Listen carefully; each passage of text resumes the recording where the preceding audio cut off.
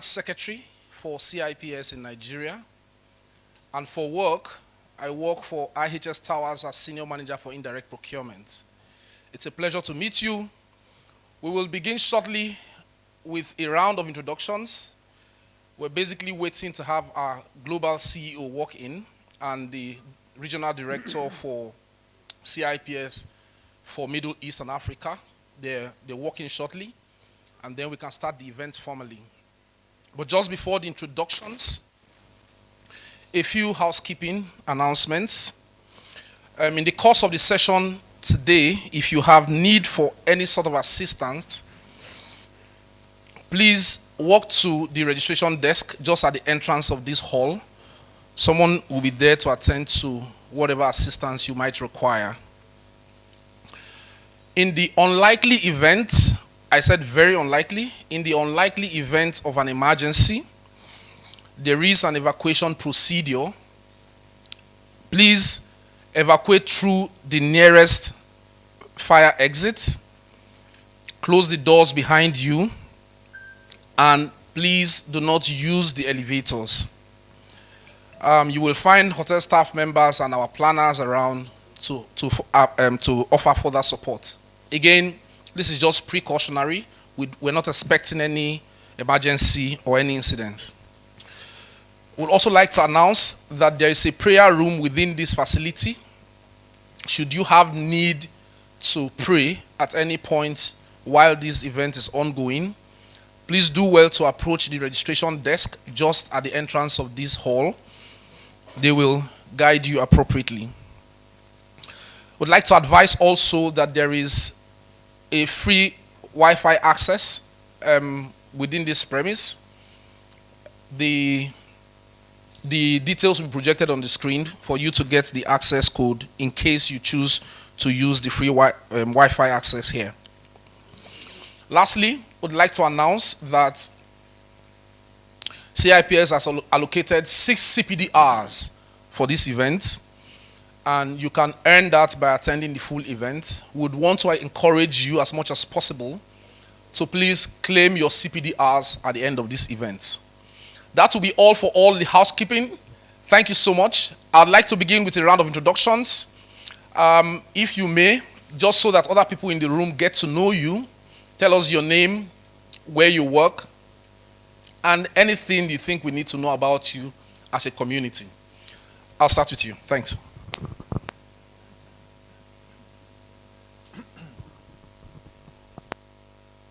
Thank you very much. My name is Olajide Falokbe.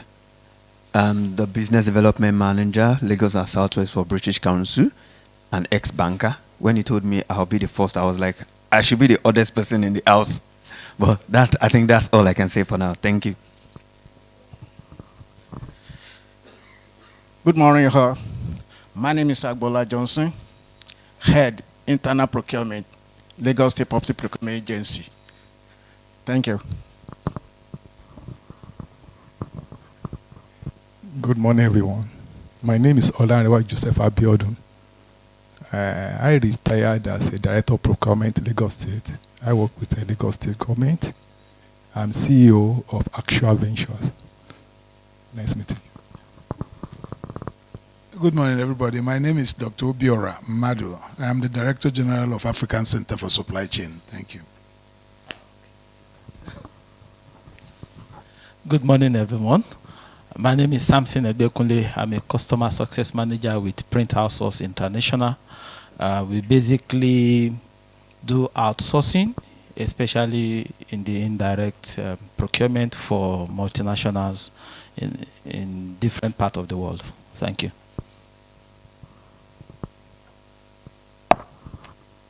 Hi everyone, good morning. My name is Oluwaseun Odusanwo.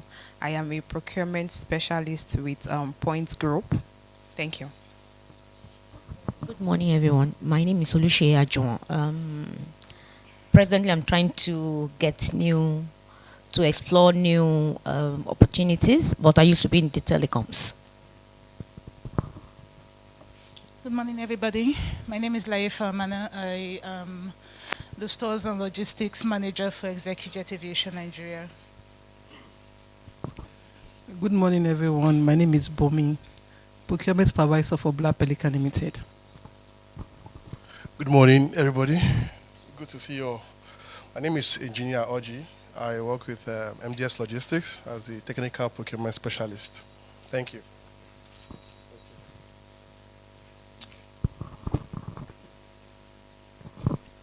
Good morning, everyone. My name is Rick Wanso. I'm an entrepreneur and I run Earth Group of companies. Thank you. Good morning, everyone. It's good to be here. My name is Okbalua KDG. I work with MEB Global Reach. I'm the Senior Manager for Procurement and Contract Management. Thank you. Good morning, everyone. My name is Sunday Adiola. I also work for MEBS Global Reach, the arm that does 4PO services for donor organizations like USAID and Global Fund, and I'm the Deputy Project Director. Thank you. Good morning, everyone. My name is Ayola. I'm the Procurement Manager of Allergen Group. Good morning, House. I'm Helen Wanso, Earth Global Limited.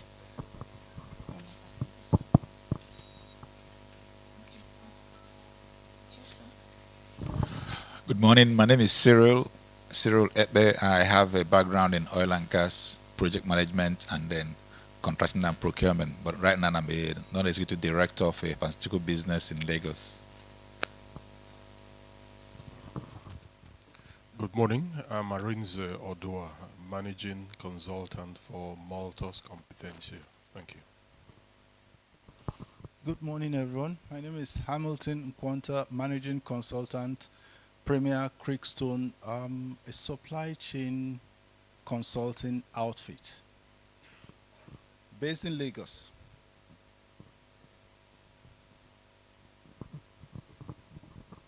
Good morning. Excuse me. Good morning, everyone.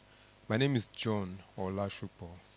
I'm a quantity surveyor and project manager, but I currently work as procurement team lead for supply chain solutions. Thank you. Good morning, everyone. My name is Omomi Jagun. I'm the Chief Procurement Officer for Supply Stream Solutions. We deal in construction materials. Thank you.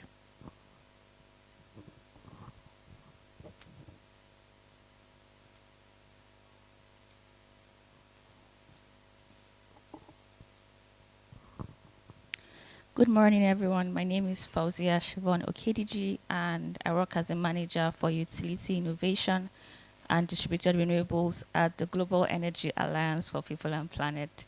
And GIAP basically exists to support low and middle income countries to address energy access and climate crisis. Good to be here. Thanks.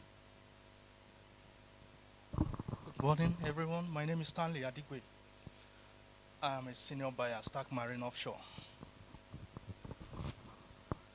Good morning, everyone. My name is Teso Anaka. I'm a procurement specialist with Hydrodite Nigeria Limited.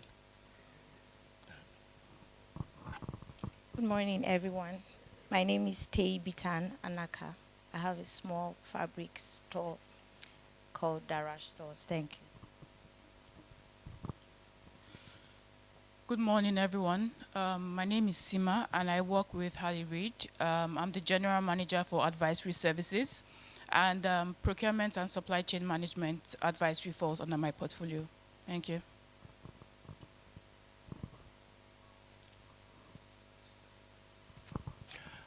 Good morning, all, and happy Salah to our brothers and sisters.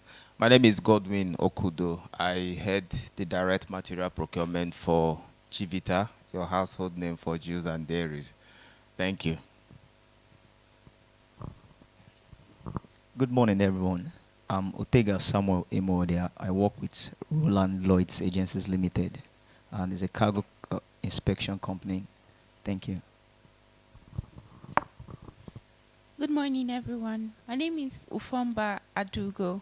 I work with Pinnacle Oil and Gas Limited as a procurement specialist. Thank you.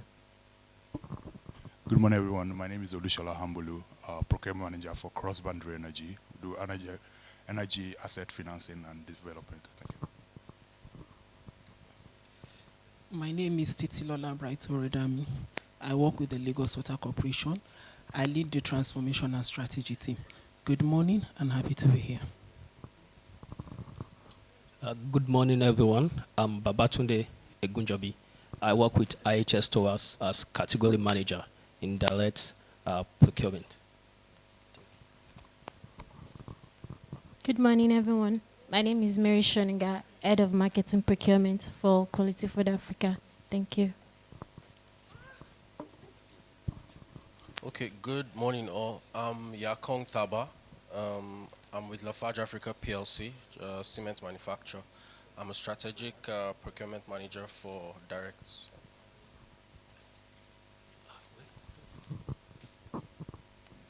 Good morning, everyone. My name is Gerard Olunaike. I'm a lecturer with Cips Nigeria. Good morning, everyone. I'm Moses Ogale, procurement manager, Capex MRO category, FMN Group. Thank you. Good morning, everyone. My name is Babala Jumoke. I work with Duchess International Hospital as a procurement manager. Thank you. Good morning, everyone. My name is Amarachi David. I work with Lockton Media as a digital marketing specialist. Good morning, everyone. My name is Busayo Akirile. I am the brand manager for Payton. Payton is a software that is used to manage procurement operations. Thank you. Good morning, everybody. My name is Oluwadamilola Oduyemi. I work as a procurement specialist at Adova PLC, former Fort Oil. Good morning, everyone. My name is Kupolu Samuel. I handle procurement at Manifold Computers. Thank you.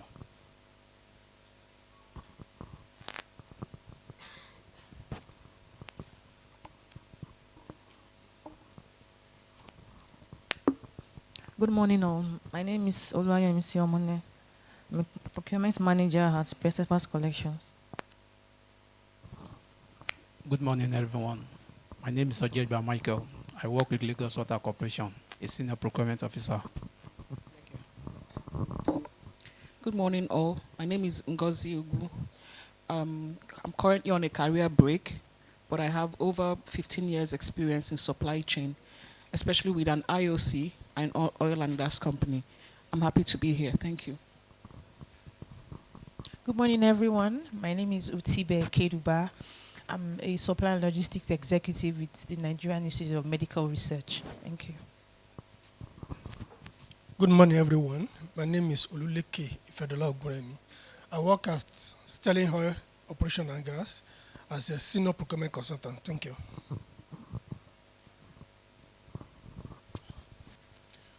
Good morning, everyone. My name is Chokode Uche. I lead Cips Health Procurement Africa program in Nigeria. Good morning, everyone. Good to have you all here. I'm Tomlola Ogunin. I manage the indirect category at IHS Towers. Thank you. Good morning, everyone. My name is Dumibi Otiono. I am a procurement manager at Advisory Services at Harley Reid. Good morning, everyone. I'm Dari Shokwade, procurement lead for Green Africa Airways. Good morning, everyone. My name is Modupe Cole. I'm a buyer with Tetra Pak West Africa. We are into food processing and packaging.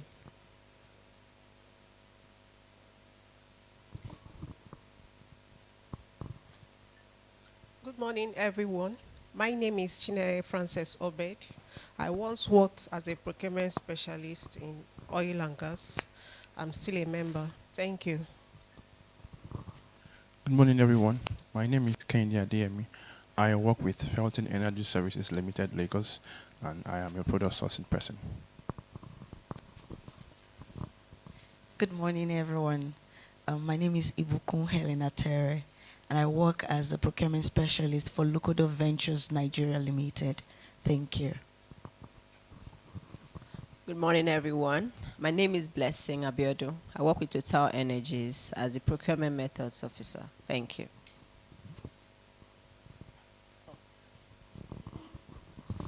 Good morning, everyone.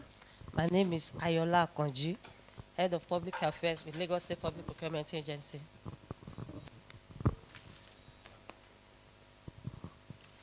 Good morning, everyone. My name is Abigail Otun, Head of Procurement, Lagos State Lands Bureau.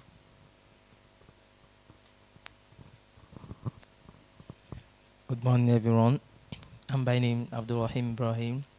I'm a supervisor at Upper Baking Industry.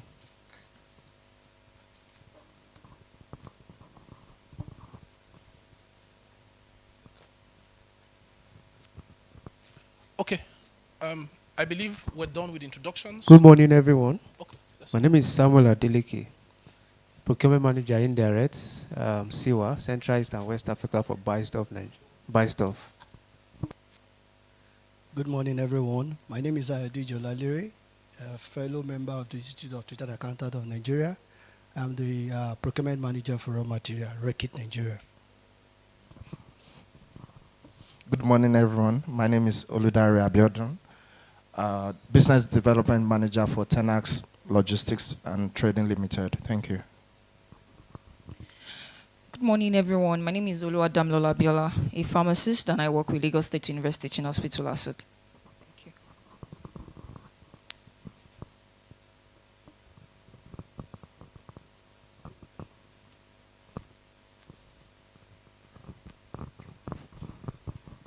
Good morning, everyone. Baraka Disala.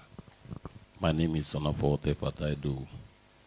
I work with Lagos State Government as Director General Public Procurement Agency. Good morning, all. My name is Akioni Mole. I work with the World Bank as a procurement specialist and was the former or pioneer GM of Lagos Public Procurement Agency. Good morning, everyone. My name is Amotunde Oyedeji. I'm the Vice Chair, Nigerian branch of CIPS. Thank you. I work with Lagos State Government as the Director of Procurement for Ministry of Energy and Mineral Resources.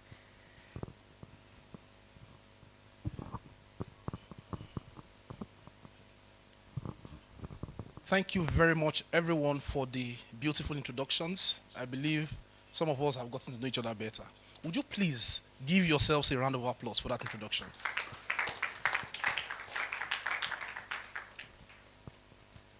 I'd like to introduce our speakers and special guests today.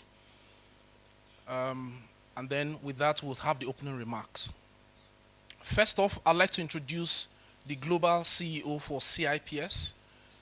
He's no other person than our August visitor, Ben Farrell. A round of applause for Ben, please.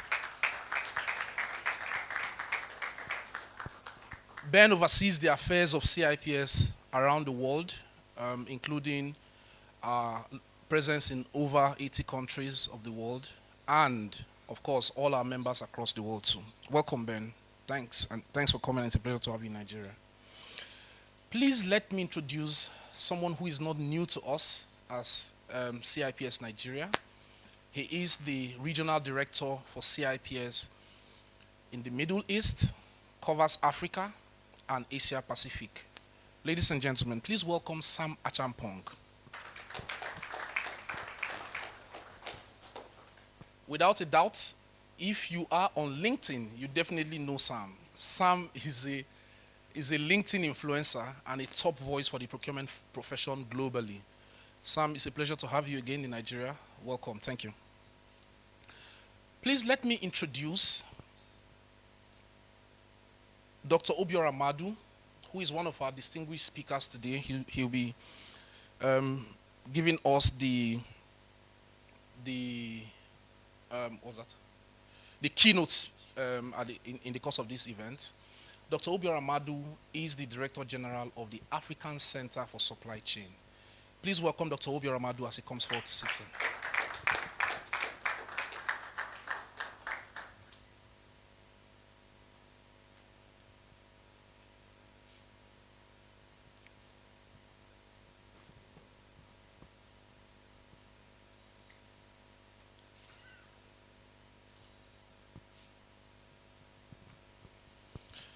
Ladies and gentlemen, I'd like to introduce the Director General of the Lagos State Public Procurement Agency, who undoubtedly is our host and has led the voice of procurement within Lagos State. Would you please welcome Mr. Fatai Onofowote?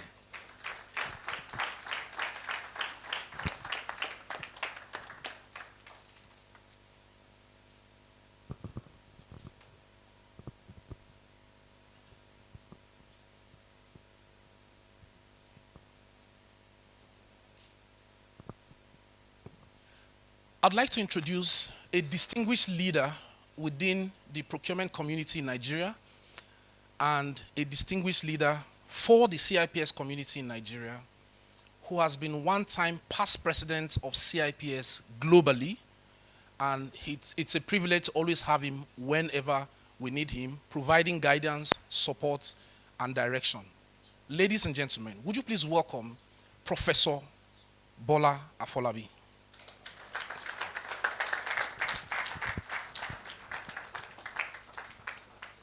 Boss, I would like you to come forward. We have a seat for you.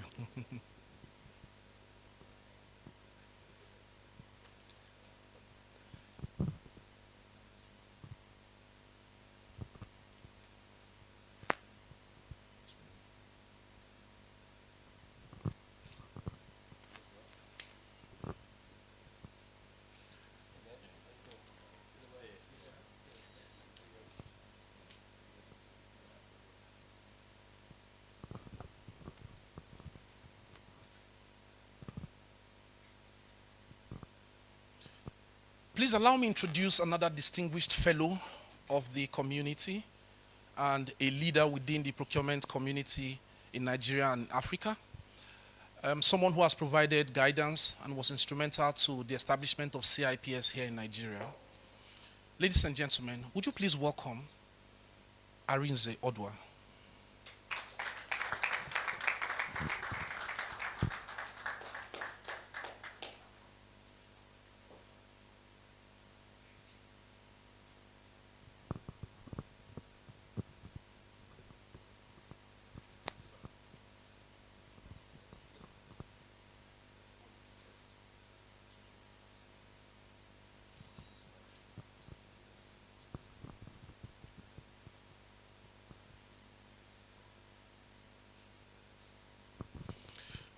Ladies and gentlemen, I'm pleased to announce that we expect a representative of the Lagos State Governor to join us shortly.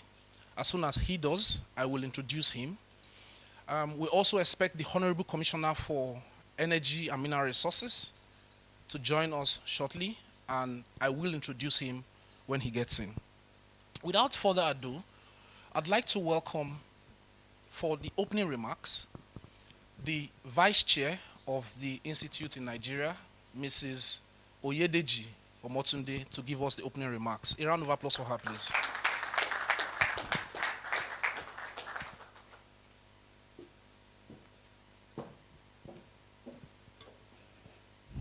Good morning, everyone. You're all welcome, and it's really nice to be in your midst. Yes, like I've introduced, I'm Omotunde Oyedeji, Mrs. Cips, the Vice Chair for CIPS Nigerian branch. Our team today is talking about driving value and sustainability in resource-limited setting via strategic procurement. Distinguished guests, esteemed colleagues, panelists, and participants, I say good morning and a very warm welcome to everyone. I bring you greetings on behalf of CIPS Nigerian Branch Chair, Mr. Arod Mwanchuku, FCIPS, who is unavoidably absent due to official representatives' responsibilities, and he has asked me to convey his deep appreciation for your presence today and to warmly welcome each of you to this important gathering. To everyone, to the FCIPS, to the MCIPS, to the members, to the students, you are all welcome. And also to my boss, permit me to do that. He's a pioneer and he's the one that has groomed us, Engineer Akin Onimole. You are very welcome, sir. And thanks for always honoring. Each time we call you, even at the short notice, you are there. Thank you for coming. And it's my honor and privilege, therefore, to stand before you as Vice Chair of the CIPS Nigerian branch and to extend our heartfelt welcome to all attendees at our educational symposium that is taking place in the that is taking place here today. We are particularly delighted to welcome Mr. Ben Farrell, the CEO of CIPS. It's an honor that at this time he is here. And this is his first time in Nigeria and in Lagos. So it's my honor and privilege also to welcome Mr. Sam Achampong, a friend of the house, FCIPS, the Regional Director for Africa, MENA, and Asia Pacific at the CIPS. You are warmly welcome, very welcome. And I'm sure both you and Ben enjoy Nigeria. You are home. Thank you for bringing Ben. So in Nigeria, we say briefly, I would like to highlight the role of Chartered Institute of Procurement and Supply, CIPS. Our activities here in Nigeria, CIPS is the world's largest professional body serving procurement and supply. It exists to promote and develop high standards of professional skill, ability, and integrity. Ethics is paramount with CIPS. Among all these, engaged in purchasing and supply chain management. In Nigeria, the CIPS branch has been active in creating awareness of professional procurement practices, supporting capacity building, and engaging key stakeholders through advocacy and knowledge sharing events. We have grown in numbers and influence, and this symposium is yet another example of our ongoing commitment to empower professionals and support national development through strategic procurement. If you are a member of a CIPS, either as a student or a member, and you have not, attached to one of our divisions, we have the Lagos that covers West and Lagos, we have the Abuja, they are doing fantastic, and we have the East and the South. So please identify so that you can grow along the line. We are honored and appreciative of the government of President Bola Ahmed Tinubu for appointing one of our own into national leadership, a shining testament to the value of our profession. We are especially proud to welcome Dr. Adebowale Adedokun. He is the BPP, for those of us that don't know, and he's a fellow of Cips, and he's helping the body to really grow. We are also joined by a distinguished lineup of speakers and panelists whose insights and experience will help illuminate the parts available to procurement professionals and policy makers and development stakeholders in achieving greater impact through strategic procurement. And you can see that in Lagos. I'm from the public sector, and I appreciate every one of my colleagues that are here. And thank you, sir. DJ has been very supportive in our growth as procurement, and is even empowering every one of us to be the best that we can be. Thank you, sir. And you can see that I'm sure he came very early today, trying to instill that in every one of us, because for procurement, time is life.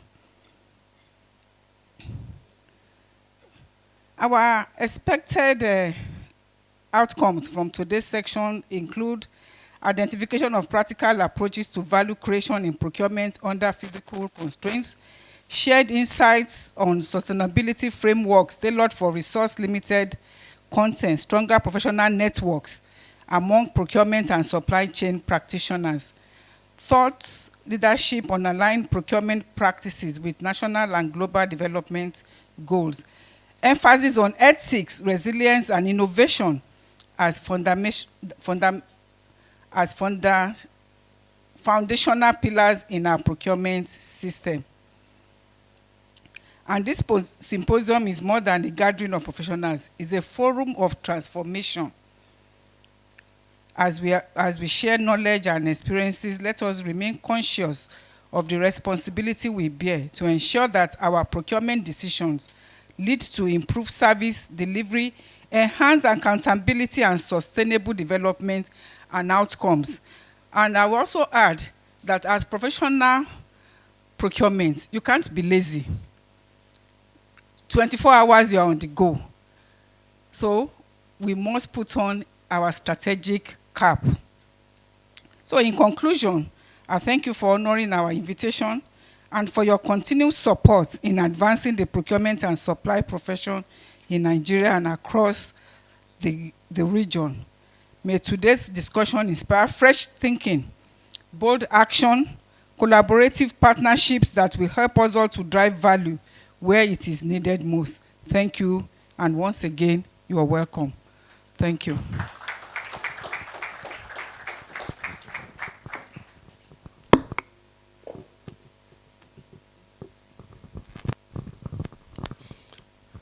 Thank you, Madam Vice Chair, for that opening remark. To take us further into the events of the day, I'd like to welcome for CIPS Global Updates. I think this is the part where I have to acknowledge the presence of some people. Okay, for a minute, please help me welcome the Chief Executive of Harley Reid Nigeria, Mr. William Tego. A round of applause, please. My attention has been called to the fact that he's the CEO of Harley Reid Global, not just Nigeria. My apologies for that error, obviously. Thank you so much, and we see the impact that Harley Reid brings and the value that Harley Reid brings to organizations and the practice in Nigeria. Thank you so much for the work that you do. I'd like to also recognize, boss, you have to forgive me, engineer. I really want to recognize the presence of the immediate past Director General of the Lagos State Public Procurement Agency by the name of Engineer Akin Onimole. A round of applause for him, please.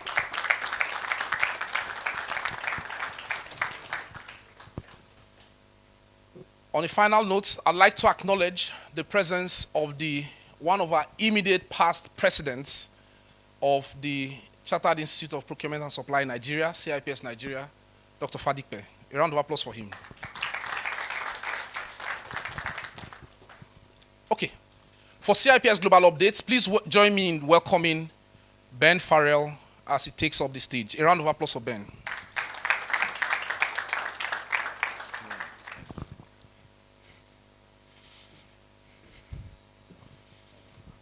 Good morning, everybody.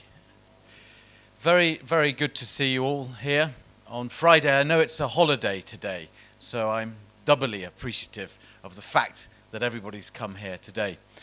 I have an enormous amount to talk about to you all, but the first thing I really wanted to do was to say this is my first time to Nigeria, the first time I've had the pleasure of visiting what I've discovered to be this great nation.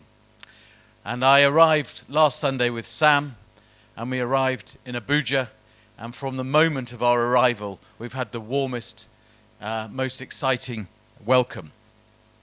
From the guys at the airport, right the way to the fact that Daniel Bassi was at the airport to meet us and greet us at 4 o'clock in the morning and take us into Abuja. And ever since then, we've had the most amazing welcome. We've achieved an enormous amount in this week, which I'm going to talk to you all about in a second, but I just wanted to acknowledge that and acknowledge the work of the Cips branch. You've heard from the Vice Chair this morning, who's been with us all week as well. Thank you so much. And the team around us. I also wanted to acknowledge the work of the fellows of Cips. There are only 913 fellows in the world. These are like the ninjas in the procurement and supply profession.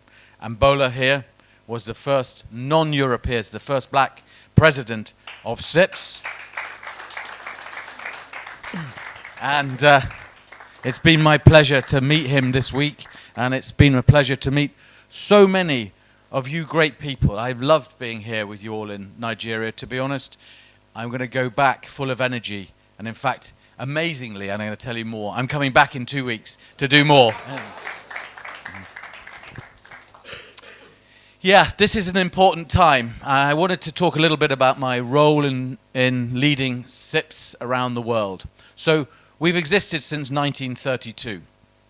Cips, the Chartered Institute Procurement Supply, has existed to promote the art and science of procurement and supply around the world. And it was created on the back of something called the Smoot-Hawley Act in 1932. Some businessmen in London got together. That act introduced tariffs on goods going to America. So these guys got together and said, we need to do this really well. We need to mitigate the risks of protectionism around the world. We need to get together. We need to promote best practice. And that best practice has been stimulated ever since then. And progressively since 1932, of course, the trading environment has changed and the world has responded to different pressures. But since then, Cips has grown and adjusted. And I'm going to tell you today, this is a moment in time for the evolution of both the profession and Cips to support this. And I'll tell you more of that in a second. But the reason I wanted to just cover where we are today, Cips has members in 180 countries around the world, nearly every country. I think there are only 186 countries in the world at the moment. And so we have virtually the globe covered. This year we're opening offices in lots of new places. I took over in October last year with a determination to really fulfill the remit of being the world's professional body for procurement and supply. So we're going out and we're opening offices around the world. And you may have heard, and I've announced this week, our intention to open a permanent presence, have a permanent presence here with a permanent team in Nigeria to support the growth of Nigeria. Because we can see, like you all can see, the prospect of real prosperity in this great nation. And we've heard a lot about creating the Dubai of Africa here. And this is the intention to support the activity here. And I'm going to tell you why I believe that the unlocking of procurement and supply capability here and all the ethical practices that go with that is a route to success and the route to the creation of a sparkling nation. So, we have a presence in 180 countries. We have, obviously, we have 95 branches around the world and a growing number of branches. And we have a great branch here in Nigeria, as you've heard. And if you're not a member of the branch, you're not active in that, I would encourage you to join that and share your knowledge, gain knowledge from other people. This is what the branches do, and they promote the art and science of procurement and supply so we can all get collectively better at it. We're going to introduce new technology, for example, in Cips this year, a new Cips app, so we'll be able to have a community together, be able to talk to each other, share best practices and knowledge, and generally create a vibrant community of highly tuned professionals. And one of the messages I've been imparting this week, and I've had the opportunity to speak pretty extensively with the most senior people in Nigeria. We've signed an MOU with the DG BPP to work at a federal level for the improvement of procurement across Nigeria, which is very exciting. And on the back of that, we then went and talked with the head of service in Abuja. We talked to the Secretary of the Government of the Federation of Nigeria, the Chief of Defence Staff, the Health Minister. We've met the Governor, the excellent Governor, I think, of Lagos State. We had a fabulous conversation. We've been talking with the DG a lot as well, and so we've had this most fantastic engagement. And you know, the thing I take away from the engagement we've had is a shared ambition, a really shared ambition. This is, like I've been saying, the stars have aligned for the profession of procurement and supply. And I'm going back from here this evening to the UK to say to everybody, around the world the stars have aligned, but in Nigeria particularly, the ambition, the moment in time. You know, I was talking about creating this great nation. It's there. Everybody's talking about the same.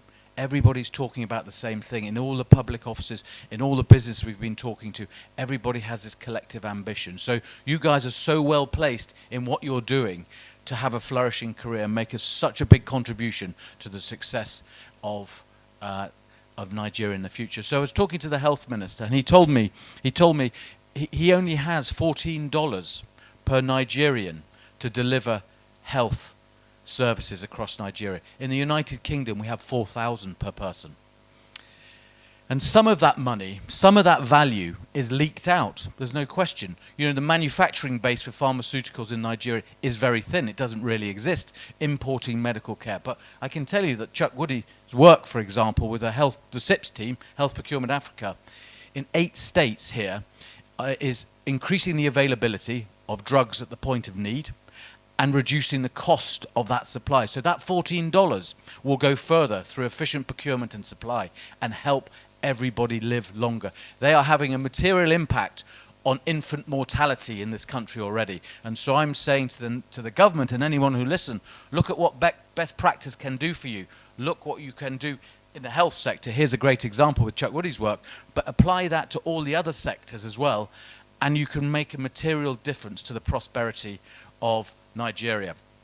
And you layer on top of that. So this is what's available here and now, but also in the world, the way the world is changing. You know how the supply chain of the world is so interconnected, and it's only getting more so. So you think about what's happened with the tariffs, for example, the way that's had a big ripple effect. I don't even know if the Americans understood that the most popular car in America, the Ford 150, is 45% built from components that come from outside the United States. So they've imposed tariffs on themselves to make their own vehicles more expensive. None of that makes any sense. In fact, in 1932, on the back of the Act, the Great Depression happened in the United States. So history, in a weird way, is playing out, but even to a greater extent today because of the way that the global supply chain is completely wrapping the planet up. So something happens in one nation, it happens around the world. So this is the nature of the world. And in Nigeria, because your manufacturing base is not as strong as you'd like it, inward manufacturing, you are particularly susceptible to global supply. So this is why we're so connected, and this is really super important here. The other thing is about what technology can do for us all. Now, I've seen around the world what AI is doing in some countries where there's really creating value, and it's moving the procurement profession. It can do processing.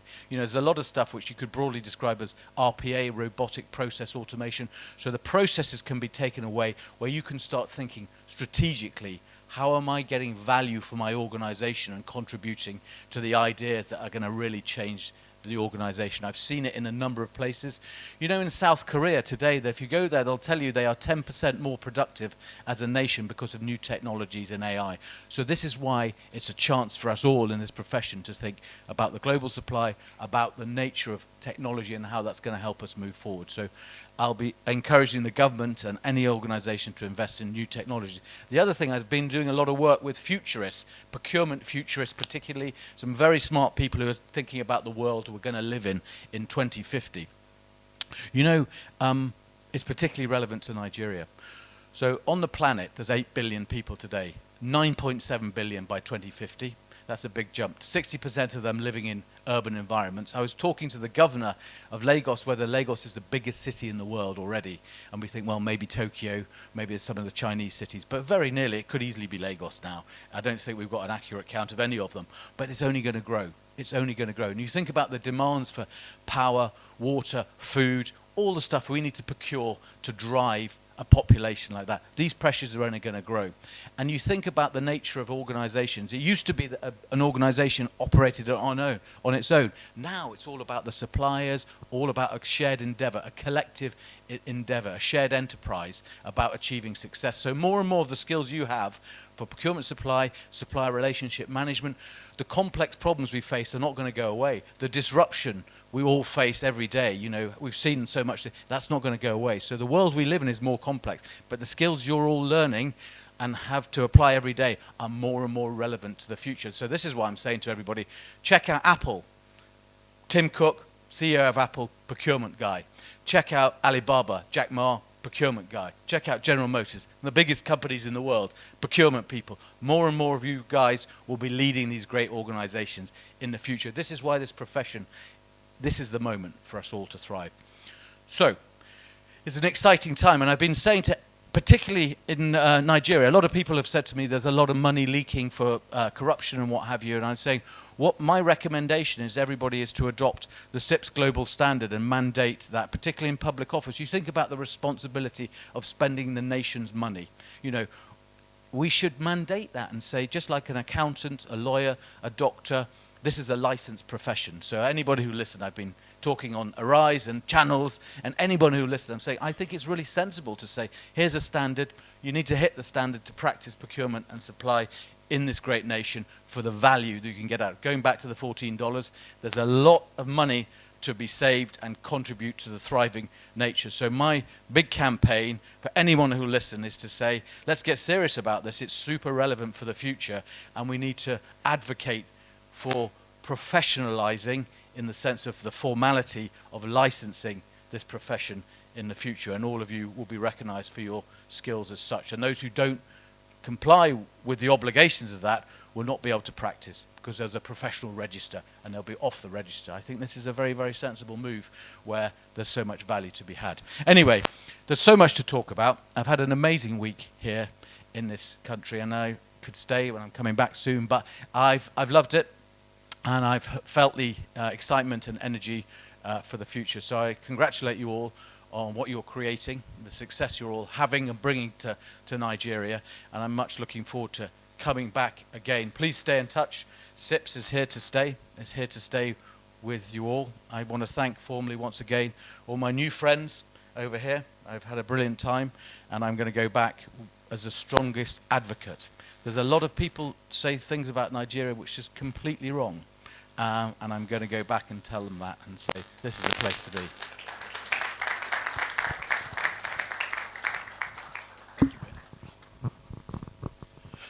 Thank you very much, Ben. Appreciate that.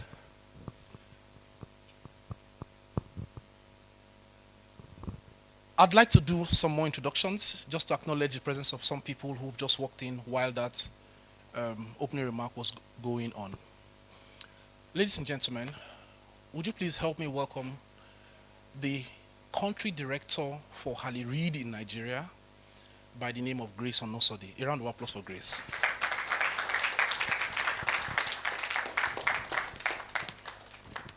Grace, just to say that we appreciate the work that you are doing with Hali Reid, promoting the profession in Nigeria.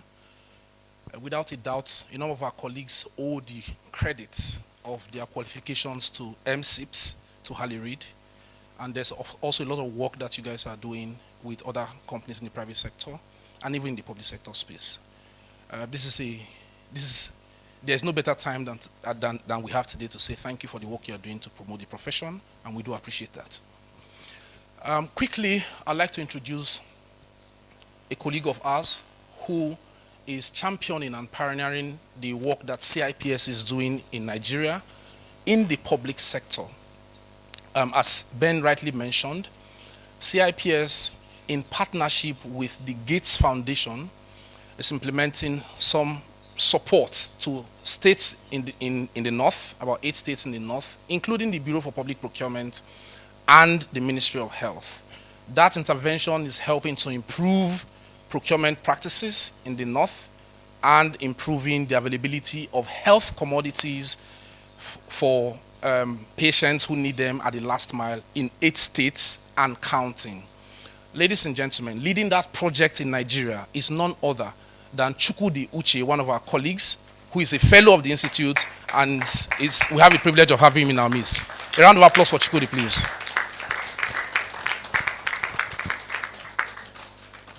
Chukwudi, would you please do us the honor of coming to sit somewhere in front here? Appreciate that. Thank you.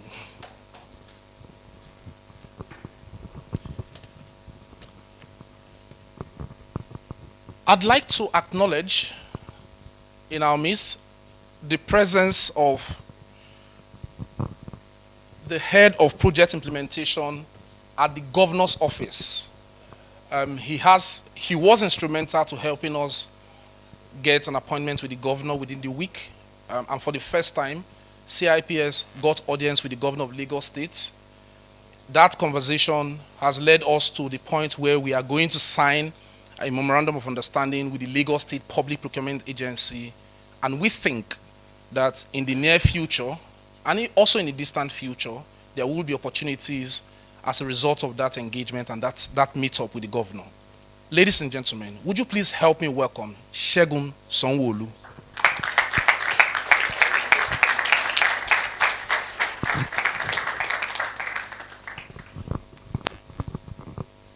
To take us further into the activity of today, I'd like to welcome, I have introduced him before, but I'd like to welcome Sam Achampong, the Regional Director for CIPS across the Middle East, Africa, and Asia Pacific, for his opening remark.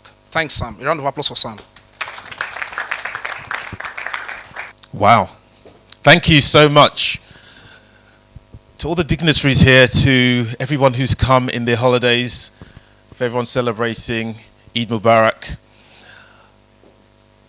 I was here, I recall, on this stage in 2019. I made some commitments, I made some friends. My aim was to come back a lot earlier. Some things happened. The global pandemic happened as well. I made some commitments for when I come back, and I'm finally back here, and I couldn't be happier. So it's quite historic in certain senses, because there's a few firsts that are happening this year, not just in Nigeria, but around the world. First of all, maybe not so importantly, my football team won their first trophy for many, many years.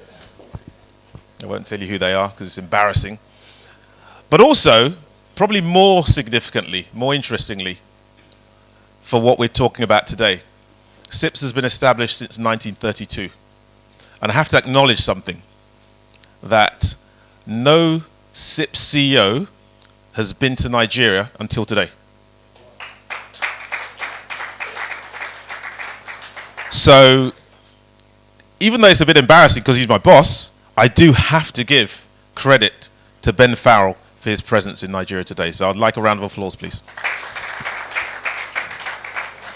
And actually, to be fair, Ben's commitment is not hollow. He's in his first 100 days as CEO. He's been to this continent. This is his third visit to Africa. He will be back in Nigeria in 2 weeks' time again. He's been to every single one of our international offices, most of them twice. To where I'm based in the Middle East, he's been 3 times. And that's in his first 100 days. So the commitment isn't hollow. It's the type of commitments that we all as a community of Cips have tried to implement in different parts of the world, including Nigeria. Ben is providing the headway for us to do that. How many of us have been speaking about having a Cips office in Nigeria? Forever. That's going to happen. That's going to happen. And to be honest, with the commitment that we all have, including my passion for procurement, I couldn't be more excited. Like you all, I'm a lifelong passionate procurement protagonist. Yes, you know, I used to be in the branches. I used to be in the Fellows Committee. I now work for Cips directly. My son is a procurement professional. My daughter will be a procurement professional. She doesn't know this yet, because she's only 8 years old. But that's another commitment I can make to you on stage now, and test me on it in maybe 10 years' time. So all I've got to say is that the commitment is real, and our passion, our energy and our commitments will not end until we're successful in being able to say that Nigeria is a global center of excellence in procurement practice. Collectively, we're going to do that. It won't stop until we've achieved it. Thank you for coming.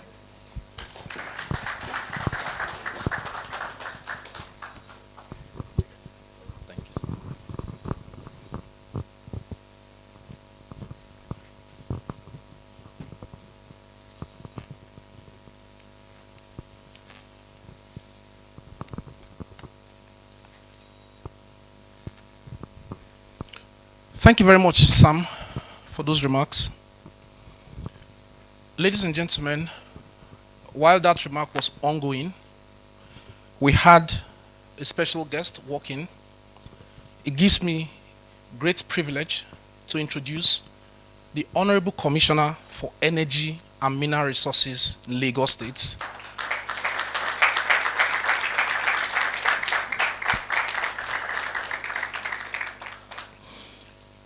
He's by name, you didn't let me finish the introduction before I started clapping. His name is Honorable Abiodun Ogunle. Thank you so much, sir, for joining us. We appreciate your presence.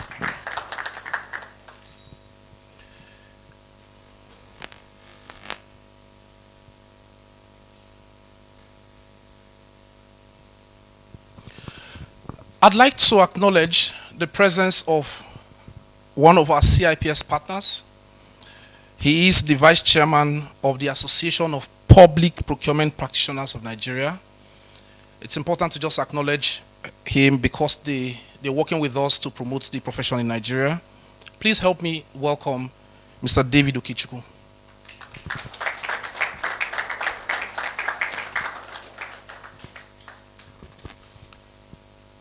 The theme for today's event couldn't be more apt. We're saying that the theme for this event is Lagos State's role as a trade hub in West Africa. Without a doubt, the role that Lagos State plays as a trade hub not only for Nigeria but for West Africa is pivotal, and it is underpinned by a combination of geographical advantages, infrastructure, population density, government policies, and all that have been geared towards projecting the economic growth of Lagos State. As part of this symposium, we will listen to a keynote, and that will give us some context into why we're here, and hopefully create the basis for the ongoing conversations that we're going to have as part of this symposium today. To deliver that keynote will be no other than Professor Obiora Madu, who doubles as the Director General of the African Center for Supply Chain. Would you please welcome him with a round of applause?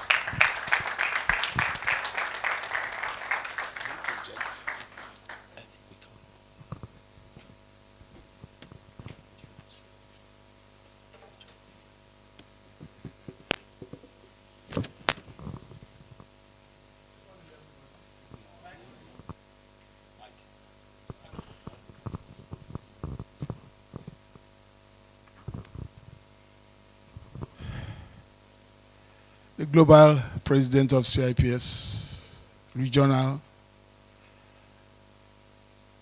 and the Honorable Commissioner, and my friend Bola. All of us are in the jungle together. Good morning again. Like Achankpon said, I think it was 2019 in this hall. I was also supposed to speak, but something happened and my daughter had to come. So as Achankpon is training his daughter to become a procurement specialist, my daughter is also a supply chain specialist. So all of us should do the same so that we can extend this profession.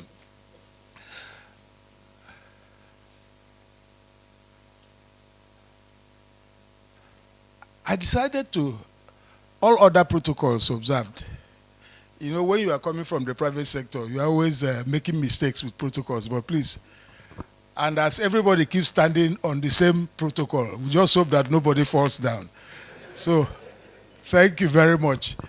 So I decided to, can you go back, please?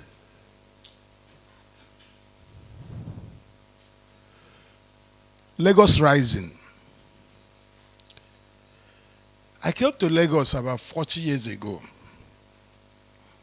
That makes me an old man, isn't it? Lagos has always and always been extraordinary. This Lagos, good thing about Lagos is that everybody is taken care of, the rich and the poor. I'll give you an example. In so many states of the Federation, you go to a restaurant and you want to eat food, they will tell you that a plate is 1,500. In Lagos, it's a different ball game.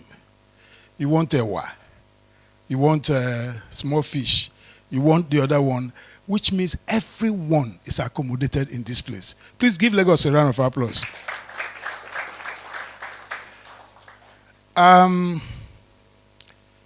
Is there a pointer?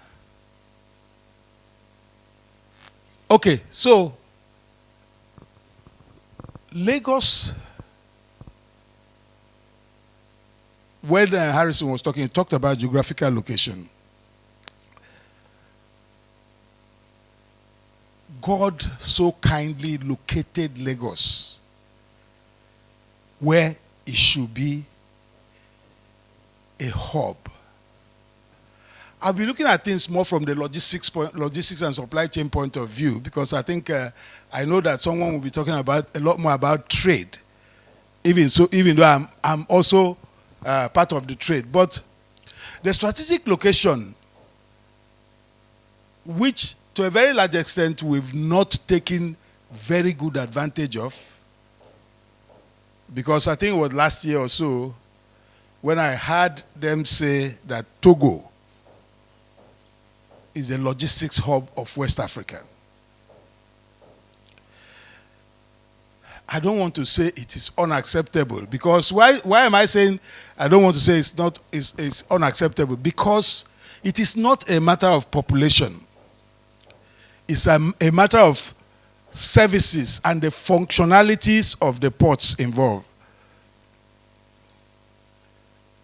Lagos has everything. In fact, Lagos is bigger than probably most of the economies in West Africa put together.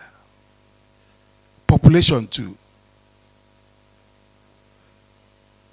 Over time, there's been so much improvement in Lagos. So much. Air connectivity, bustling seaports.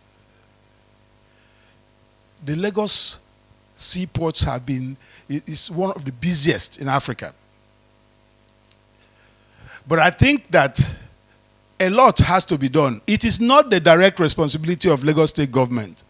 But with the way things are going, I think Lagos State government will really have to start intervening in the ports in collaboration with the federal government to improve the ports, because there can be no trade if the ports are not functioning very well. But let me say something. In respect of the Logistics Performance Index of the World Bank, incidentally, 2022 we were 110, and in 2023 we came up to 88. So maybe we should give ourselves a round of applause here. So improving from 110 to 88 in the LPI is a good thing, but so many smaller African countries are still ahead of us, which means that a lot of work needs to be done.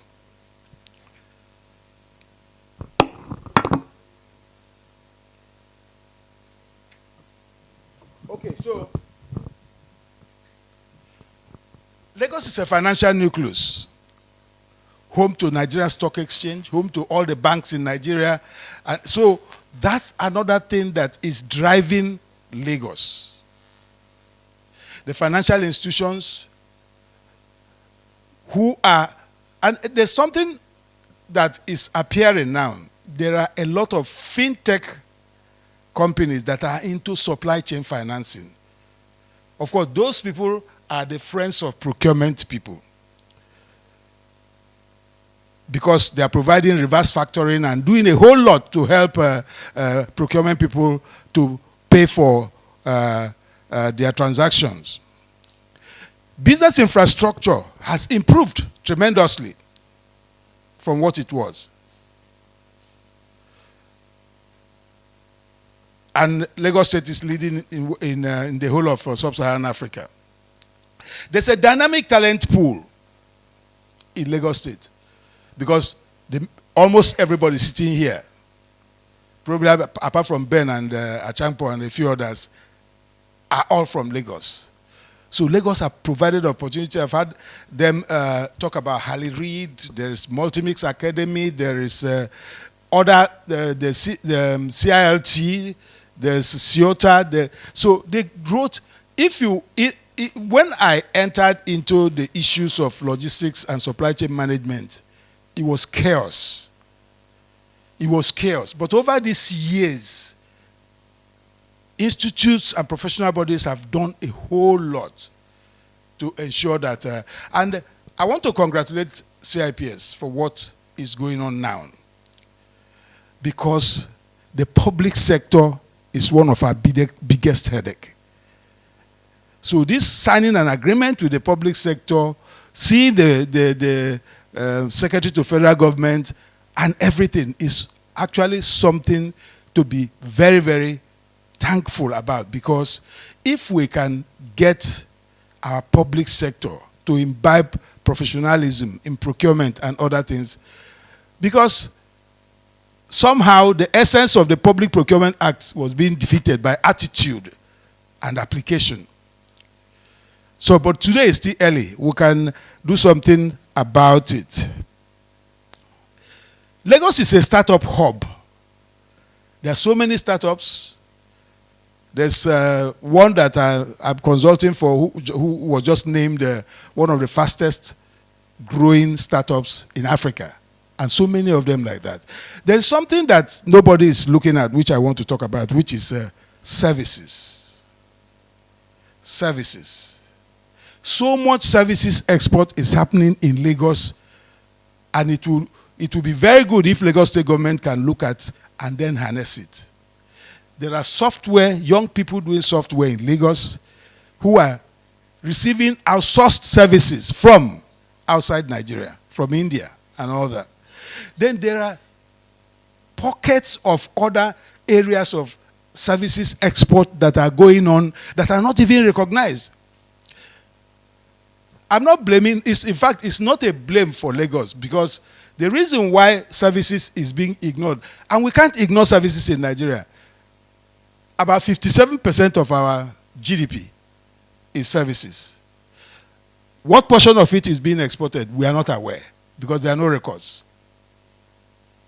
There are no records because for you to import goods into Nigeria, you use Form M. For you to import services into Nigeria, you use Form A. But for you to export goods in Nigeria, you use NXP form. But for you to export services, there is no record. So we don't have a record about services. I can tell you that there's so much of services that are going on, and it will be very good if we can take a look at them. There are tech enablers, people like Flutterwave, Kobo 360. So many guys have brought disruption into the system. Lagos made it possible. Right now, there is the blue line, there is the red line, there is the Lekki Deep Sea Port, there are airport expansions going on. But I want to beg that the world is heading towards integration. I'm sure that Lagos State is thinking of it. Because if we do not integrate, the multimodalism will not happen, and we'll be losing a lot as far as logistics and supply chain is concerned.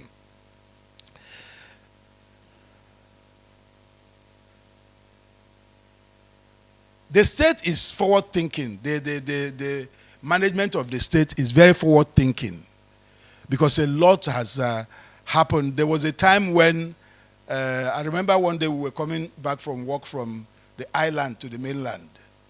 We got home like about 1 a.m. in this Lagos. In fact, one funny incident happened, and I'll just crack it as a joke. A guy who was in that traffic arrived at his house by 2 a.m. Knocked in his door. After a long time, his wife managed to come and open the door, and just turned back and went to sleep. And when the guy said, "Am I not going to eat?" he said, "Go back to where you are coming from." You know what that means. But today, those who live in Lagos now don't understand. They don't understand what we went through in this Lagos. But thank God. Then, of course, strategic partnerships. Lagos has been doing very well in that area. You need to partner with the federal government. You need to partner with relevant ministries and the rest of them to be able to get things done. There's so much that is going on here that if we ignore it, we will have a problem. Talent development, CIPS is coming in full, but I can say also that a lot has been happening in the past.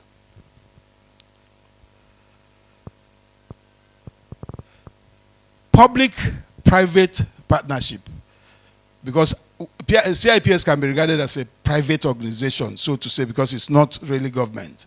So this very partnership is key. And Lagos State government need to reach out also to other private sector organizations that has something to offer to Lagos to be able to. There are special economic zones in Lagos. Export promotion strategy. I recall I spoke with the Commissioner for Commerce some time ago, because Lagos is looking beyond. There is an export promotion council in Nigeria, but Lagos is thinking of a state-based export promotion strategy, which is forward-looking. I mentioned about ports. Port digitization. Is there anything that Lagos can do about it? Maybe they can pressurize federal government to do something, because this port digitization is the reason. I mean, those who are in Lagos, you know, about 2 years ago, tankers were lined up from Ojuelegba till Tinkan Island port. Thank God it's been relieved. But lack of digitization is part of the reason why that is happening. All this scanning of containers, and then you hear that the scanner is down, and procurement people, when COVID came, one good thing that COVID did was it exposed the weakness of our supply chain. It harassed companies, it harassed all of us, but a lot of lessons and adjustments have been made. All the people who were involved in single sourcing from China, we also found it. Factories had to close down. After that, everybody now knows, first of all, can I find it locally? If I can't find it locally, where else can I find it? Not just in one place. So,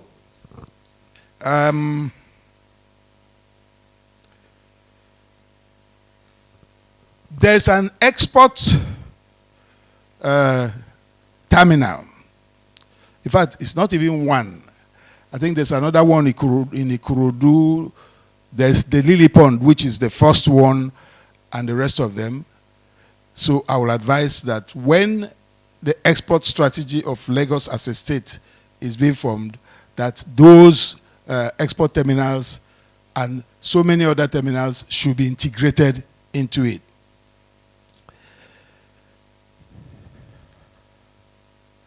Regional international connectivity. We have an advantage. I think I had there's a new airport brewing in Lekki, in addition to the one we have in Ikeja here. So all that will help our connectivity. You know, connectivity is a major problem in Africa. If you are going to certain African countries, you have to pass through 2 countries before you get there. That's one of the things. And Lagos is strongly positioned to take advantage of this African continental free trade area. Very strongly positioned, because as a hub and by our location, a lot can happen.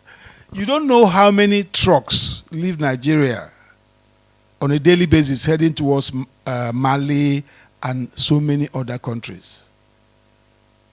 On a daily basis. So Lagos should think of doing, maybe having their own after program or having after office in Lagos. I know that we do have one in Lagos, in Abuja, the federal one, but we need to have one in Lagos. African continental free trade area cannot happen unless Africa does something about logistics infrastructure. In 2016, I did a study for Kenyan Export Promotion Council to supply coffee and tea to Nigeria. It looked very good. But since 2016 till today, nothing happened. You know why? Because you will ship to Europe before it comes to Nigeria. So whatever profit you saw will have disappeared on the way. So Lagos need to build infrastructure in anticipation of what is happening in after.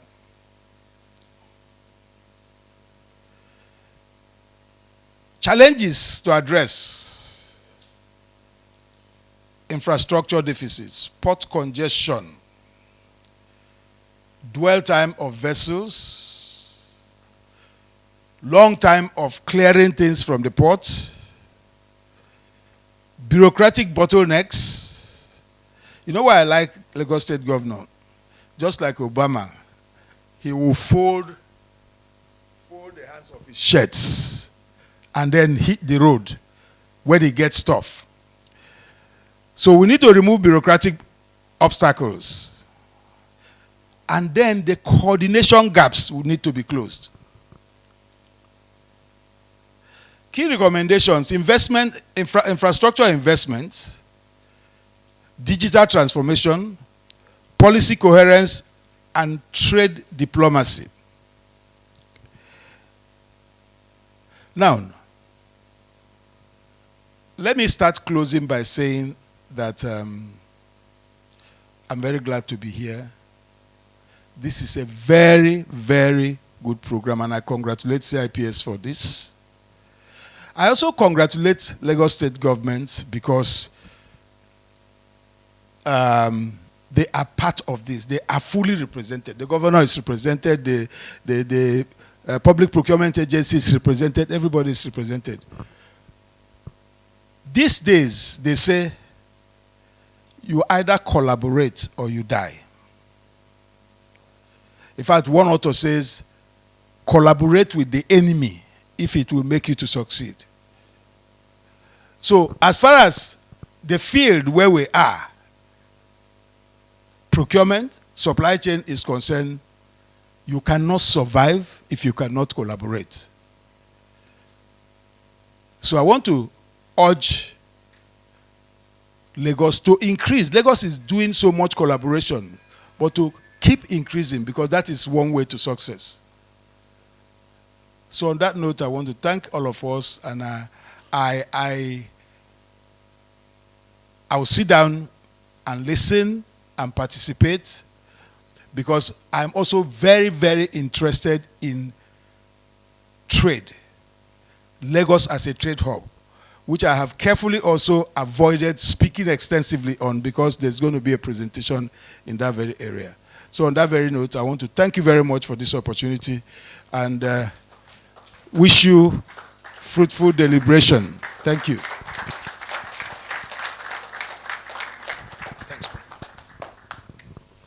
I'm convinced that you can do better with those round of applause.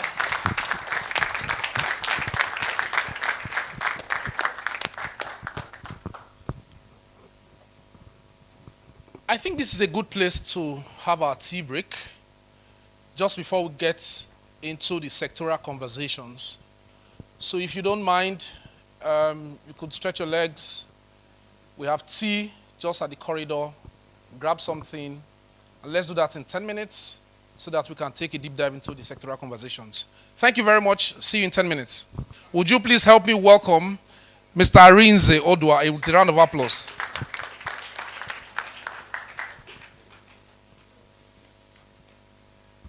Thank you very much.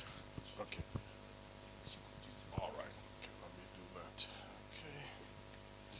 Good morning again. I think Dr. Obiora has already set the stage for what promises to be a very exciting day. And I'm going to build on his remarks at the beginning, and then also invite comments from him from time to time. He's really the trade expert here as well. But I'm just going to walk you through some of the things that make Lagos a very important trade hub as well. Next slide. Next slide. Yeah. Okay. Just my bio. I think for a lot of us here. I've spoken to colleagues here a number of times, so I want to believe that I'm sort of already well known to most of you as well, particularly when I served as the Nigeria branch chair for a couple of years as well. Next slide. The agenda, I will walk you through the what strategic positioning is really all about as it relates to trade. And then look at Lagos. What does that mean for Lagos? And already Dr. Obiora spoke extensively about the importance of Lagos. I'll just then go just a little bit deeper to unpack why Lagos is such an important trade hub. What are the things that make Lagos stand out? And when we talk about, being strategically positioned from the point of view of geography, what does all that mean? And then I would look at the political and economic significance, spend some time to discuss the infrastructure and logistics, both in terms of the pros and the cons, and then look at the challenges and risks as well. And then draw some conclusions and then invite comments from the rest of us. Okay, thanks. Thank you very much. Okay, next slide. So I would start by saying, what do all these cities have in common? So we have Singapore, you have Rotterdam in the Netherlands, you have Panama City, and then you have Lagos. And we ask, what's common about these cities? They're all hub cities. They're all port cities as well. With Singapore sitting strategically in the Straits of Malacca, where you have, a lot of the, trade from the Asian nations passing through that narrow strip of water. And then, of course, Rotterdam in Europe. And then Panama City, of course, everyone knows the Panama Canal, yeah?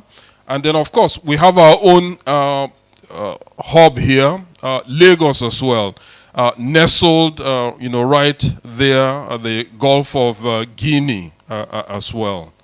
And as we'll see later, the positioning, it's really very, very important. In terms of, what Lagos looks like, massive population that is really boxed into these three islands that make up Lagos. Over 22 million persons there. And from the Lagos State Government website, you've received over 1.3 million visitors. If you look at your revenues, quite significant, and then you look at the sort of vehicular traffic that you have on an annual basis, really massive as well. And if Lagos were to be treated as an economy of its own, yeah, it will rank as the sixth in the whole of, the continent as well. Next slide.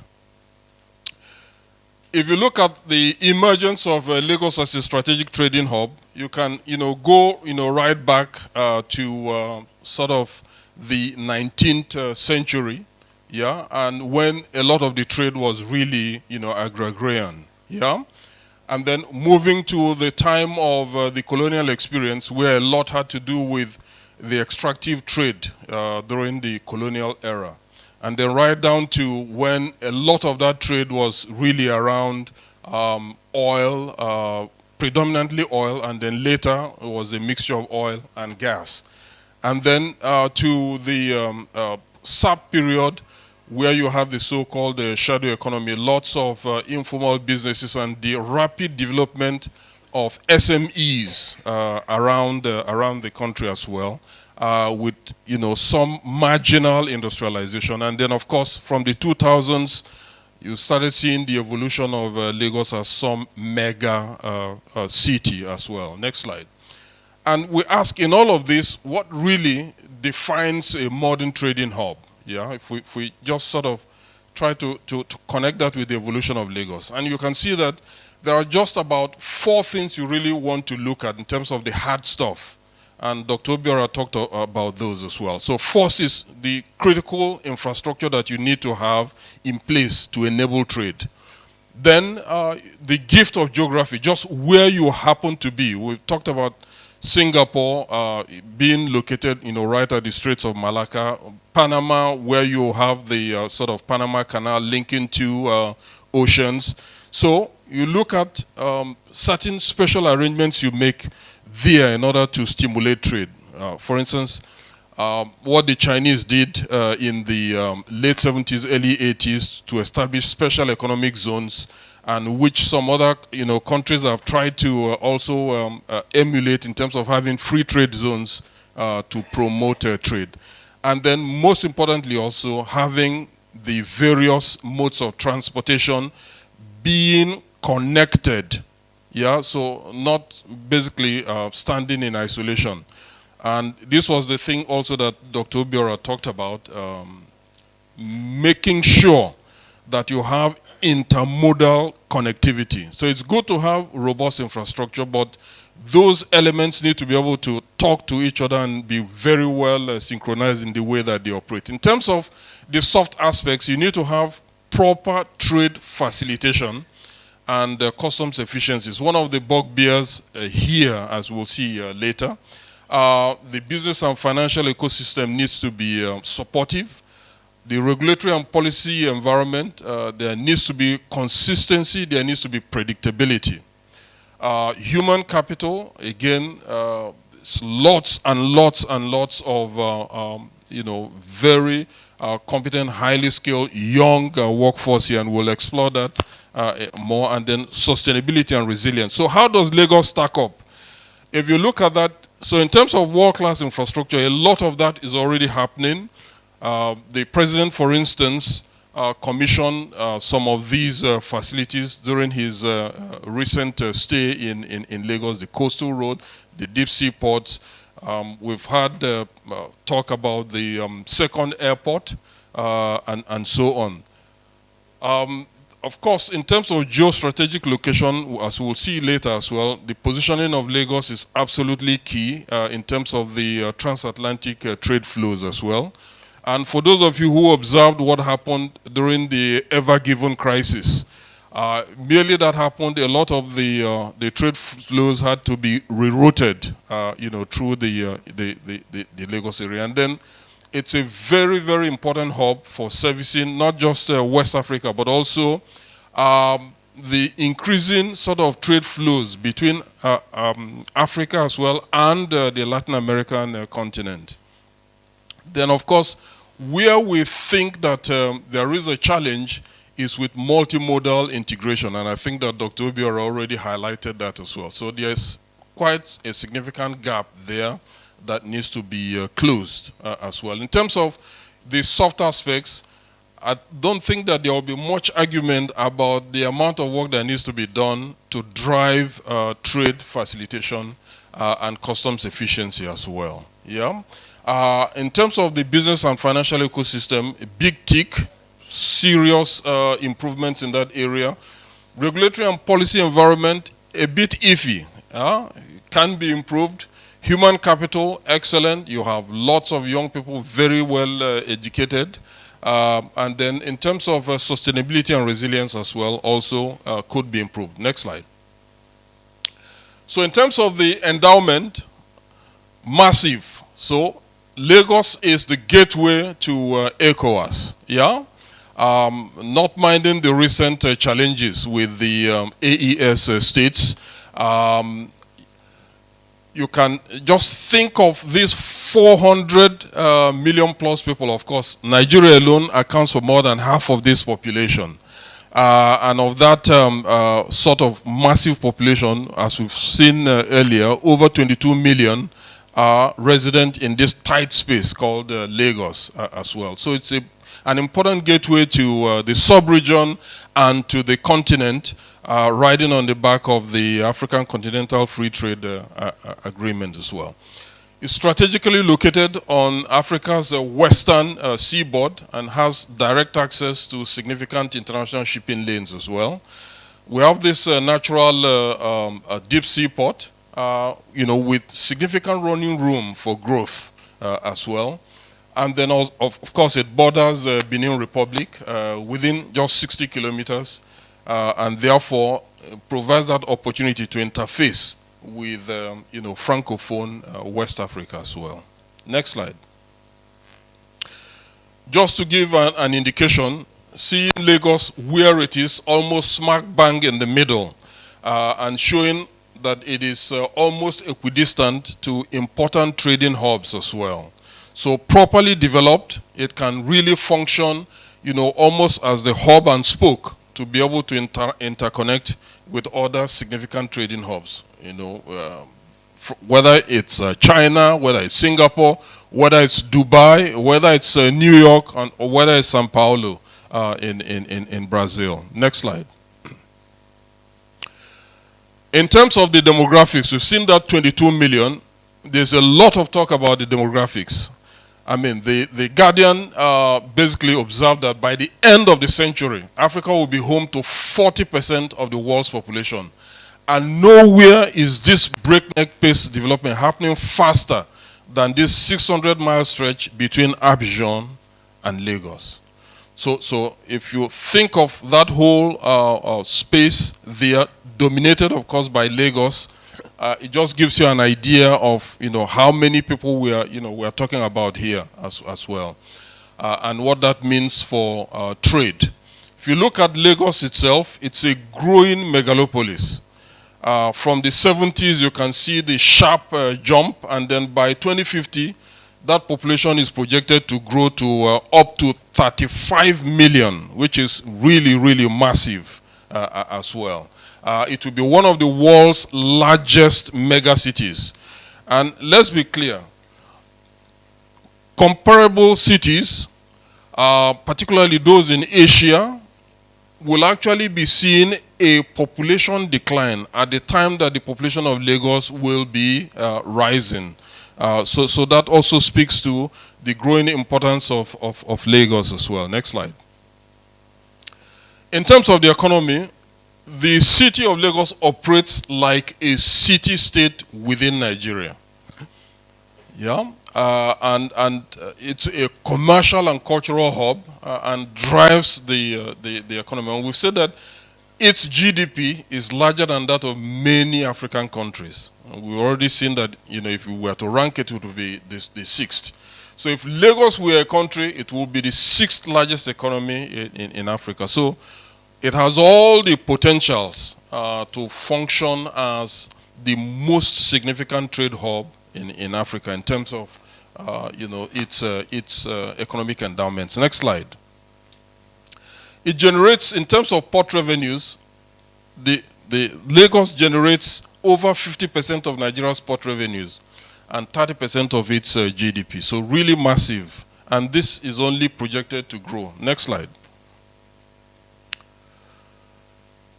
In terms of the positioning of Lagos as a rising trade powerhouse, it's clear, I think, beyond doubt, that it's the strategic economic nerve center, driving, as we've seen, about 30% of the GDP of the country.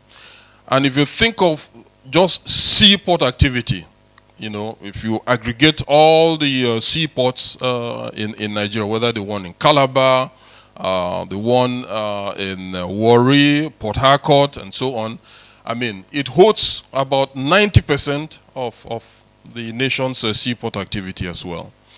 And we've seen how the work on IGR is really growing, and then infrastructure and investor confidence. There are all kinds of ongoing investments like the Lekki Deep Seaport. When I visited that seaport, I was really surprised. Even the drive around the facility itself, really massive, working with Chinese partners to develop that facility. And I could see new areas being developed right inside that port complex as well. And if you think of that infrastructure story, think of what is going on in terms of the deep sea port, the free zone area, that whole Lekki Ekpe corridor, where you have all kinds of manufacturing industries taking positions in that nexus. In terms of the railway, lot of modernization, and I think that Dr. Obiora also talked about the rail line as well, that is happening, and then of course the developments of the aviation sector as well, and the proposed new airport. The only thing there that just needs to happen is to bring these pieces together, so that you have that intermodal connectivity. That's really what you need to make the potential to really explode, as it were. And we've seen some of this. The fourth mainland, of course, it's already, there are all kinds of news reports about, how that is progressing. The second airport, and of course the coastal road, and then the new CBD as well. Next slide. So, in terms of the digital infrastructure, so we've looked at the physical infrastructure, we've considered the demographics. Now we look at the digital infrastructure and the supply chain tech advantage that Lagos has. And I think that if you combine this with the youthful population who are extremely versed in tech, and are very interested in tech, in using tech to act as a multiplier of economic development, it's no surprise that one of the leading organizations that do all this sort of benchmarking, DRoom.co, say that Lagos is the world's fastest growing tech city. Yeah, and it's ahead of Istanbul in Turkey and ahead of Pune in India. So this is really, really huge. And we are seeing a lot of that, and we are going to look at some of the unicorns that have emerged from Lagos as well. So we've seen it's created 5 unicorns and grown its ecosystem valuation by 11.6 times since 2017, with a much smaller economy than its peer comparators. And there's a whole lot that is lined up to happen as well. And I think the current government is also putting a lot of energy, a lot of focus, a lot of emphasis on growing that digital tech sector, not only in Lagos, but also elsewhere. It is in Lagos, of course, that it has its most concentrated impact. Yeah? And you can see the tier 3 data centers, that are here operating. Submarine cable landings, including Main 1 and Glow 1, Equiano, and others that are really driving the high-speed connectivity that we have. Of course, there is the Smart City initiative, which the government is driving aggressively. And then you have the fintech and e-commerce ecosystem that a lot of us interact with on a daily basis. Next slide. I always say anytime I travel abroad and I see folks in the US even, that you have people who are more digitally savvy in terms of how they operate their financial systems here in Lagos than in New York City. That's a fact. And that situation is going to continue. So if you look at the startups and the fintech ecosystem, Lagos represents Africa's #1 startup tech ecosystem. So and you can see it also attracts over 80% of Nigeria's tech funding, and is really leading the sub-Saharan Africa in attraction of venture capital inflows as well. The innovation ecosystem is quite dynamic, very vibrant. You have all these global tech giants coming here. I think we've had the Zuckerbergs, the folks from Twitter and so on, coming here. Oracle is here, Microsoft, and I think it can only get better. Yeah, and of course you can see these heavyweights, the unicorns, the InterSwitches, MoneyPoint, Flutterwave, Paystack, with billion-dollar valuations already, and that is going to continue to expand. If you talk to a lot of young people and see the exciting things they are doing, it just gives you cause for optimism. Next slide. Interestingly, for those of us who are in supply chain, the B2B logistics and the last mile tech, So you can see all the players there, Trade Depot, Kobo 360, like you identified, Sandy and Lorry. And you can see the sort of areas where they specialize, from B2B distribution, to freight and cargo logistics, and all the sorts of things that they are doing. For instance, Trade Depot is now able to reach over 100,000 retailers, not just in Nigeria, but also across Africa. And this is where they have their main, hub as well. Of course, Kobo 360, interestingly, they are backed by Goldman Sachs and TLCom. So quite a lot of exciting developments in this space as well. Next slide. So Lagos is Africa's smart supply chain capital in the making. That's really what this whole thing boils down to. And its positioning itself, it can only get better. That's really what what I see. Next slide. In terms of positioning as a growth engine, bringing it all together, you can see the sort of trade volume and how that has been growing over the years. It's projected to more than double between 2024 and then 2030. So that's really quite a huge jump. So the opportunity is here. In terms of the drivers, of course, is the deep sea port, the refinery as well, with the massive complex. So you have the refinery, you have the fertilizer plant, and then you have all the associated industries around that. For those who have gone to that area, you will see that many other businesses are also springing up in that area to take advantage of the sort of feedstock that they can get from the refinery and use in their businesses. And a lot of these are export-oriented businesses as well. So really great. Of course, the coastal road that is coming up, there is discussion around the digital customs platform that should make trade facilitation easier, should be an important enabler. And then, of course, the Pan-African payment system as well should be able to process over 45% of intra-African payments. And there's quite a lot of energy being put behind this as well. And eventually, this is for the future, hopefully the Trans-Saharan Trade Corridor should be able to link Lagos to the Sahel. In terms of the Lagos advantage, the uniqueness of Lagos, the people, really are the center of this. This is where you have the population, you have also the concentrated buying power as well.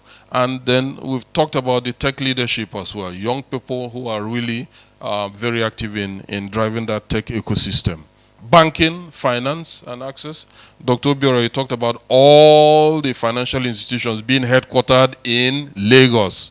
This is where it is happening. So the capital meets the business ideas and then births businesses as well. And then expansion of critical infrastructure. We have seen that it's a particular focus of the current administration to really put a lot of money, most of them on PPP basis, behind the development of critical infrastructure. So the question is, is Lagos the Singapore in the making? It has all the potentials, by natural advantage. It has all the potentials to do that. That advantage is there, but we're also saying that there could be fragility as well. Things that need to be managed. So its strategic location is a given. The physical infrastructure, particularly the deep sea ports and all the infrastructure around that, both physical and digital, and then it's also the gateway to Africa's largest and fastest growing consumer market. So which is the ECOWAS sub-region. However, we need to pay attention to congestion. We need to address the issues around bureaucracy and how it can sometimes frustrate trade facilitation. And then also the issues around piracy in the Gulf of Guinea. So those are some of the things that could be drawbacks as well. So collective action will define the outcome. For instance, mobilizing public-private partnerships to develop the critical infrastructure that is required. Cooperation across the region, whether in the ECOWAS region, and then of course, just last week, I believe there was an important ECOWAS gathering here in Lagos, basically just underpinning how the government thinks of that as being very, very critical and giving it the right sort of focus and attention as well. And then policy reforms to really incentivize transshipment. Some of the most important trade hubs started off as transshipment centers, yeah, and then matured into you know, fully self-supporting trade hubs as well. Next slide.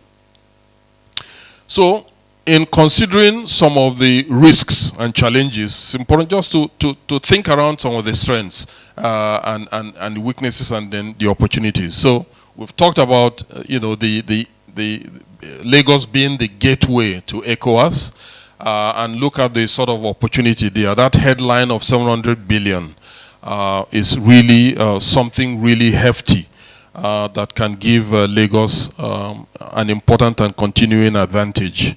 It handles over 70% of the maritime cargo, and with the physical port infrastructure that is being expanded, this could even grow as well. And then the strategic projects, the EPZs that are underway, and then the human capital, folks that are young and ready to make it happen.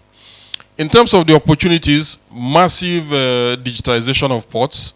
I was in a forum where someone from customs was also walking us through what the government is doing in that space.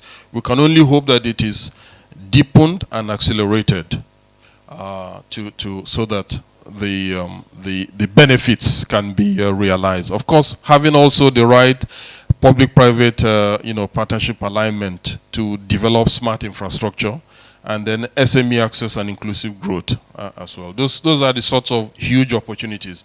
In terms of weaknesses, we've already highlighted the challenges with congestion. Some of the infrastructure is aged, needs some overhauling. Intermodality remains a challenge, and a lot of thought needs to be given to that as well. And then the regulatory environment, creating some sense of stability, yeah, would really go a long way in helping Lagos become much better as a trade hub.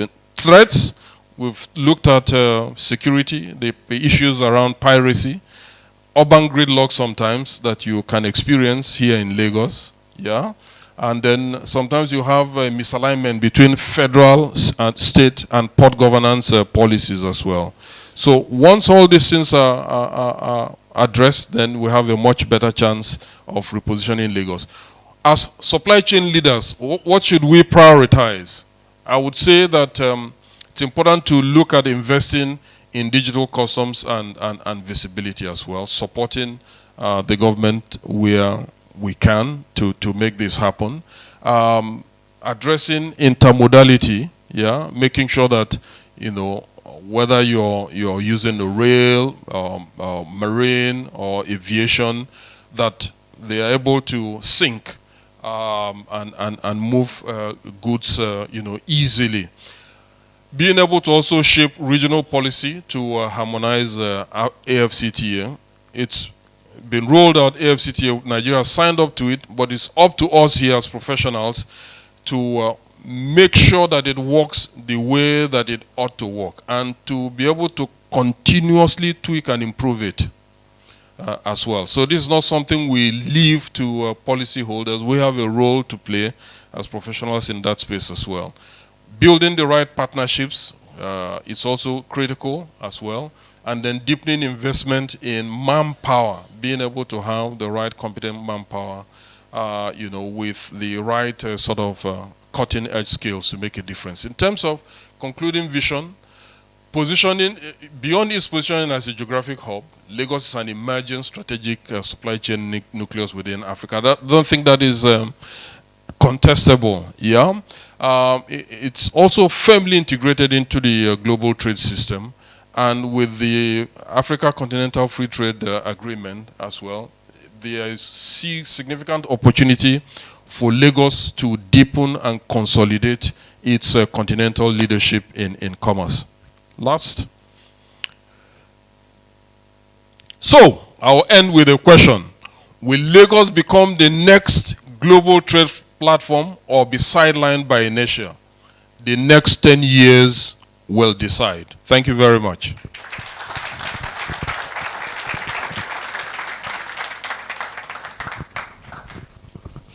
Well, I'm convinced you can do better.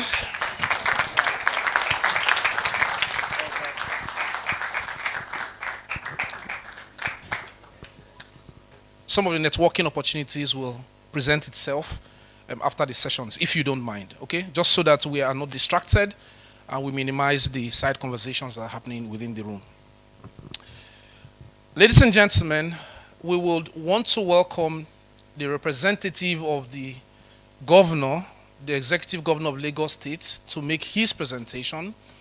And it gives me great privilege and honor to welcome, on behalf of CIPS, the representative of the governor in person of the Honorable Commissioner of Energy and Mineral Resources, in person of Honorable Abiodun Ogunleye. A round of applause for him, please.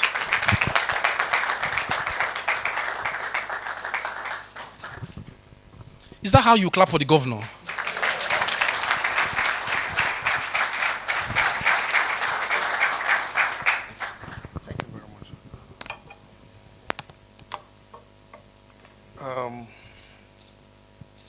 Now, the last speaker had actually thrown a lot of... Now, I'm supposed to be speaking in two roles here, right? So, I will take the two together, but I want to first comment on all the challenges that have been thrown at us by the last speaker, and I want to quickly let him know that we're not going to wait for the next 10 years to define what will happen and how Lagos will shape itself. All of us are working together to make Lagos happen. All of us, we are working together. And everyone who is within our space has an active role to play to make that dream place we can hand over to our children and our children's children happen, even in our own lifetime. So without much ado, permit me to observe some basic protocol. Now that I'm also representing Mr. Governor Protocol, we must not joke with. Mr. Ben Farrell, such a great pleasure. You were at the State House a few days ago. It was such a pleasure having you around the State House and all the conversations you had with me, Mr. Governor. We bless God for same. Mr. Sam Achampong, okay, the Director of West Africa. If I murdered the name, pardon me.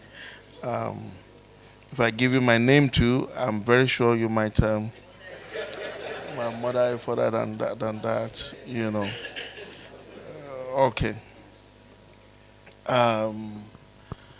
My own people, the Director General, Lagos State Procurement Agency, Mr. Fatai Onofowote, is the one that makes sure that everything works well. And then the man that laid the foundation before, who is now with the World Bank, permit me to also recognize Mr. Akin Onimole. You are all distinguished in your own space. So if you don't mind, there's another role that I have, and that is that of someone who is also a shepherd. So I want to say with Jesus' joy in your heart, please clap for yourself. All right. Clap for yourself. Thank you very much. I know that will get you. Okay, so I'm caught between speaking to the many things that have been thrown at us today and also or just restricting myself to the speeches that have been prepared and edited and edited. And I don't know what do you actually want? Huh? Both. Okay, which one should I take first? Mr. Governor's speech or my own speech? Let me observe protocol to the end. I'll take Mr. Governor's speech last, and I will read my own.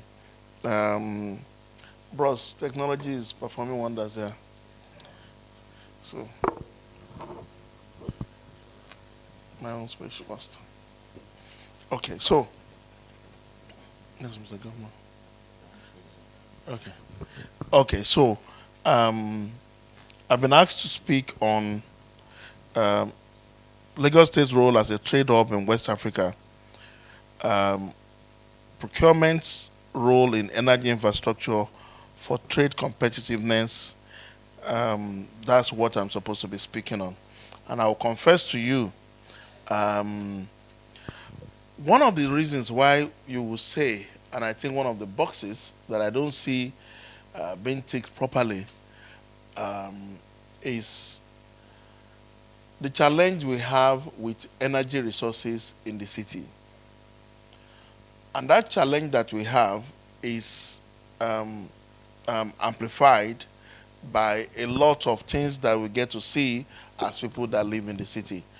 We are not going to run away that the culture of blackout is here with us, but we are working actively to make sure that we eliminate that culture of blackout. So that is the reason I believe this topic, and I've been pulled out to come and have conversation with this eminent audience about issues that surround it. Okay, I also believe that secondly, if you live within the city, you will have seen trailers fall on our streets. You will have seen shortages from time to time. And you may also have experienced scenarios where you've got into filling stations and prices just did that on you. And you being a procurement person, you may be worried, sorry, I'm speaking. What's happening here? So you might have experienced a lot of distortion in the prices you have paid for energy. And you're also thinking, maybe, this electricity bill, band A, band B, band C, is it making sense? Is that the way to go? And so I'm highly honored. I'm highly honored to be asked to address this symposium, and I've also been asked to look at the pivotal role of procurement in shaping the energy infrastructure that will enhance trade competitiveness in the city. Let me start by saying, without energy, all of us will not be here. If you don't feel like it, energy is not just what you use. It also has to do with a feeling. I'm sure somebody will say he wants to start a debate here. No. It's the whatever of life. If you don't feel like it, you don't feel like all your bones are connected this morning, particularly on a public holiday like this, I'm sure you won't be here. So, if the prices don't feel right, you want to react. Am I being too emotional? I'm speaking life to these issues. So, at the backbone of modern economy, powering industries, powering our transportation system, powering our household, powering everything that we do is energy resources, energy feeds. However, They must be efficiently provided, they must be affordable, and they must be reliable for them to be. Bros, it's not my version. I'm sorry. I can just speak if you find me my version. I can just speak directly without reading from this. Sorry,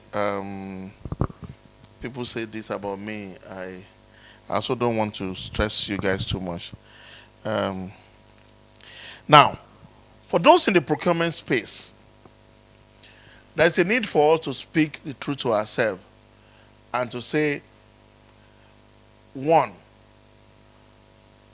what did we do historically wrong as a people? Because it's not just the government of today, of Lagos, that made us to be in this state where we are.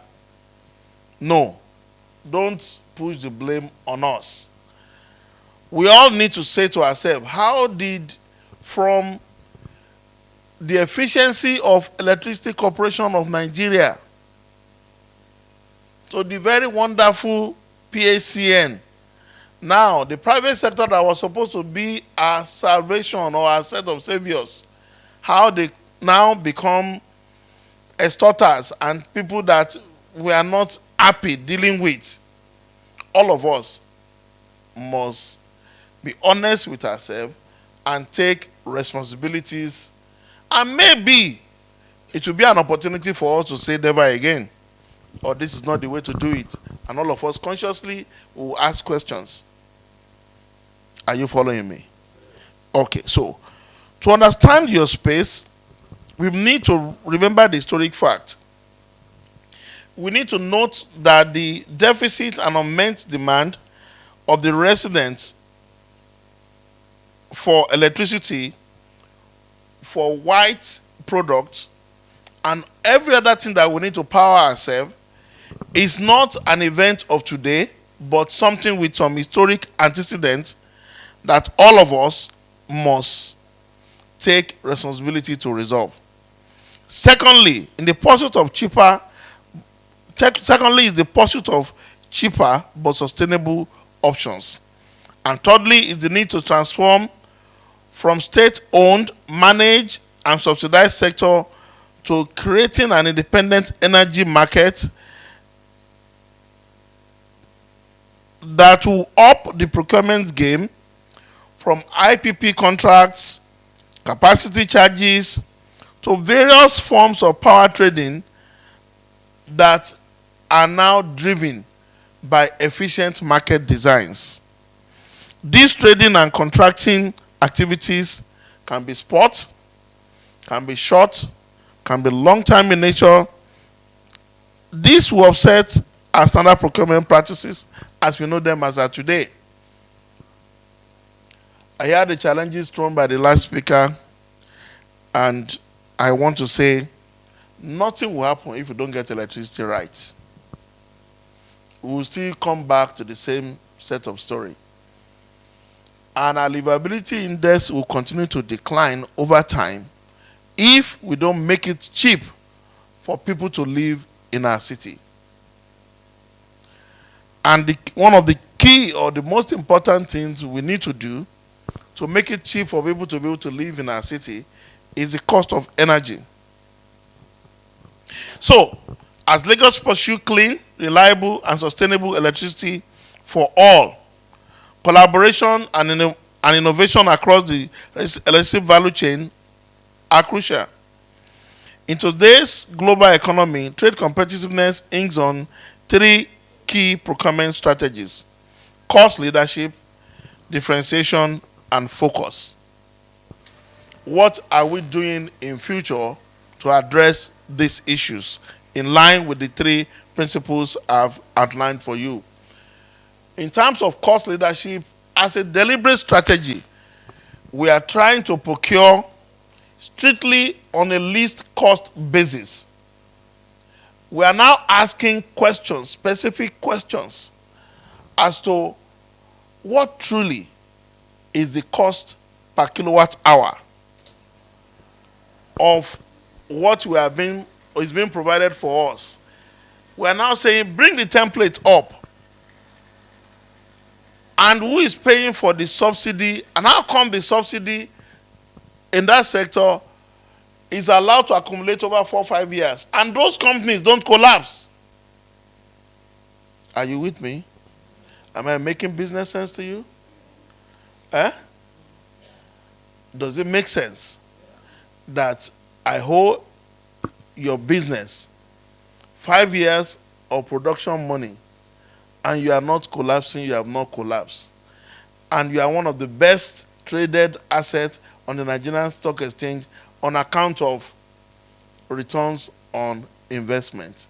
There's something wrong. I'm not qualified to describe what is wrong, but all of us need to start asking questions. So Lagos is saying, hey, bring the cost profile out. We are not going to procure by direct contracting. And I'm sure some people will say, Lagos is currently in dispute with all our IPP providers. Yes, we are. Why are we in dispute? Cost-related issues. We must be able to, after you say you have supplied me something, I must have evidence of what you have supplied. I cannot continue to pay fees charge for zero delivery. Are you with me? Okay, so differentiation. Okay. We now have a subnational market, right? Now, the federal authorities still don't want that state market to operate. And that is a big problem. How can you be supervising what is happening in Egbeda Akowojo from comfy offices in Abuja? Let's say the truth to ourselves. Does it make sense? Now, we want to preserve things and institutions that have not helped us for 15, 20 years. Am I speaking live to any issue around there? And I'm asking, that you have agencies of government, so many of them are in the power sector. But ask me the focus, ask me their strategy. It is now that we've started asking questions that people now know that, there should be market segments. When we first said Lagos is going to have 100% metering, they told us it's not possible. Stop talking that nonsense there. But today, we have now heard, it's possible, but see, demand for free meter, it is your right. Please, what did I say? There is the law of Lagos State. Listen to me. Listen to me. Go and get the law. The law passed by the Lagos State House of Assembly is that if anybody supply you electricity without it being metered, you are free to consume it. Use it. If they come near your door, show them what it takes to be a man. Then nothing will happen. Because it's the law. It's the law now. I hope you understand what I'm saying. We must stop this inhumanity to man. You may not, a government person should not be talking like this, but let us say the truth. You see, it is government that is supposed to be taxing people. Why should a private sector person be taxing another private sector person? Is it fair? So, all of you that are in the procurement game, you need to up your game. We need to ask questions. It is pertinent to mention the competitiveness of the global sector. The global energy sector encompasses energy security, cost efficiency, 24/7 availability, and sustainability. Therefore, countries with well-developed energy infrastructure driven by strategic procurement gain a competitive edge in attracting investment, reducing production costs, and promoting industrial growth. And that is the Lagos dream. We are setting up ops, energy ops, where we are inviting participants to come and set up infrastructures that we can use for energy. All our new growth areas, we have about 6 of them, am I correct?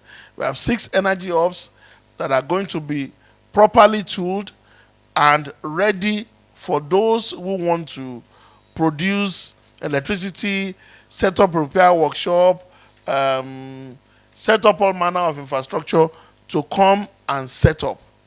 And we are saying it is not when developments have come that we now start saying, we need to go and give them lights in that place. So, when we were growing up, Lekki Phase 1, all of them that first moved there were their own NEPA, their own everything and all that, water corporation and all that. So we are saying, let's try and do it differently. So the balance of Lekki, Ibeju and all that, government is going ahead, and Badagry area, government is going ahead to set up energy infrastructures so that by the time development comes, those things are on ground. Okay, a strategic procurement framework for energy infrastructure development is a strategic driver for competitiveness, going beyond mere equipment purchasing and contract awarding. It should, of a necessity, enable the following. 1, cost advantage, and not just must it be competitive, or it must be a transparent process that drive cost leadership, that reduce project costs, and ensure affordable energy is available for businesses and customers. Quality and reliability is also a major issue that we need to focus on.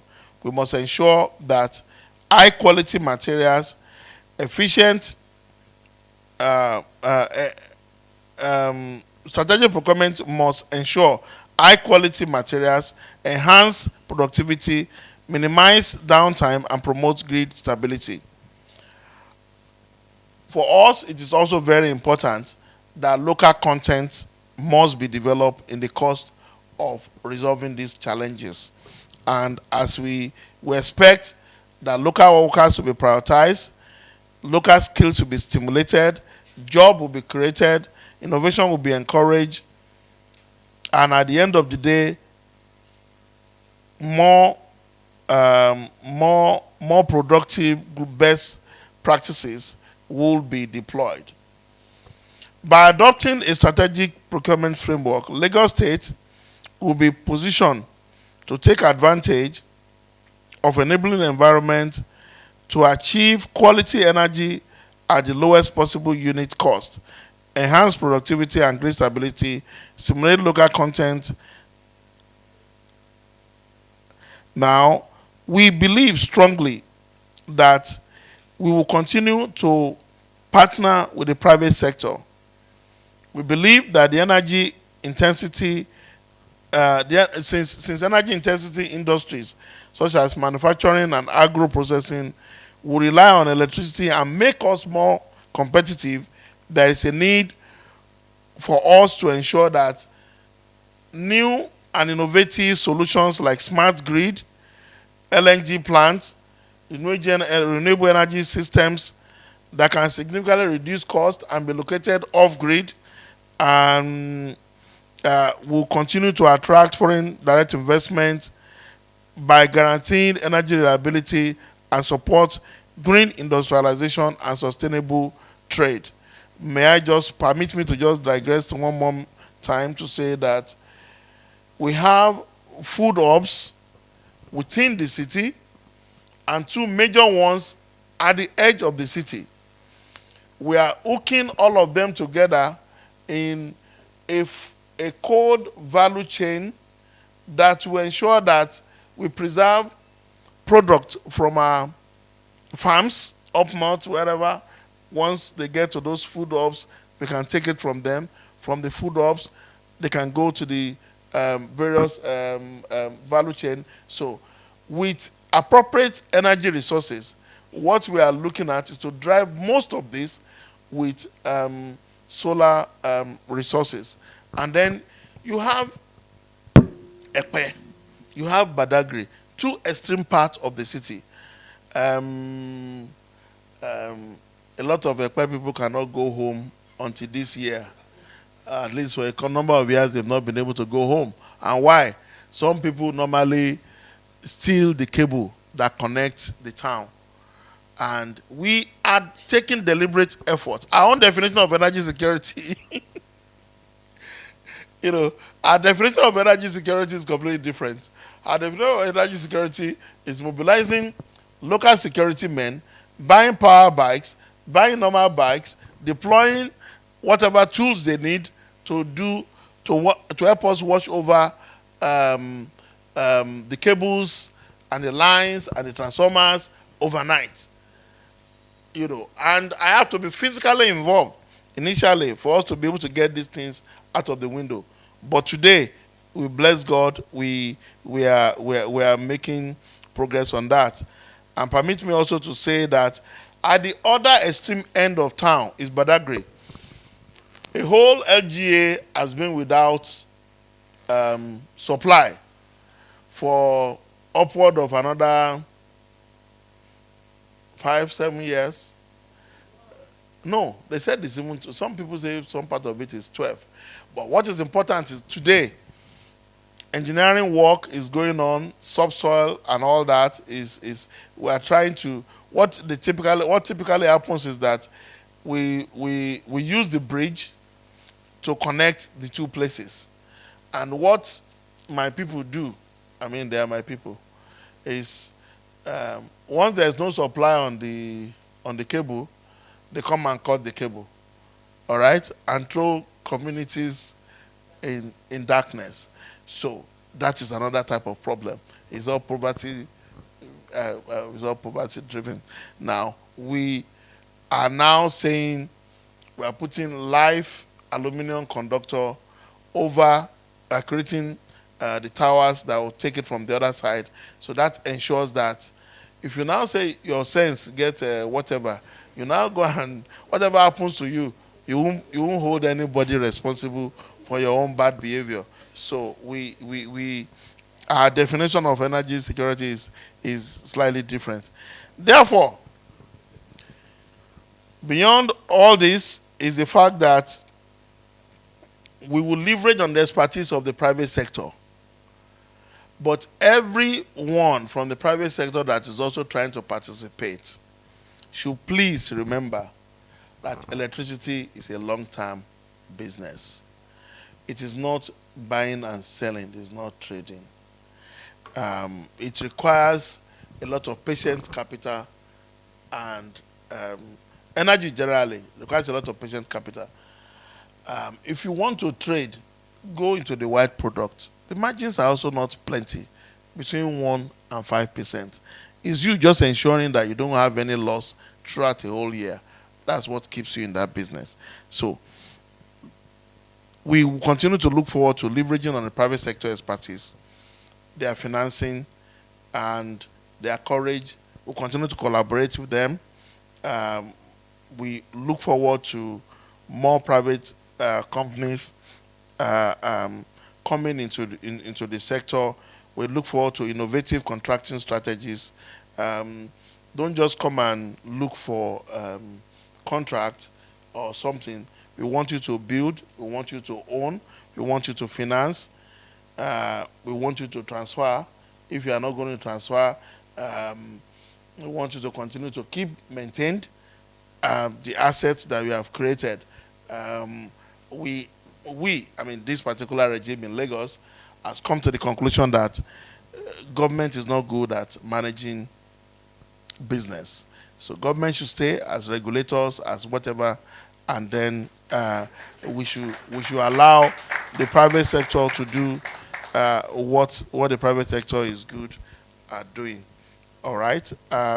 So in closing, drawing to a closing is to say, I know in this profession there's a forces that you constantly want us to observe, and that relates to being able to challenge Yes, okay. Thank you. I've been able to challenge our processes. I've been able to compare the numbers, a constant consultation with everyone, and also ensuring that whatever happens, the provisioning of energy and energy resources remain competitive across board. So it's essential that the process of migrating the supply chain risk to ensure uninterrupted flows, which may include renegotiating a lot of contracts, revising specifications as needed, and adopting technology-driven procurement for transparency and competitive bidding, while prioritizing sustainable procurement, should favor cleaner solutions that meet international environmental standards and enforce local content policies, develop local capacity in not only manufacturing but in service provisioning. Now, let me close with this. Distinguished guests, our energy procurement choices today will shape our city competitiveness tomorrow. It will enable us to be a truly 247 city with the best livability index.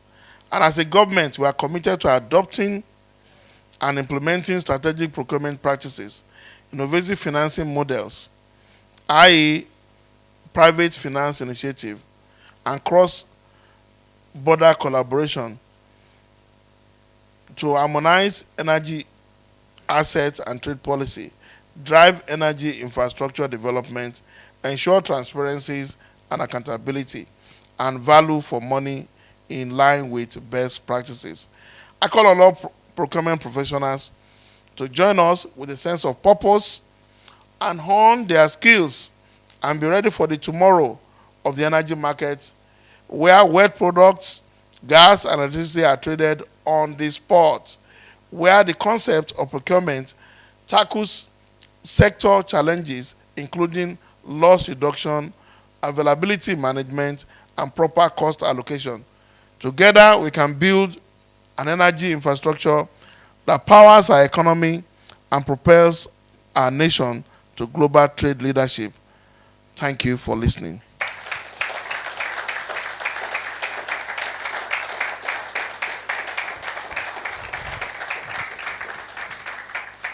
If you permit me to just read the governor's address, I hope it's okay. Okay. So, it's an honor to stand before you today at this pivotal gathering of procurement and supply professionals. This symposium is a platform for exchanging ideas, shaping policies, and deepening the impact of the critical work of this significant profession. I thank the Chartered Institute of Procurement and Supply Nigeria for its consistency in raising the standards of the profession, as well as for choosing a team that speaks so directly to the heart of our economic vision. The team, Lagos' role as a trade hub in West Africa is not only appropriate, it is essential. What we do here in Lagos resonates far beyond our state lines. Lagos is a strategic gateway, not only to Nigeria, but to the entire West African sub-region. Our ports handle over 80% of the nation's imports and exports.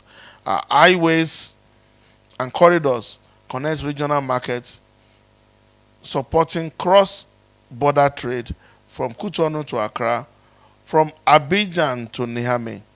The success or stagnation of trade in Lagos directly affect the speed, cost, and ease of doing business across West Africa.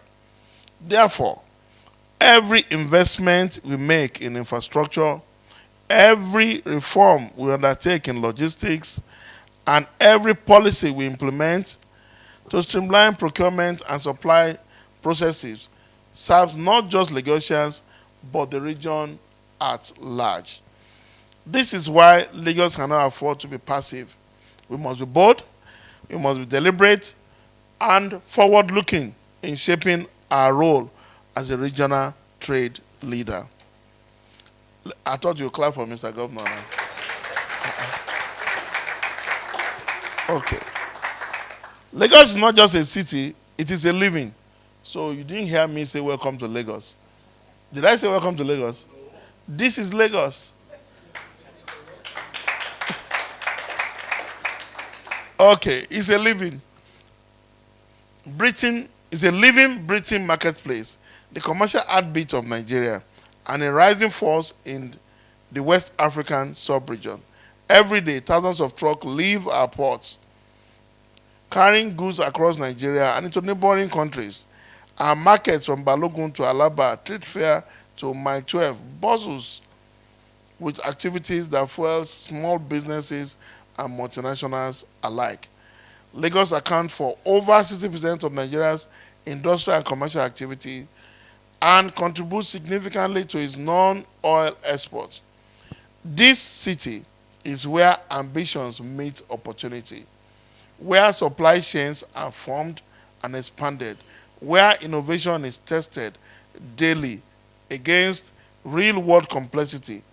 We are not just playing a role in West African trade, we are setting the pace. But all this didn't happen by accident. It is the result of deliberate investment in infrastructure, seaports, roads, rail lines, and technology. It is the product of policy reforms either aimed at ease of doing business, and it is powered by the entrepreneurial spirit of millions of Lagosians. As a government, we see procurement and supply as critical arteries in this system. That is why we are investing in smaller logistics systems, building new ports like the Lekki Deep Sea Port. I didn't talk about that, but that is a major, major investment, and Mr. President is still commending it even as of yesterday. I'm pushing for transparency and efficiency in public procurement. Our goal is simple: to position Lagos not just as Nigeria's economic heartbeat, but as West Africa's most reliable and resilient trade hub, a place where goods move with speed, policies make sense, and partnership thrive. Permit me to also mention that we are in a process, and one of these international financial institutions was trying to decide whether they should use their own procurement processes or they should adopt what we have. But I'm glad to announce to you and to also recognize the work being done by our great men and women, the Lagos State Civil Service System, that the institution prefer to use our processes over and above their own. I must commend the gentlemen and ladies for the great work they are doing. I'm certain, but we cannot do this alone. We need the insight, ethics, and professionalism of institutions like CIPS. We need your expertise to build systems that are sustainable, inclusive, and future-ready. Let us work together to make Lagos a model, not just of trade, but of trust, transparency, and transformation. I'm certain that this occasion will serve to ensure more robust outcomes that will strengthen the CIPS and their place in the economic advancement of our dear state and nation. In closing, I extend my sincere gratitude to the leadership and members of the Chartered Institute of Procurement and Supply, Lagos State, for their dedication and commitment in creating this remarkable platform. Your efforts continue to elevate the standards of your profession and contribute significantly to our collective success. Thank you, and God bless Mr. Babajide Olusola Sanwo-Olu, Governor of Lagos.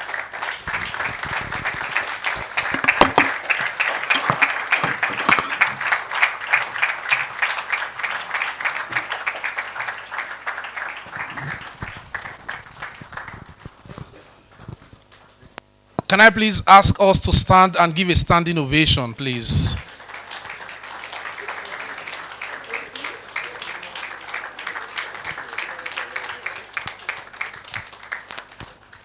Please sit.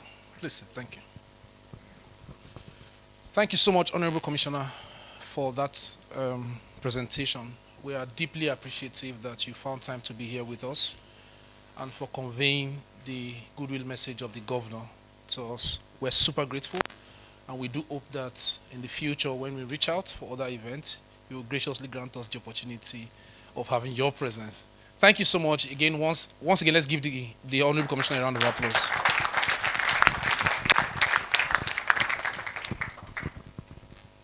I think we've listened to a lot of men already. This might be a good time to listen to a lady.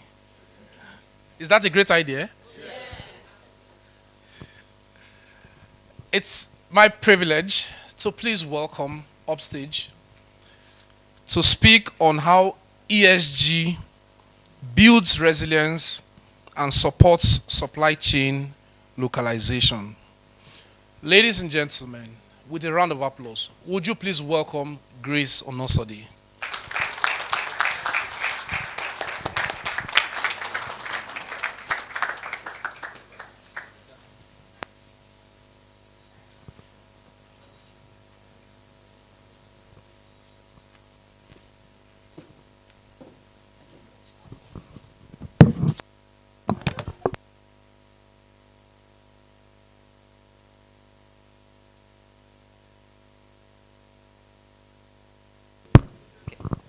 So good afternoon, ladies and gentlemen. I stand on all protocol observed.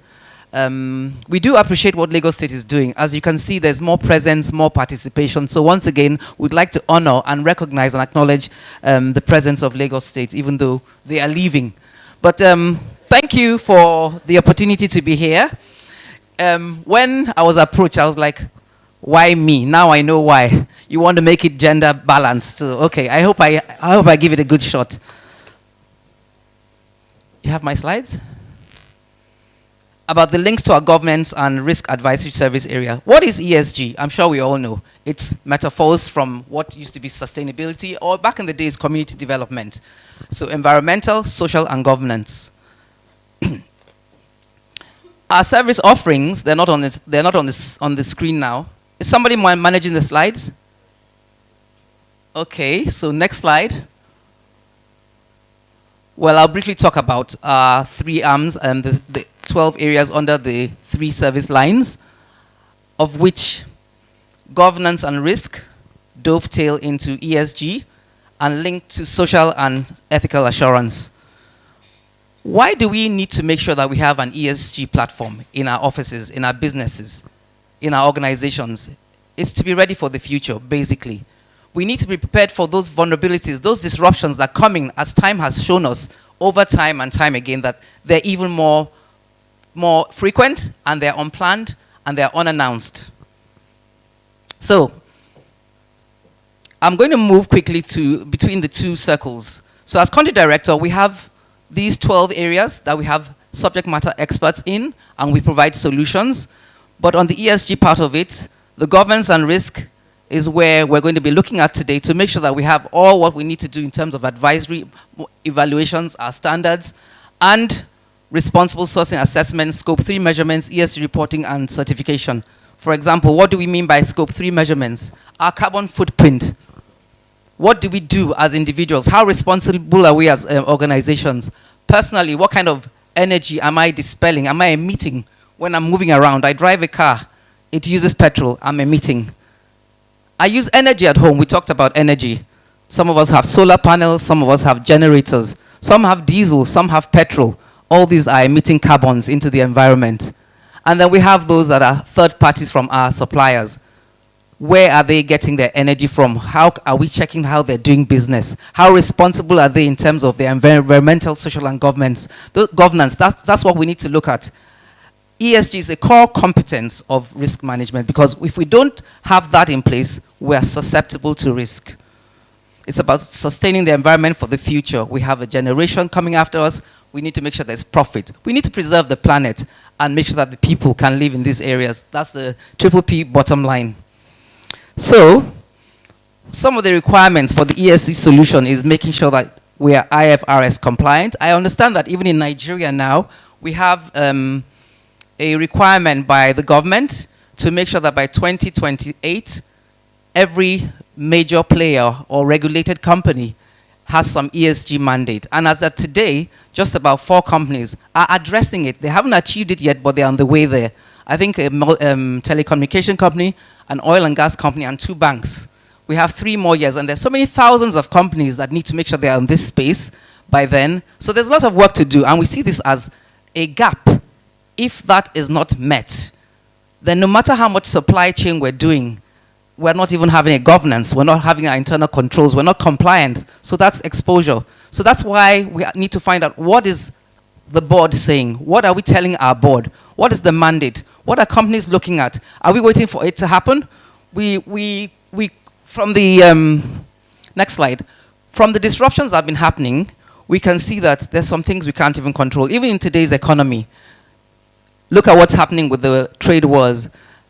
Trump, China, 145% tariff. Who thought that would happen 300 days ago before he came into office? 300 days ago before he came to office. It's getting worse. Everybody's retaliating. Everybody's wondering, how can we set up and defend ourselves? The EU is gearing up as well. What about taking away the US aid office that was supporting lives and communities to sustain the environment, to sustain people's health? That has been taken away. We didn't expect that would happen. What about even the Brexit exit from the EU? That is impactful. Now, when people who are, with all due respect to Brits, you are now going to queue up when you go to the EU countries like any other passport holder. And the queues can be up to 3 hours. So, these things are coming. How resilient are we? How ready are we for these shocks? We must begin to think about it and go back to the drawing board and look at those areas that we anticipate there will be risks. What are we doing about them? Where is our risk register? What are we recording? What are we treating? What are we terminating? And what are we reviewing? And what are we anticipating? So these are some of the concerns that we do have as we move forward as a very strategic supply chain industry. So what the trend is telling us by this report, this is from McKinsey. You can't really see as much of it, but on the left side, it started with the year 2000. I think I can see it better here on my screen, so I can just share it a bit. Yeah, so in the year 2000, we had the Kargil War, India and Pakistan, and then we had some SARS, and then we had the Indonesian tsunami. By 2005, we had Hurricane Katrina. By 2008, we had some recession. Then we had the Syrian civil war, 2010, and then we had the oil and gas crisis, 2016, the California fire, 2020, and the US-China trade conflict, just happening every 3 or 4 or 5 years. Now it's happening every day. Just this year, there was a fire in, what's that beautiful place? Malibu Beach. Who would have thought that would happen? That's because of the risk for the future. Some of those things are the climate issues we're talking about.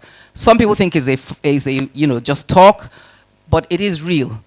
And even though there have been so many attempts to try to push forward strategies and targets to make sure we minimize these climate change challenges, nothing has actually really hit the table. It's been talked for a number of years. So we need to get ready and be aware that there are going to be more changes. On the right side of this column, we have more recent disruptions that have happened. For example, the famous COVID-19. Who would have thought the world would come to a stop? Who would have thought you would see giraffes walking across the streets of New York because everything was a standstill? We didn't even know the future. We thought there won't be any food to Nigeria anymore. People were buying excessively, stacking up in their homes because we thought the ports and the supply chains shipping would be affected. So these are some of the things we need to pay attention to. And there's a quote at the bottom which says that this year's research has found that almost 80% of organizations' supply chains were disrupted over the past 12 months, with most experiencing between 1 and 10 disruptions. And this is an increase on previous years. So it's gaining momentum. But research has also shown that those who were ready because they were ESG conscious were able to take on these disruptions and recover faster than those that didn't have any shock absorber plans in place. So the three pillars under ESG: environment, carbon footprint of logistics, energy sources in production, climate risk exposure. What were we talking about here? We talk about it. How do we come to work? Some continents or countries have started using electric cars where the carbon footprint is completely eroded or minimized. But here in Lagos, we've heard about the logistics, we've heard about the capacity of business, the economy, the underground economy particularly very strong, irrespective of what the economic laws are saying or doing. There's a power, there's a spirit in Lagos that pushes us out there. How are we managing our carbon footprint? What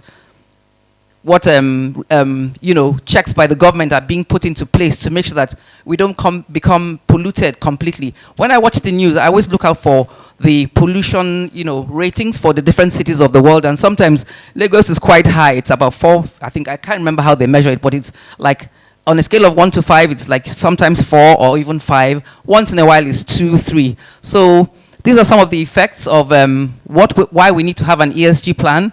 We're emitting more carbon than the Earth can take.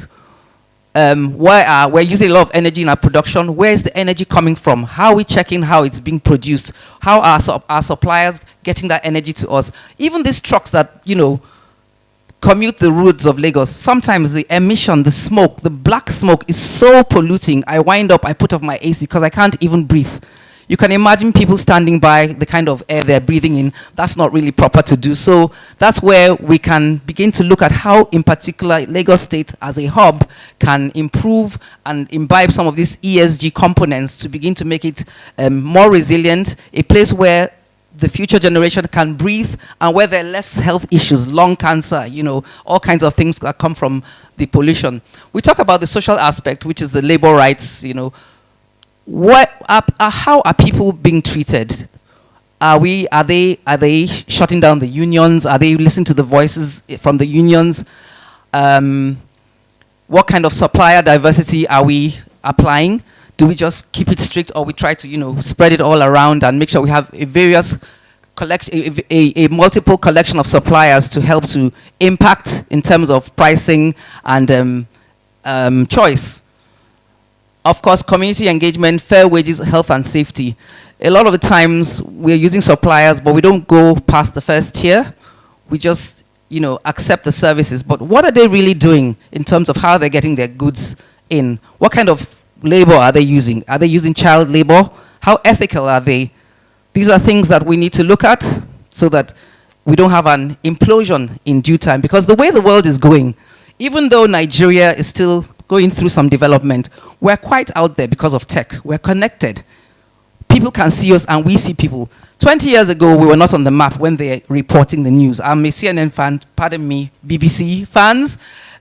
You can see that we have reporters in Lagos, and Lagos is on the map, and they show our weather. So we are being recognized. It's truly an economic heartbeat that is ready to reach its potential if we can apply a lot of what we've heard today by the various speakers and also have this ESG platform in front of us. Of course, the last part is the governance, integrity, transparency. How are we tracing what we get? Do we just accept the goods? What if they're expired? What if they're counterfeit goods? What if they're actually not what we want, but they've arrived and it's a bit too late? So having all these kind of trace platforms in place to trace how we do our business, how they got to where they did, going past the first, second, third, fourth tier, to recognize and see that they're a bit more ethical. And in some cases, you can even get into agreements where you make sure that they are treating their own workers in a very in the best ethical manner. Are they paying pension to their workers? When people are sick, are they giving sick days? Because all this will come back to the person who is looking for the supply of services if these kind of if initiatives are not in place. Let me use that word. Next slide. So basically, ESG is about resilience, being able to, take the shocks when they come. We can talk about, for example, you have energy. The redundancy part of that is how do you make sure you have a backup when NEPA takes light? Some of us have solar, some have an inverter, some have a generator, some have another smaller generator to support the big generator when it runs out of power. It doesn't end. But the good thing is that if all else fails, we know we have that. That is part of being resilient. Re-architecting supply chain, I've talked about it, knowing who your suppliers are, knowing who your suppliers are, knowing where they get their goods and services from, going beneath the surface and digging deep and doing, audits with them will help you, because when the disruptions come, they are more resilient, and then we also remain more resilient. Multi-sourcing, instead of, single sourcing, use multi-suppliers, standardization, and of course, leveraging on technology.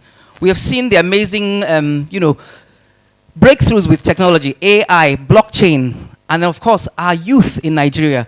Richard Quest came to Nigeria some years ago. He had been dying to come for about 10 years, and he was amazed at the population. He says, our youth is our strongest resource, is our best asset. The number of people that are below 25 years old are amazing. So you can imagine where these young guys, who they've never been abroad, but they're aware of what is doing because of technology, they're connected, they're developing software. One or two speakers have talked about that. It's amazing what Lagos has been blessed with. So having all these kind of, blocks in place to support the resilience when these interruptions come will definitely make sure that we're more prepared as we move on. Climate risk preparedness. Actually, we are so ready for this. We actually have a climate expert in our team, so just saying.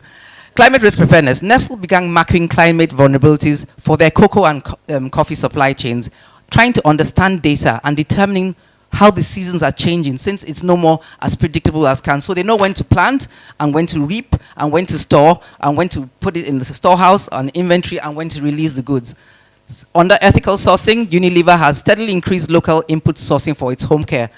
Over 90% of its packaging is now done locally, which has reduced carbon footprint in terms of shipping back and forth through the ports and also packaging. And then, of course, for strengthening the governance, the EY survey says that organizations that have established sustainable supplier policies had fewer disruptions and were able to recover. I already mentioned that when COVID visited us. So an ESG-oriented procurement framework includes vetting suppliers beyond costs, looking at the human rights, looking at environmental records, modeling crisis scenarios, using platforms to track ESG performance.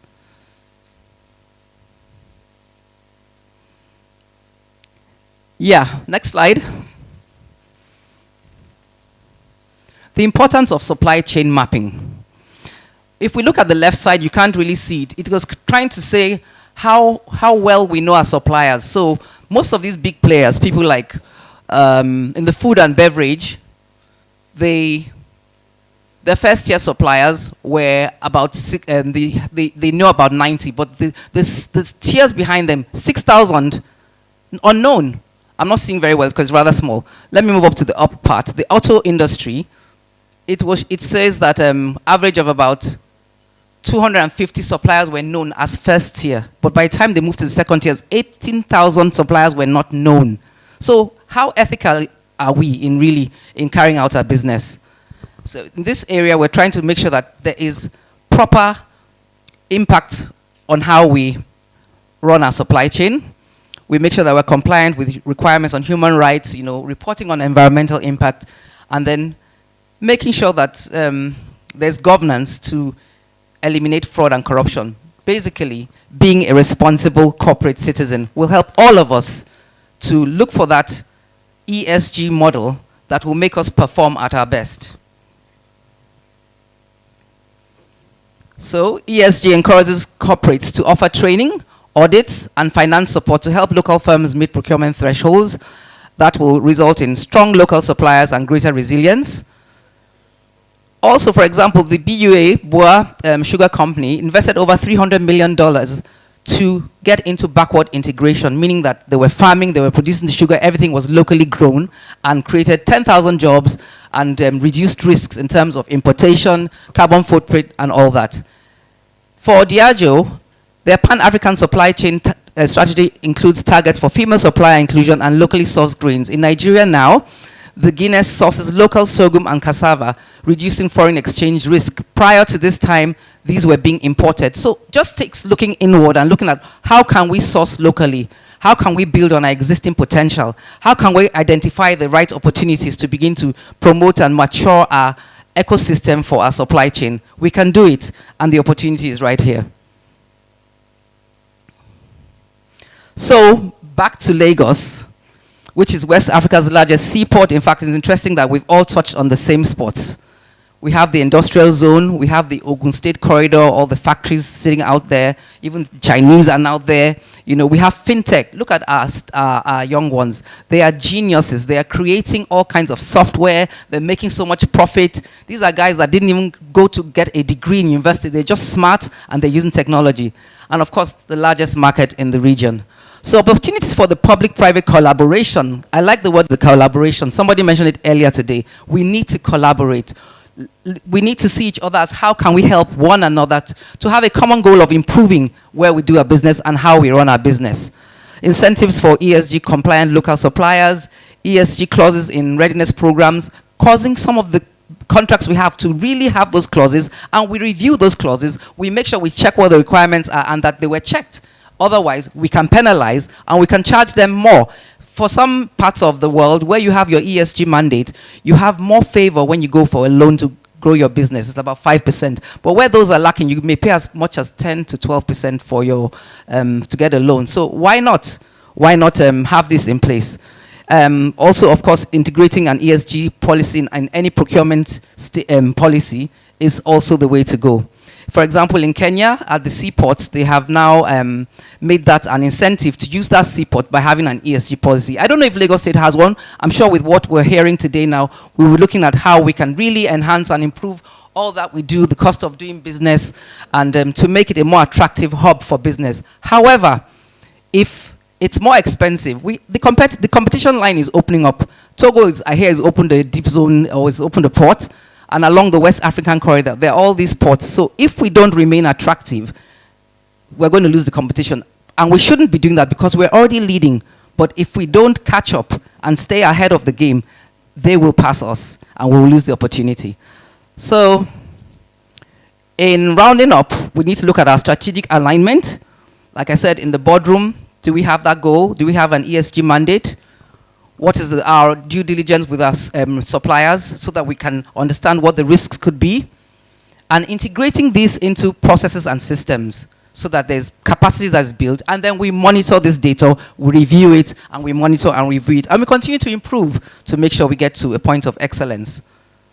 So basically, there's this thing about ESG is just a buzzword. No, it is an opportunity to build resilience, and to remain inclusive and to be ready for the future. If we're not prepared for the future, there may be no future. And I don't mean this now, it could be in 100 of years because so many things are beginning to disrupt the way we've been living. There are the pandemics, there are the economic policies, there are wars.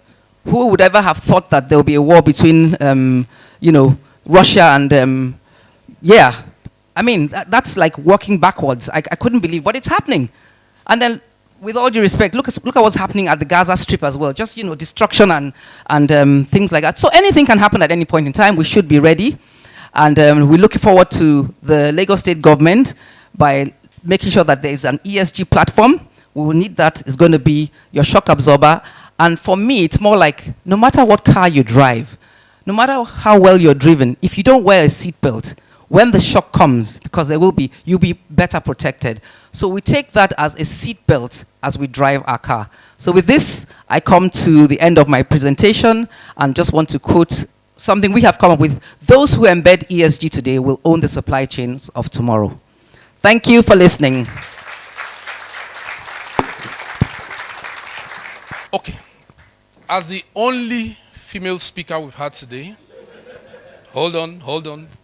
She has specifically requested that we must have a round of applause for her.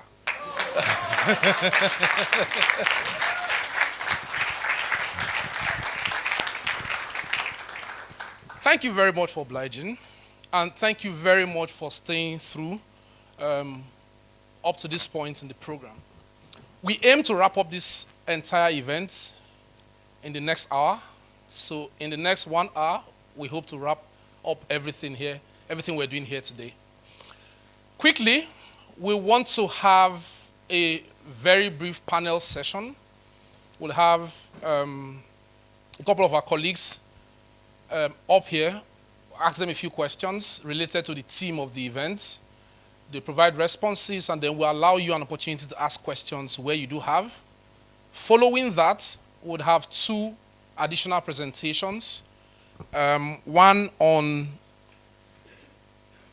the strategic procurement's role in enhancing trade infrastructure efficiency by the DG of the Lagos State Public Procurement Agency.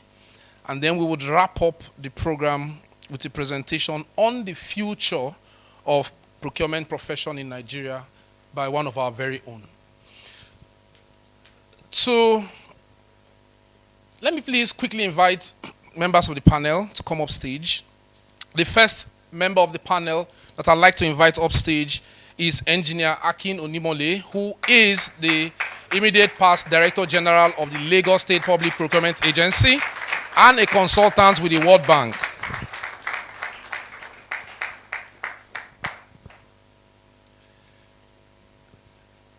I'd like to welcome up stage CIPS Regional Director for Africa, Middle East, and Asia Pacific, Sam Achampong.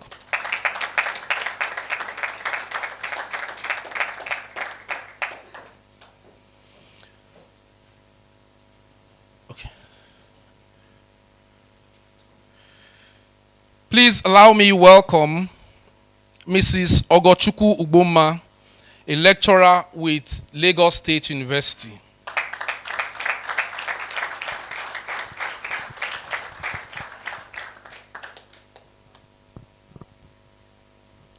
Last,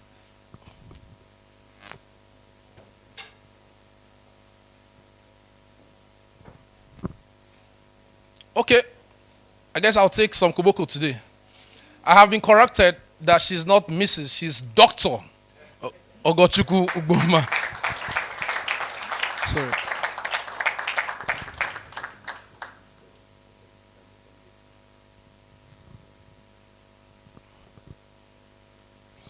Last, but certainly not the least, please join me welcome the Head of Planning and Procurement at May and Baker Nigeria Limited, Nigeria PLC. She is no other person than Mrs. Yemisi Ashimolowo.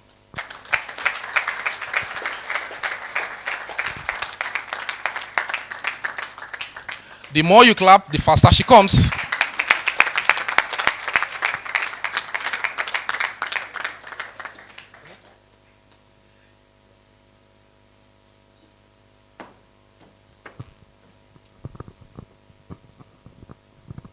Thank you so much for gracing us with your presence as a member of this panel. We'll ask each of you 2 questions apiece, and then take your responses. Then we'll wrap up the entire session.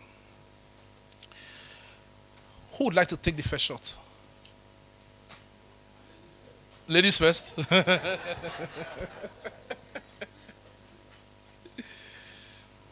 Okay, let's start with Yemisi. She got here last, but we have to start with her.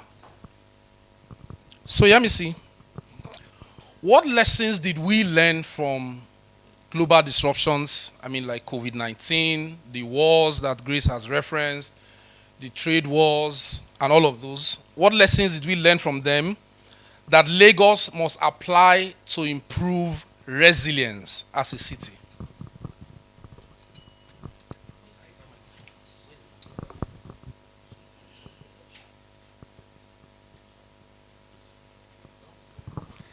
Okay, thank you so much. Good afternoon, everyone. It's great to be here.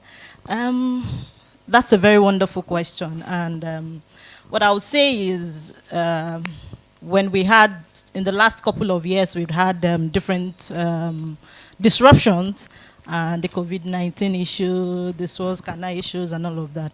One great thing that did for us was that outside the fact that we all know that supply chain is complex, those disruptions actually, expose the vulnerabilities in supply chain. And for me, there are so many lessons that we all learned when COVID happened, which I think Lagos State can actually take a clue from.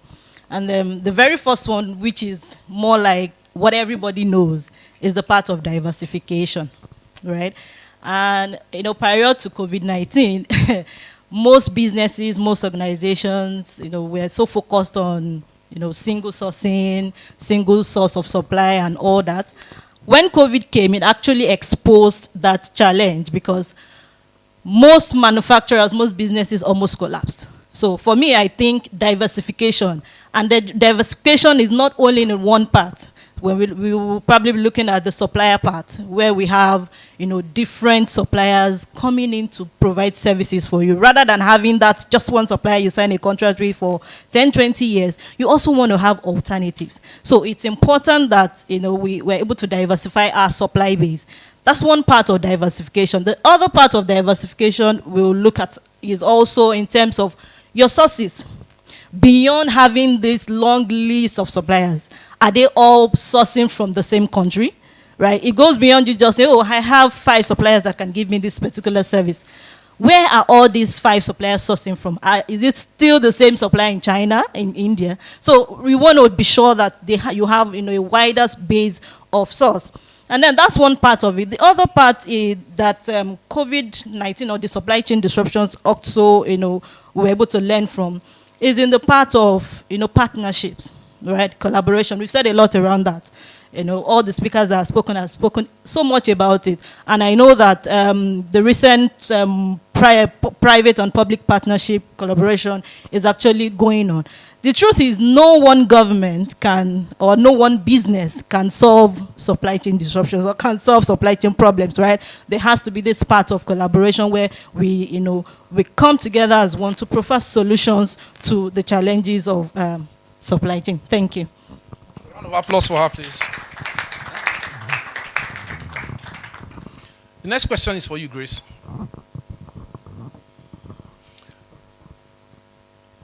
From a supply chain perspective, right? What makes Lagos strategically important as a trade and procurement hub for West Africa? Okay, thank you. So as we've all been told and as we know, Lagos has a very busy port area. There are other ports being developed.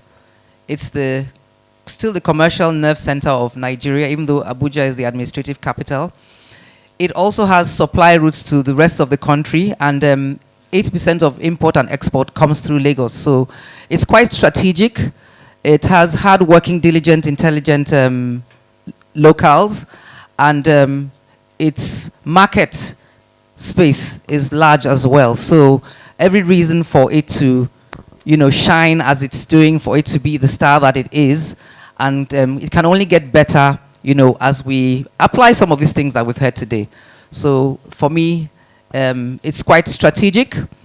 It is ready. It has been recognized, and I hope that we can improve the, you know, some of the infrastructure so that it can actually excel as a hub for business and for being a diverse economy as well. Thank you. A round of applause for her, please. The next question is for you, Doc. Yeah, the next question is for you.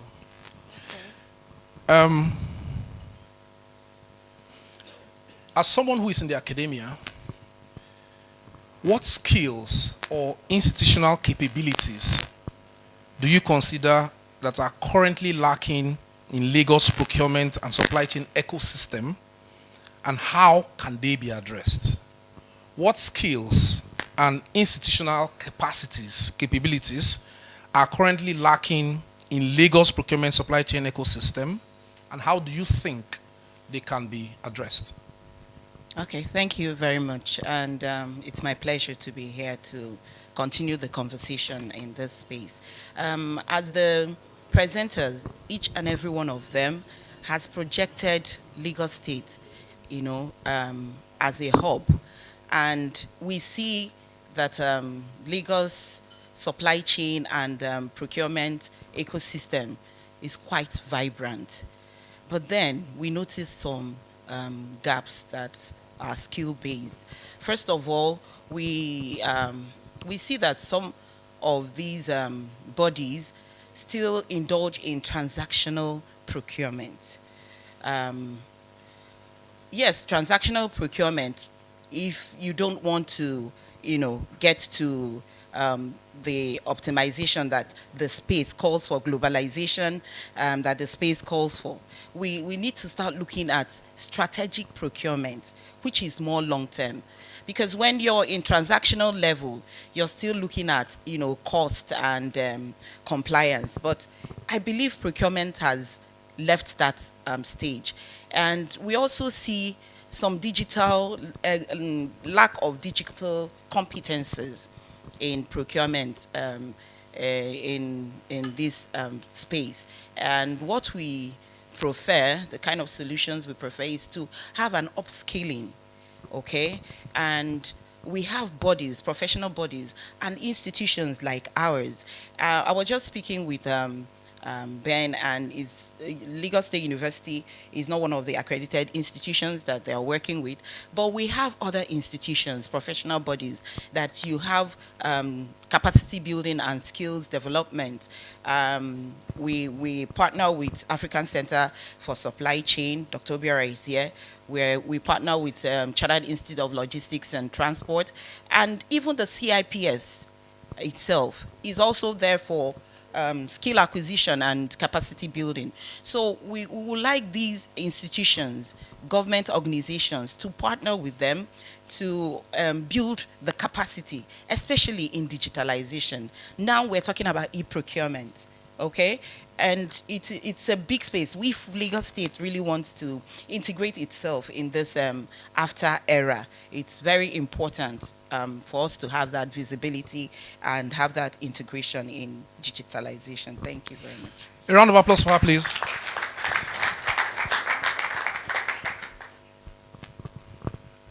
Engineer Akin, the next question will be for you.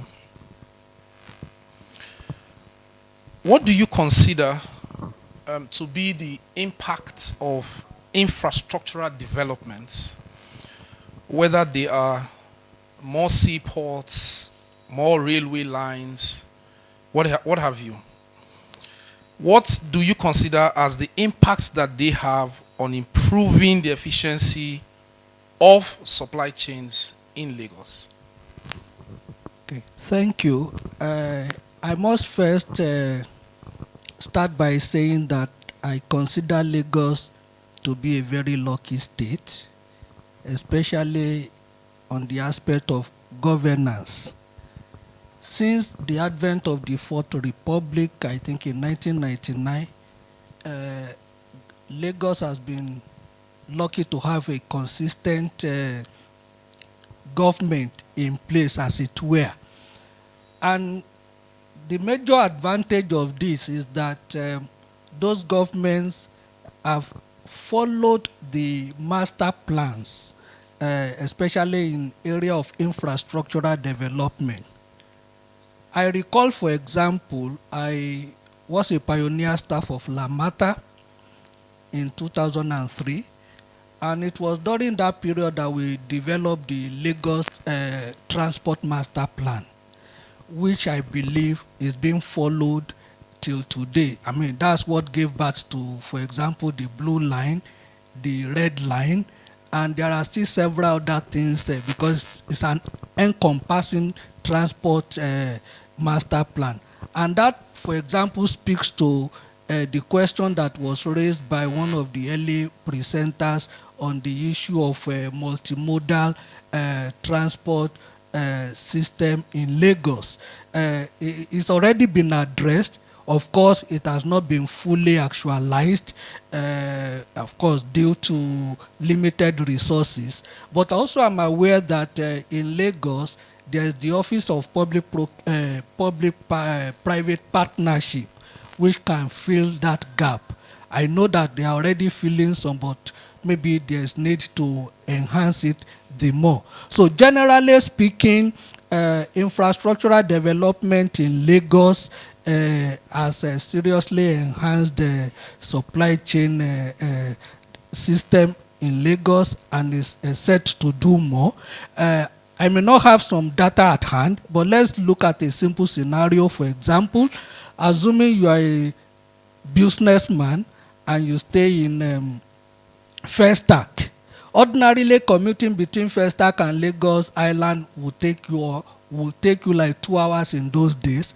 But with the blue line now, I am sure it may not take you more than 30 minutes, and you can imagine the positive impact it brings to productivity in terms of turnaround. Of course, there are some areas of infrastructural development which I will use this opportunity to think that government can improve upon. One area is on the issue of energy.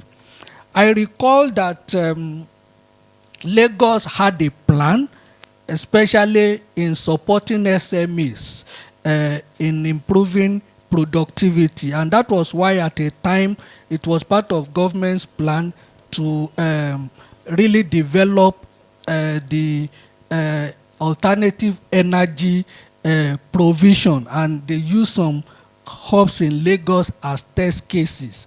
I'm not sure to what extent that is being followed, but this is one area that I think Lagos will improve upon. No doubt, transport-wise, rail system, highway, they are doing well, but in the area of energy, this is one area I would also like them to look at, not only to fill the gap of deficiencies through the grid, but it will further improve on productivity of the SMEs. Thank you. A round of applause for him, please. So Sam, I'll come to you next. Obviously, every other person on the panel has taken a question, so you are the only person who is left. Sam, you're very passionate about technology. I've seen a number of your posts on LinkedIn talking about the role of AI, digital twin, all of those advanced technologies, and how it's supposed to enhance, supply chains, as it were. In your recommendation, and as someone who isn't based in Nigeria, what role do you think that technology, whether they are basic as e-procurement tools or as advanced as AI tools, what role do you consider that they would play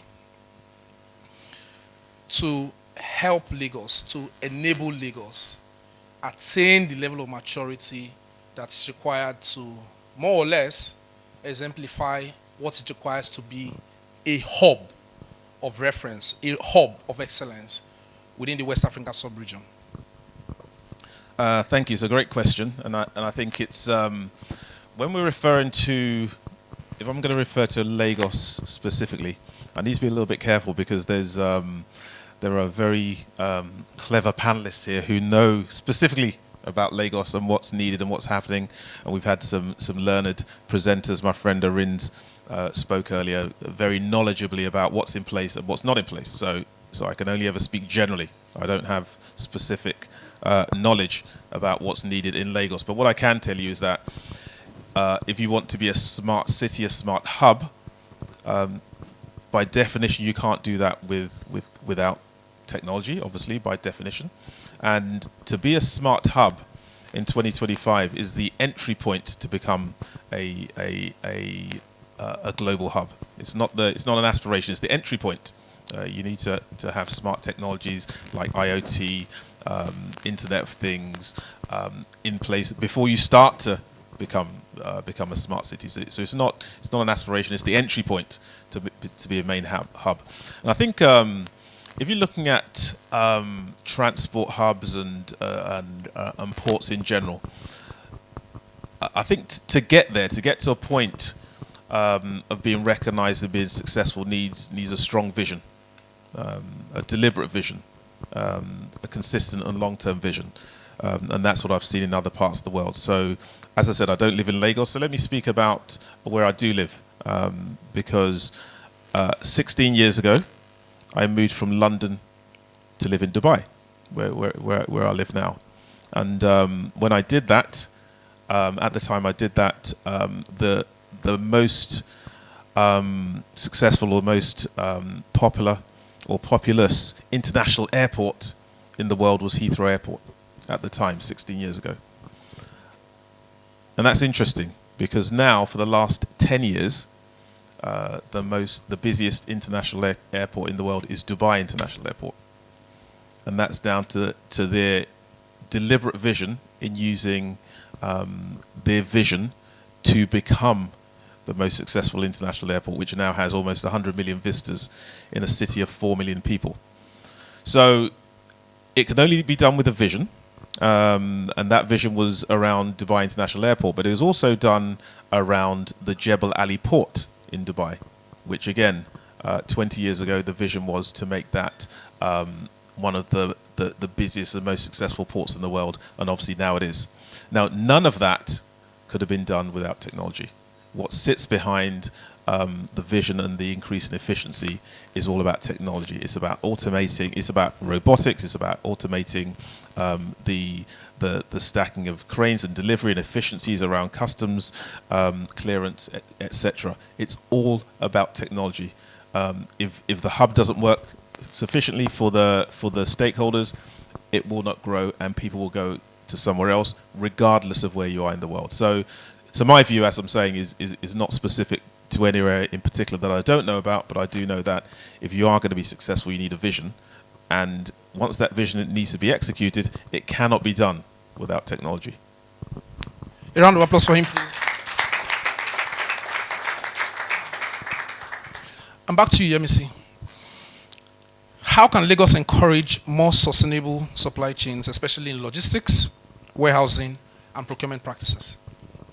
Okay, that's a great question, actually. So for me, I think that when we talk about sustainability, the truth is it's no longer a good to have, right?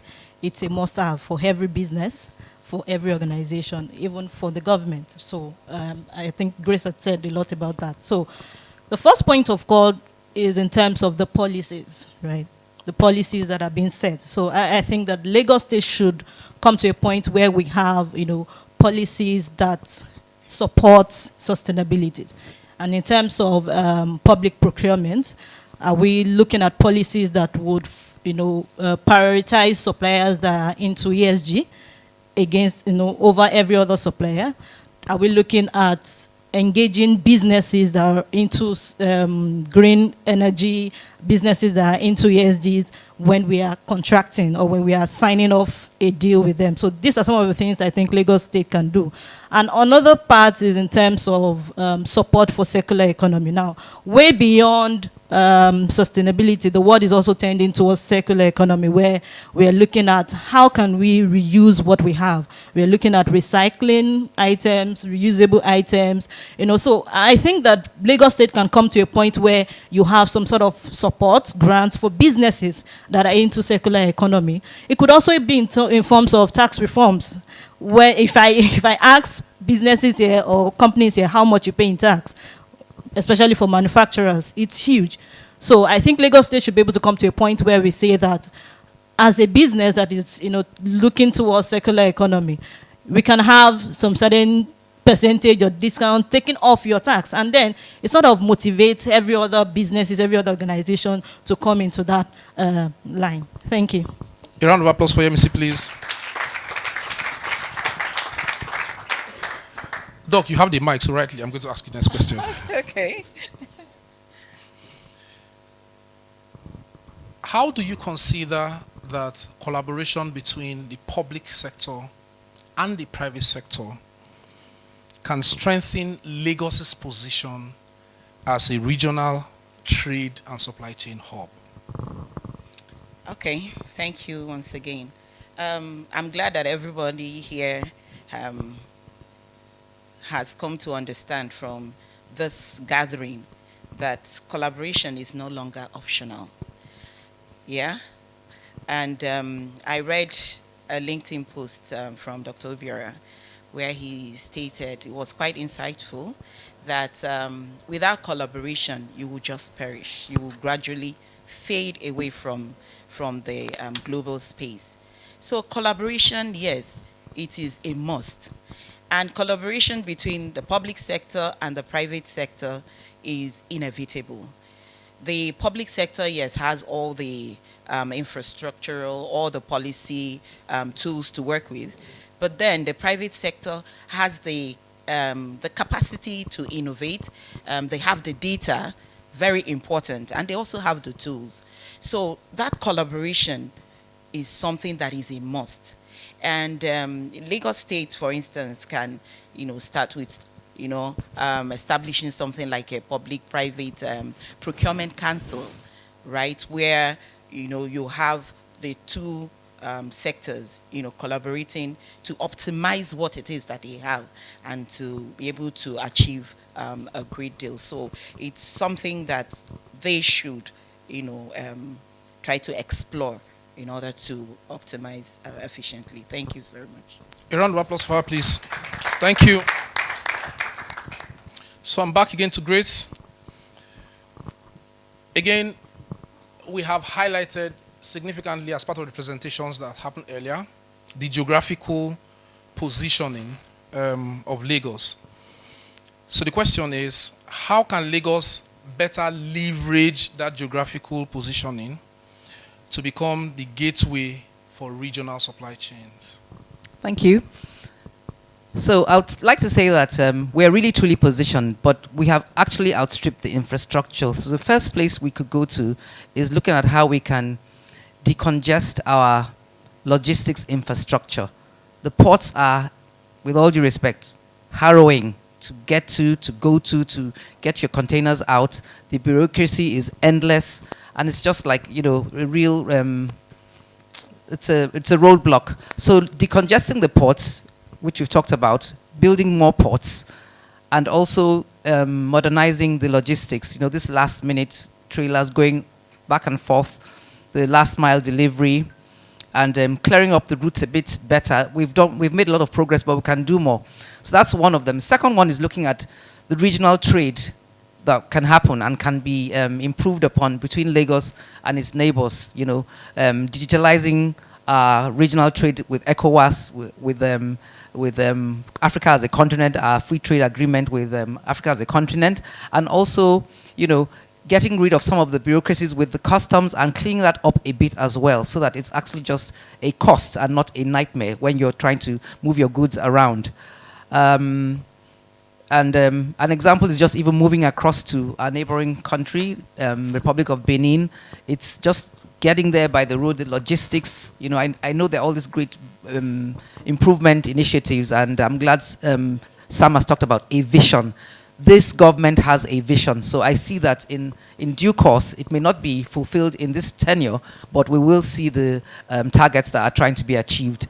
And then the last one I'd like to talk about is how to make Lagos beyond just a hub, but be a regional distributor by developing marketplaces here, contributing to local manufacturing here, so that we're not just a passerby point, but actually where we become a strategic manufacturer in West Africa and projecting to the rest of the world. There's so much potential, so much opportunity, so much human resource, and the economy for Lagos State, I think there is potential because we're doing a lot with taxes now. We're trying to raise, all these funds to make sure that we can support these obvious requirements that are long due to make it that center of excellence. So that's something I like, that motto, center of excellence. I think it was coined, 2 tenures back, but we can see that we're really striving to get there.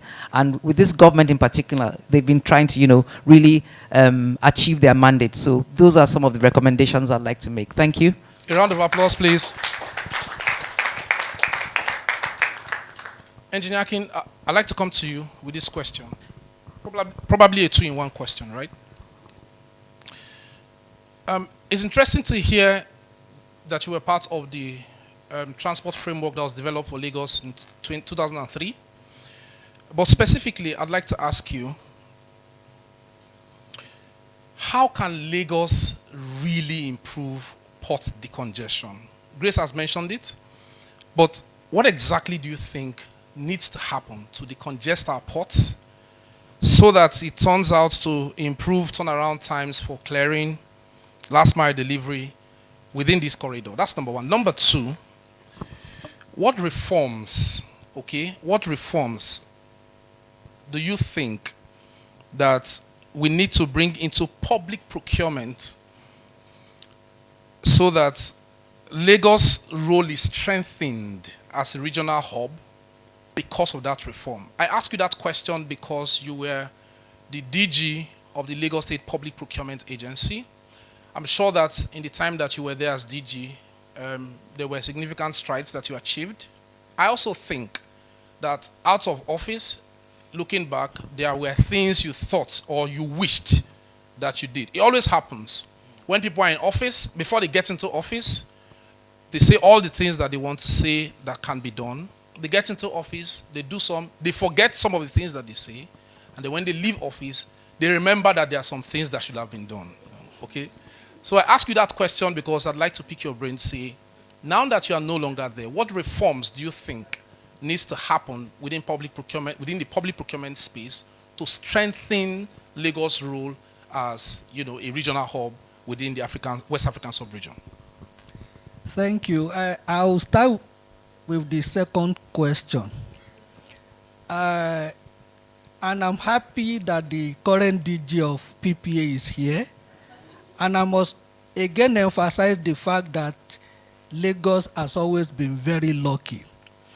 Now, during my tenure as the DG in Lagos, we started looking at the issue of introducing e-procurement.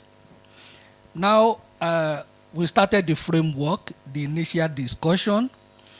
I didn't stay long enough to see it actualized, but I'm happy to say that even with the same level of framework and discussion that we started with, the current DG improved substantially on it, and today Lagos is implementing e-procurement. A round of applause, please. Now, I must even say further that being a staff of the World Bank, I'm also privileged to be in a position where the World Bank is currently supporting the Lagos State Public Procurement Agency in enhancing and improving the e-procurement system.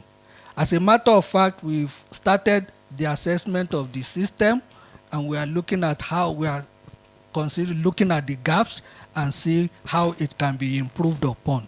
So you can see that whether I'm in and out, Lagos has been lucky as it were, and we are all the better for it. Another area which I think Lagos can take advantage of is on the issue of collaboration. For example, I'm aware that there is what we call the African Public Procurement Network. Although they deal with nationals, the BPP is representing Nigeria in that platform.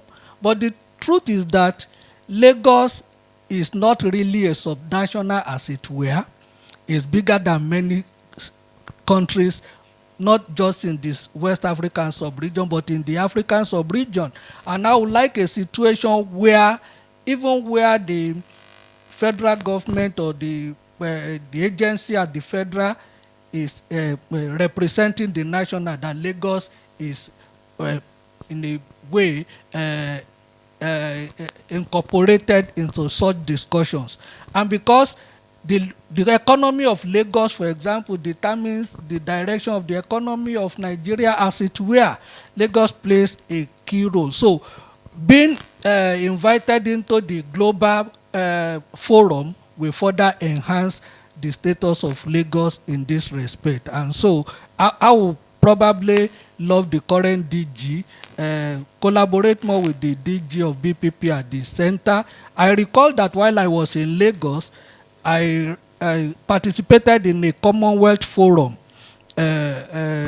on this particular issue, and it was through my own initiative that the BPP was even invited. So we don't even need to wait for the federal in some instances. I think with the very important status of Lagos economically, we can take advantage of this and leverage on it. Now, coming back to the issue of decongestion of the ports, I think we must first acknowledge that the primary role of decongesting the port does not lie with Lagos. I think it statutorily lies with the Nigerian Port Authority and the custom services. But then, Lagos has very important roles. Number one, for example, the establishment of the Lekki Deep Sea Port it was facilitated by Lagos. Now, that one of the major objectives of that is actually to decongest the tin can port. For example, it's called the deep sea port because there are some size of ships that cannot berth at the tin can port that are being diverted to Togo or some other West African sub-regions. But with the full operation of the deep sea port, then we are taking full advantage of that. And it will, of course, automatically decongest the tin can port. And I recall also that years ago, we used to have very terrible line of trucks.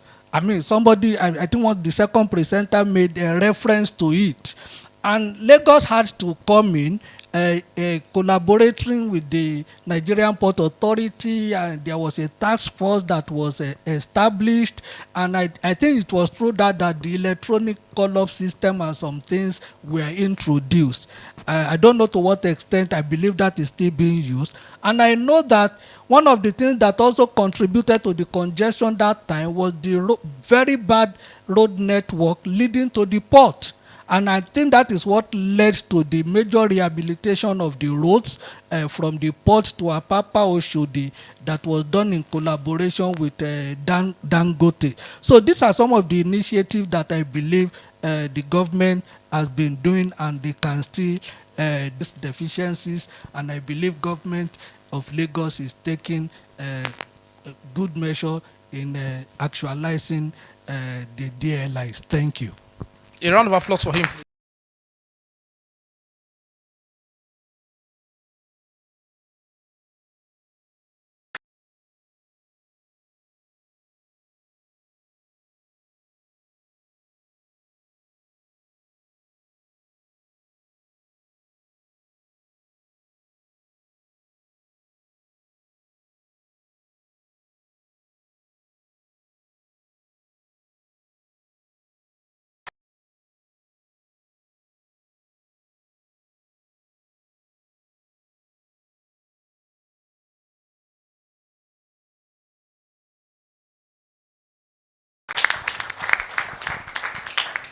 Of course, the final question would be to you, Sam. Final question. So, Sam, some of us who have followed the work that you do on LinkedIn, we have seen you drive partnerships effectively, to be honest, between CIPS and the government of the UAE. We see the work that you do with several agencies of the government of the UAE. And most recently, the work that you are doing to ensure collaboration between CIPS and the Kingdom of Saudi Arabia, including helping to design their 10-year roadmap or something like that, some developmental roadmap for the next 10 years. I think so, something like that. That's an inspiration to us. We may not know the details. I'm sure you know the details better than we do. The question, therefore, is how best can procurement, and by this I mean public procurement, private sector procurement in Nigeria, the organized procurement community like CIPS and everyone that, that projects the profession, how can we collaborate, even if it means replicating what you are doing in the UAE and in Saudi Arabia? How can we collaborate effectively in such a way as to create transparent and efficient sourcing strategies that support local and regional supply chains? That's a great question. It's quite a difficult question to answer, especially as this is live and being recorded. But look, as I said before, it's all about strategy. There has to be a singular strategy, aim and goals, and timelined that everyone is behind. Right, and it's as simple as that. If there are strategies or goals of different actors or different stakeholders in differing directions, then it's just not going to happen. So with a lot of the companies, governments, NGOs that we've worked with around the world as Cips, it's all about fulfilling their vision. So we're not going to create their vision.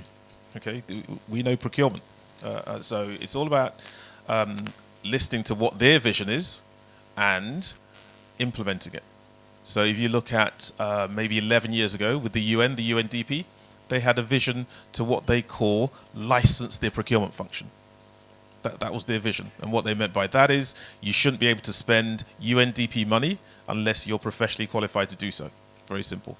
So, tell us what your vision is, and that's quite, so for Cips, our implementation for that was to create the minimum standards that anybody in the UNDP, which by the way is the largest procurement department in the world, there isn't a bigger one, the minimum standards in which every single person who's spending UNDP money has to achieve. And at the time, the appropriate thing was it was quite simple actually, we introduced Cips level 2, became their license to practice. Okay, so it doesn't have to be complicated, but we're fulfilling their vision. The government of Abu Dhabi want Abu Dhabi to be a center of excellence for procurement practice globally. Great. We've put in place a structured program that helps every single practitioner within the Department of Government Enablement, DGE, to achieve that. Saudi Arabia, by 2030, they are implementing Vision 2030 to create a thriving nation, a digitalized economy, and a professionalized workforce. Again, that's all we need to know. That's fine. That's what you want to create. We will help you build the capacity of individuals to be able to contribute directly to that vision. So again, as long as we know what the vision is, we can implement it, and it needs to be articulate and needs to be time bound. Because remember, we talk a lot about technology. Technology is an enabler, and technology can be anything. It can change today or tomorrow. Some people want to create transparency, so they implement an e-procurement system, for example, which is great.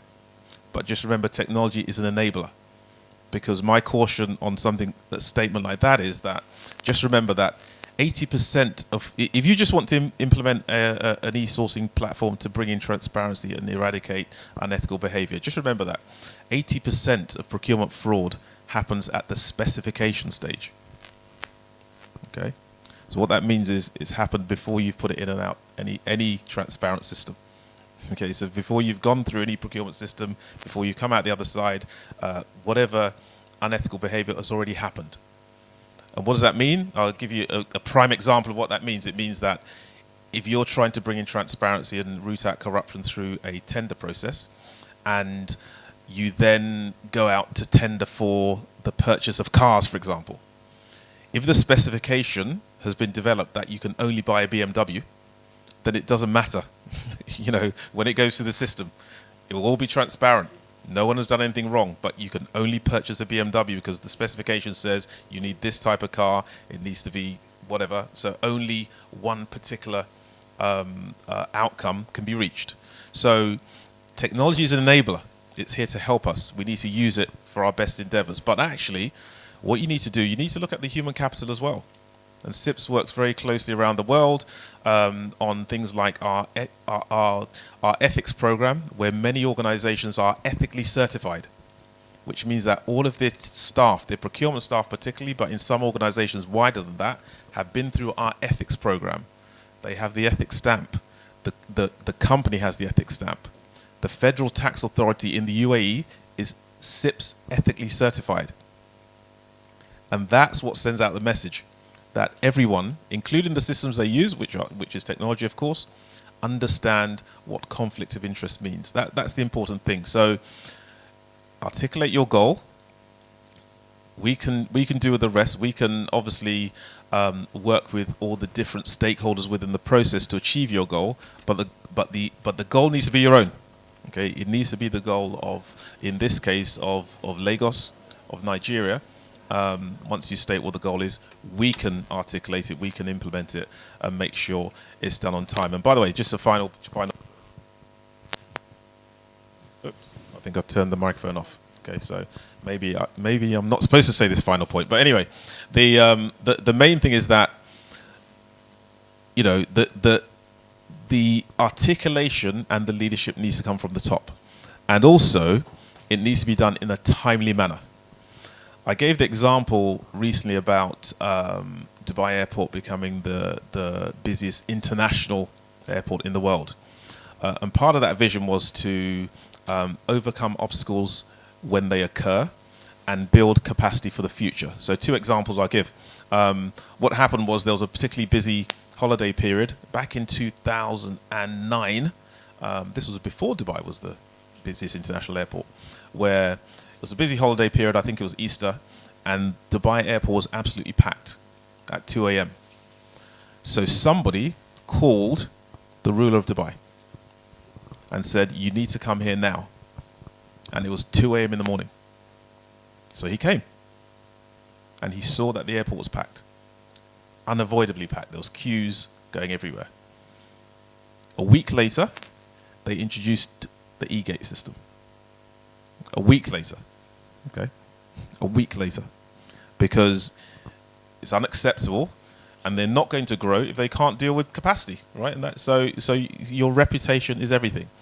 And the second thing is it's important to grow the capacity now that you need for the future.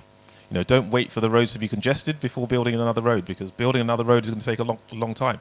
And I was in Riyadh recently. I go to Riyadh, Saudi Arabia very often. I make sometimes 3 times a month, and I've been doing that since 2011. And I was there last week. They've just built the Riyadh metro system. Okay, it's extensive, it's exemplary system, it's clean and it's brilliant and everything else. But it's totally empty. Okay? There's no one on it. Literally, these stations are absolutely empty. But that's not the point. The point is that they built it because it is going to be busy. Okay? And they're building it for the capacity of the future. So those are 2 things. It needs to come from the top, needs to have a strategy and vision. And sorry, the third thing is, you need to build to anticipate the demand and not wait for your reputation to be dented.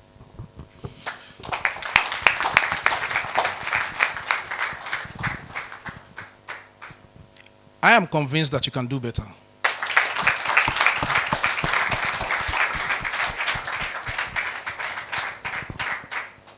On behalf of CIPS Nigeria, I'd like to thank you for honoring our request to be on this panel. We do have a token, a gift for each of you. So I will. Okay.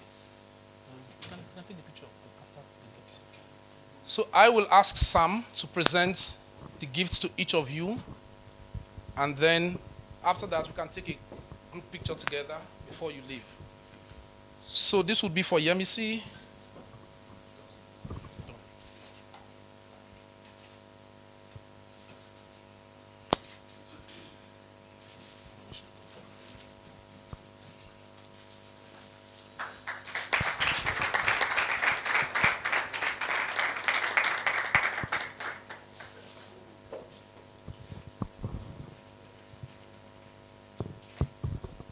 This would be for Dr. Gochuku.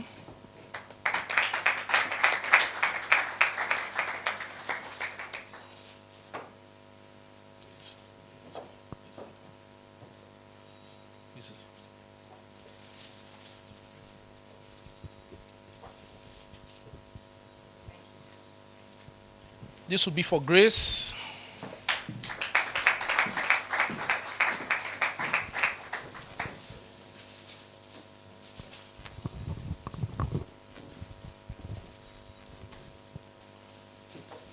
And this would be for Engineer Akin.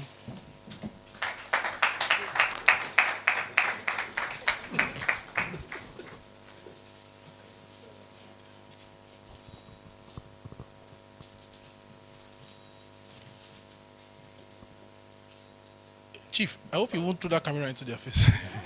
Can we have a group photo? Can we come together to have a group photo?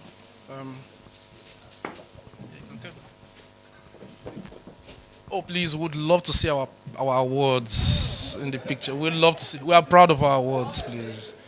No, just the plaque. Yeah, we are proud of our awards, please.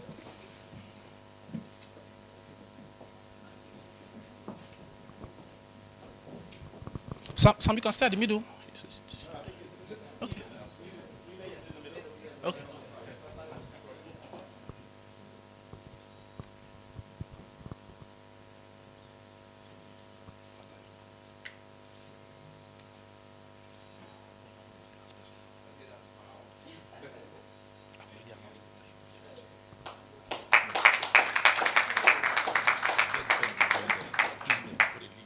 Okay, one more shot, please. We want Ben to take a picture with you.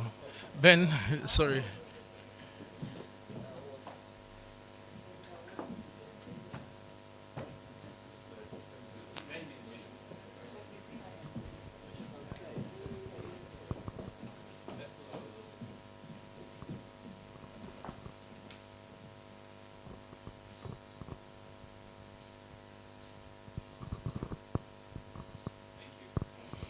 Thank you so much. Thank you. Thank you.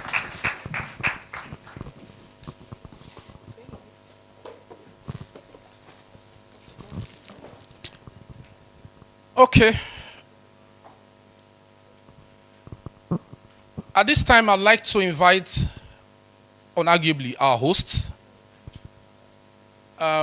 He is the Director General of the Lagos State Public Procurement Agency. I think we must acknowledge the work that he does in Lagos State. So much has gone into helping the state attain best practice in its procurement processes. He's also been very supportive of the CIPS community in Nigeria, supported with giving us access to the governor. And every time we seek the support of government for our events, he's always been instrumental to ensuring that we get all the support that we need. Ladies and gentlemen, if it's not too much to ask, would you give a standing ovation for the DG as he takes the stage? A round of applause, please.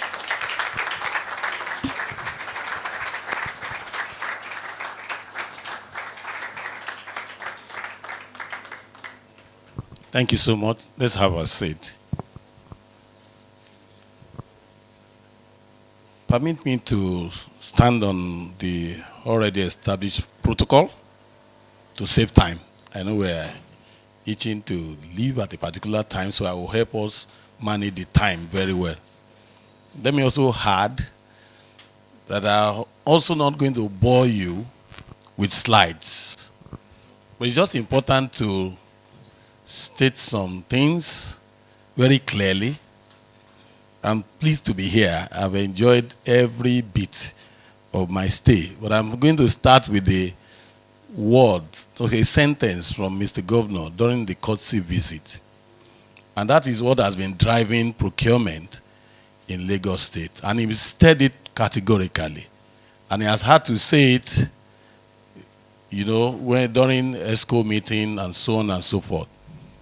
The procurement, the process, should recognize that the person who is leading the pack has made commitment to the people, and that commitment will expire, over a period of time. The maximum you can have by the Constitution of Nigeria is 2 tenure. So within the 2 tenure, you have gone around to make campaign promises. And so the people are expecting. So you are ready and willing to follow due process, but that has to be synchronized with all the promises that has been made to the people. So that is what I want to start my presentation with. And that is one thing that has been driving us as an agency. And we have also enjoyed the support of the government, especially as it concerns digitalization, to ensure that activities of government is done in a manner that is seamless. So we are adopting strategies. The government is even creating offices where it is necessary. Let me mention specifically. We have a resilience office that is assisting Lagos to achieve his dream in line with most of the observation that has been made here. It has also done so much.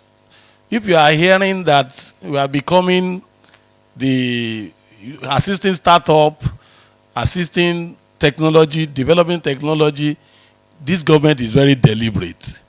You must have heard about Heart of Technology that occurs every year and has been supported with funds from this government, such that the young people in Lagos, they are doing what they are very good at doing, and they will always, side by side, compete with anybody in every part of the world. As I speak with you, we have a crop of young guys in Singapore, as I speak, trying to understudy what is working and how that can be replicated in Lagos. We call them Latif Jakonde Leadership Academy, and they go through a very rigorous process to be selected into that academy. It is because Lagos is thinking not about today, but the future.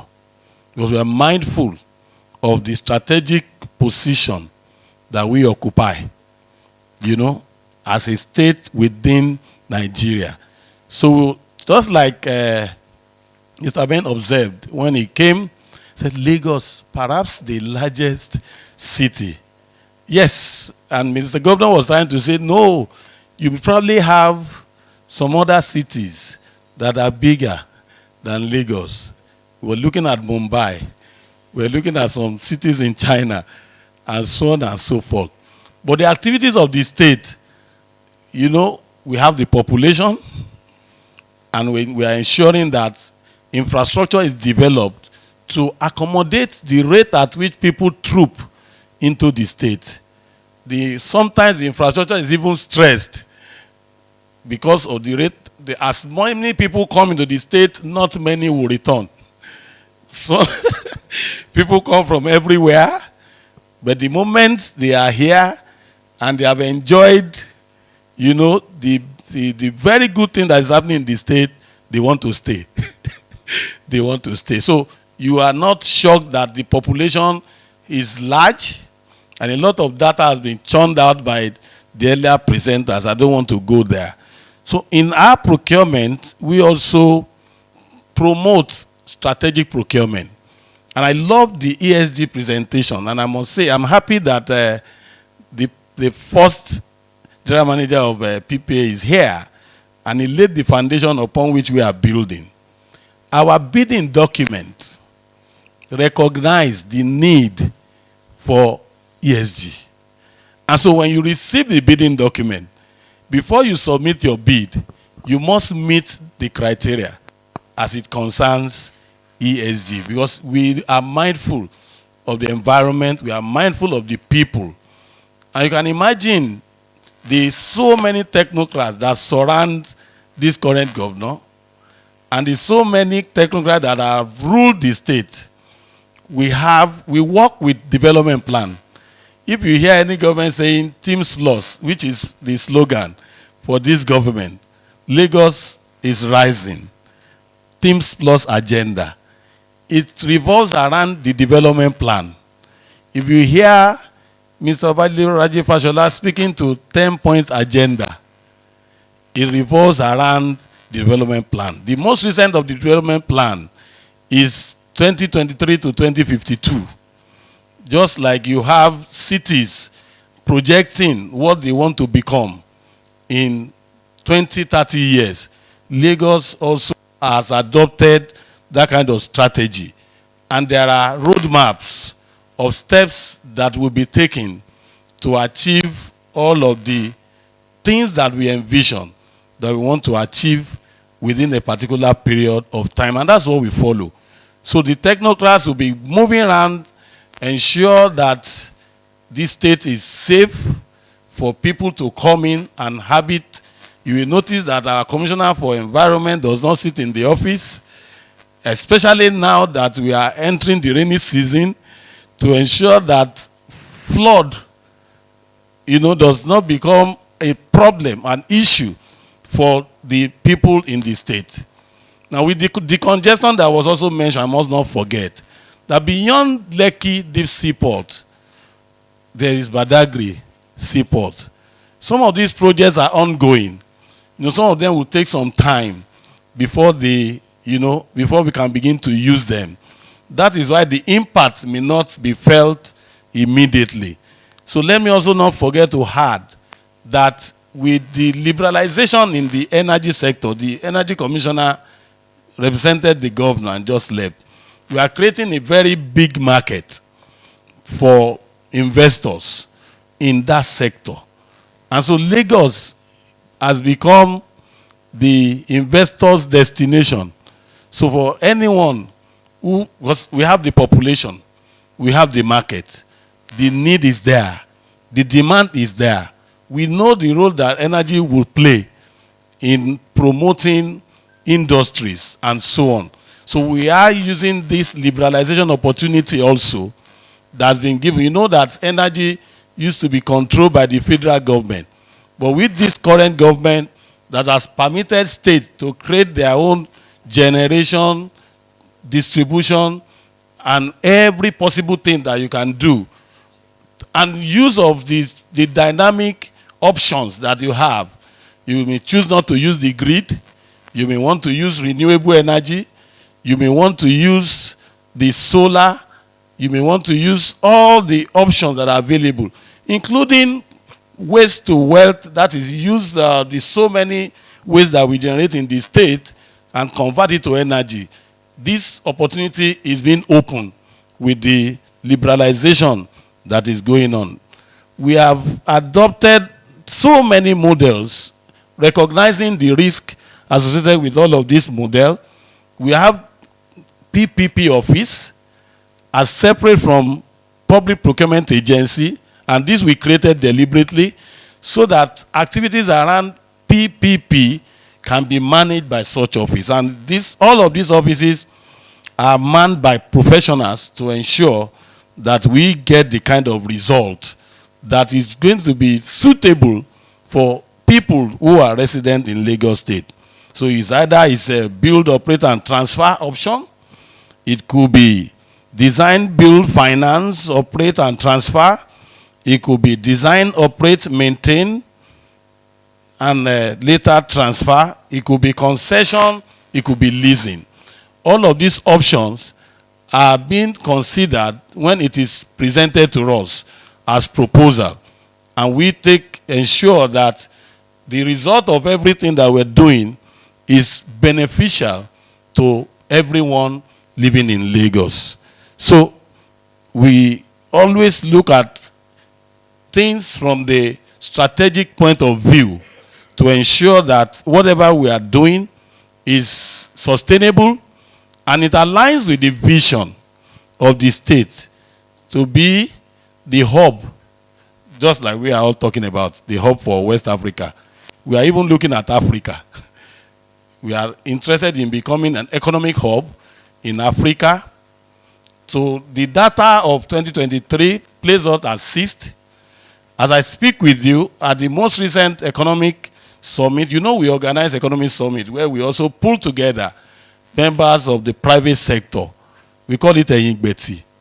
We have had all kind of slogan along and around Yigbeti. We hear about from bricks to brinks, Lagos holds the key. All of that slogan is, we are very always deliberate in pulling these things together so that we know that even within our budget, for example, of 2025, which is 3.36 trillion, we know that we are just starting.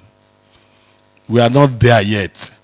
Even our IGR has gone beyond, even the LRS has been able to generate 1.2 trillion in the year 2024. So Lagos has become a trillion economy, going beyond the billion economy.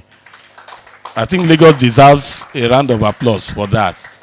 And I know that you and I are the ones contributing to that. So you play a very significant role in that feat that we've been able to achieve. But we know that we are still moving forward. We are getting there. So a number of these projects are ongoing. I need to mention to you in terms of providing the enabling environment. You see, the Honorable Commissioner told us that our role is to put regulations, policy in place to ensure that we create an enabling environment for private to come and invest in the state. And that is exactly what we are doing. We are putting policies together. We are putting regulations together. The most recent one is the energy law that Honorable Commissioner mentioned. All of this is to ensure that we have everything that we have that to make Lagos a livable city, to the extent that when you come, you will want to remain here. That is the wish of the government, that you will enjoy the city, that you always want to come back. So that is what we are doing. And the issue of congestion has also been mentioned. Let me not forget to mention the fact that the e-call-up has started, and we could name it ETO. And ETO means organized situation. We're trying to organize a situation to avoid traffic congestion that we witness, and we're going to get the result may not come quickly. The result may be gradual, but we are sure that having started some of this lofty program, it will yield the desired result. So, like I said, I'm not going to waste our time.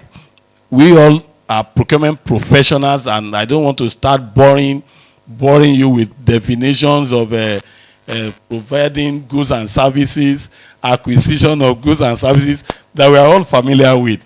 But to be speaking to things that the government is doing, creating the enabling environment, we are always willing and ready to do collaboration. I must also mention that even most recently, this government has started bringing young people into the procurement system.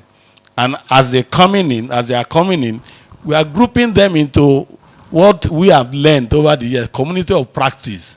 They are in small sizes to the extent that they can share knowledge among themselves. That's what we are doing. We have started with them.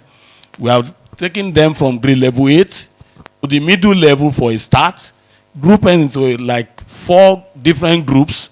So there are not many. So it's easy for them to share knowledge among themselves. This is among those things that we have learned over the years from our predecessors, and we are adopting it. And because it has worked, it has worked. So this government is ensuring that we integrate technology, we use data analytics, we optimize procurement processes, we address critical challenges like inefficiency, corruption, and lack of transparency. So I just spoke to the issue of the technological advancement that we have done in the container terminal operations. So we are making sure that we ensure compliance and accountability, and the government has been cooperating with us. Like somebody said, Lagos has been very lucky because it's the same party over the years since 1999, and everyone will have signed to the agenda of the development plan, and it is working for us.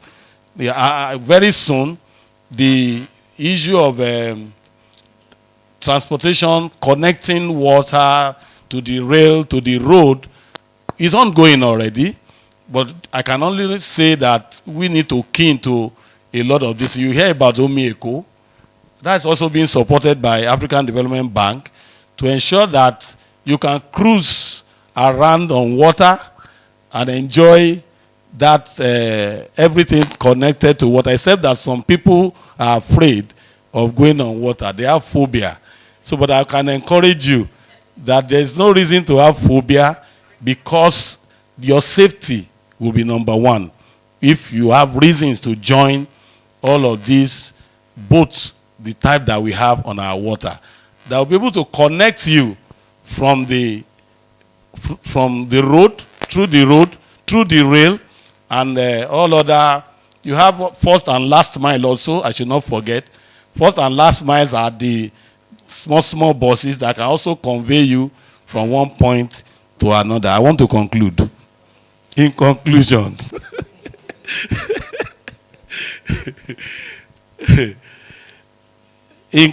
strategic procurement is very fundamental to enhancing trade infrastructure efficiency, particularly through effective public-private partnership by employing cost-effective sourcing techniques, managing risks diligently, and ensuring compliance and accountability. Organizations can significantly strengthen infrastructure development efforts, thus fostering economic growth and improve trade dynamics. Lagos State's future depends, and we are convinced, on strategic, transparent, and efficient procurement. Thank you for having us. God bless you all.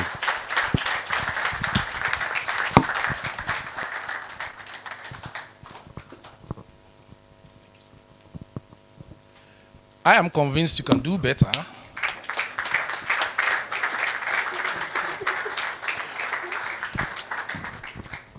So, where is the procurement profession going to in Nigeria? For our final presentation today, I'd like to invite the immediate, or one of our immediate past presidents of CIPS globally, and a fellow of the Chartered Institute of Procurement and Supply.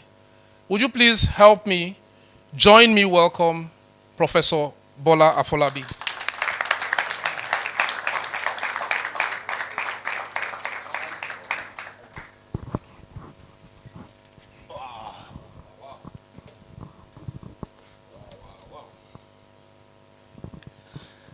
Ladies and gentlemen, good morning to everyone.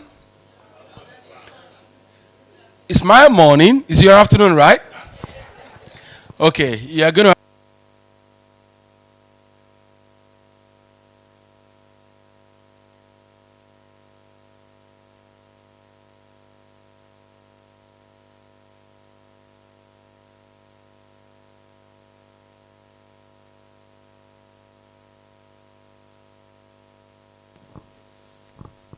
by blood, by birth, by family, by everything. And it delights me to hear all I've heard today. Some I know, some I don't know. I'm so excited. But as practitioners, I'm going to speak to you in very loose terms. Huh? No favority here. As practitioners, I'm asking you a few questions. I hope the few minutes I'll stay with you, you'll enjoy it. I'm asking, what are your top 3 words that you've heard today or that you can connect with as professionals? I just like random hands. I'm looking for 3 keywords which actually resonate with what I am going to say. So all you have to do is just think through my brain and pick 3 words out. I'm looking for 3 words that you as professionals think, I'm going home with these 3 keywords today. Just let's hazard a guess. Pardon me. Pardon me. You know, as a teacher, you always test your students, right? Okay. So give me 3 keywords. Is the slide there? Bros, you are one step ahead of me, right? Thank you. I appreciate. Just bear with me 1 second. Okay. Please now help me. 3 keywords. Alison, you need to help me. Check the 3 words. 3 keywords that you as professionals, you are holding on to. I'm looking for 3 of them. Just single words. Collaboration. Right. Trade hubs. Thank you, ma'am. Yes? Sustainability. Awesome. Oh, clap for yourselves. You mentioned 4, and my 3 are among the 4. Isn't this awesome? You are true professionals. Let me start from Grace's word, which was what? Resilience. Isn't a key word, resilience, in our profession? How many people think only perhaps 8 weeks ago. And this is to demonstrate how important resilience is in our business.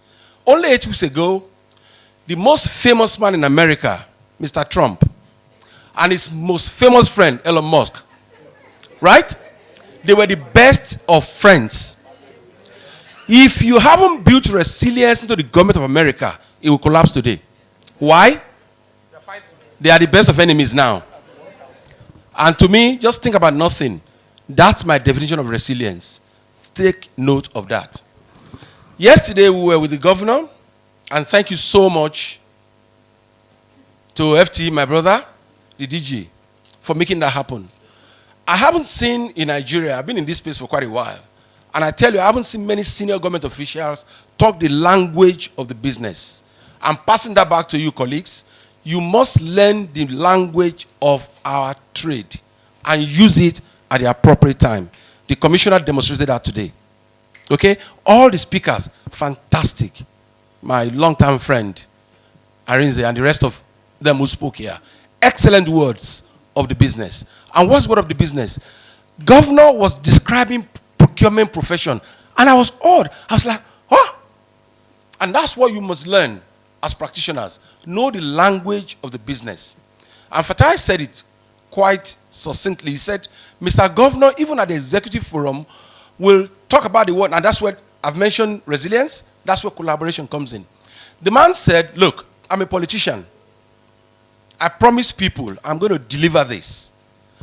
You are professionals. You are procurement professionals, and you have your processes, you have your strategy, you have everything you follow. You have your rules of the game. At times, your rules of the game stands here. My promise to the people stands here. We have to, and I stood up and I asked him the question, Governor, what should we do? He said, collaborate. Continuous engagement. Take note of that keyword. Very important. These are keywords at difficult moments.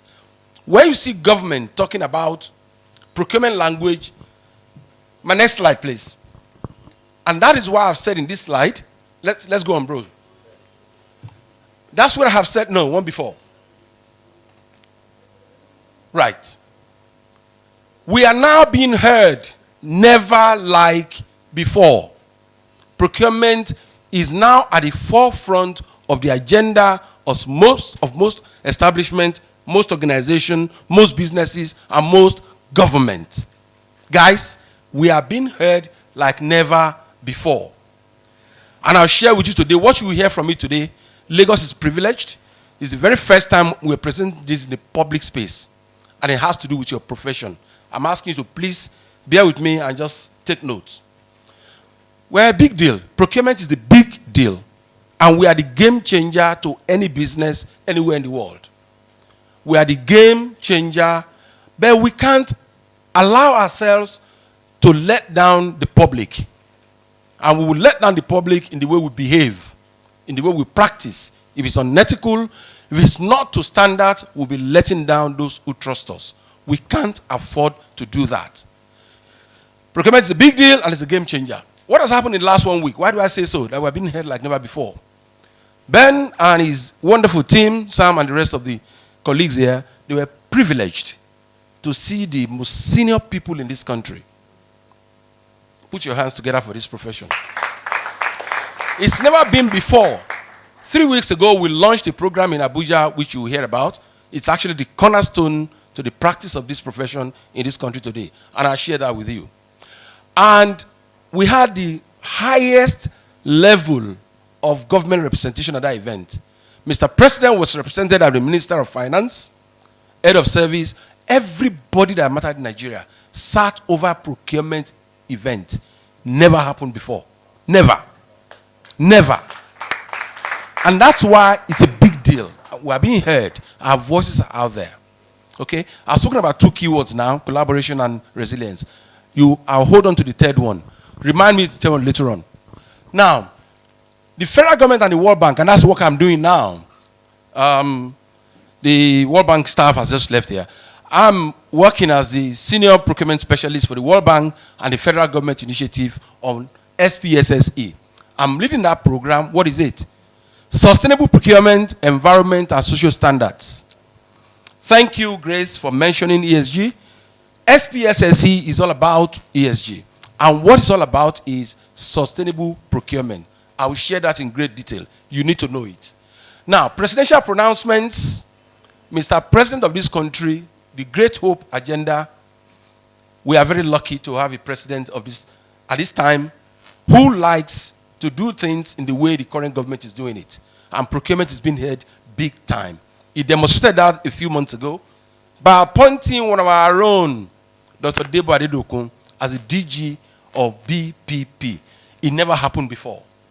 To have a procurement professional, and that's my third word. And what is it?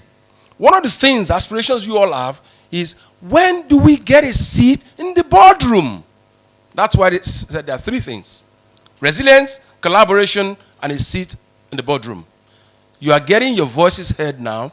You are going to be, some of us have been there, we've been at the boardroom, and our voices have heard. But you have to learn the game. You have to master your craft to maintain that seat at the board level. And it's just the beginning. Nearly every organization today, if you don't know this subject, you can't get there. It's all around commerciality. Why? 75% of your most organizations' budget is spent on acquisition of goods and services. In Shell in those days, I have my senior Shell colleagues there. If you don't know how to bring value to the table, you aren't going to go anywhere. You can be an engineer, you can be whatever you want to be. But commerciality is important. So please, let's take this seriously. Government granted new threshold. I'll share that with you. And it's the first time again that a lot of authority is being pumped back to the people, to the practitioners. So you are getting a seat already in the boardroom. One of our colleagues, quite a number of announcements have been made, appointments recently. You know them yourselves. So we're getting happy. The government already pronounced, Mr. President said, Nigeria first. So that is the new thing. We must buy Nigeria. Nigeria first is a government principle and an objective of government in a Renew Hope agenda. What's also very important, the career of public procurement officers are now being reverted back to BPP. Guys, these are no small developments. Before, it was there. But then we had people who came, occupied these roles, and they didn't measure up. What did the government do? They seized that authority back. If you don't know what that means, let me explain it.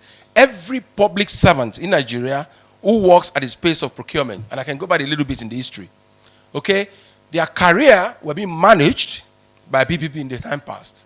But because they weren't properly done, government took it back. Only last week, Mr. President gave that approval back to BPP. That deserves some commendation. And it's to you, but then we must be careful if we mess it up. Like I said here, we can't allow ourselves to let down public interest.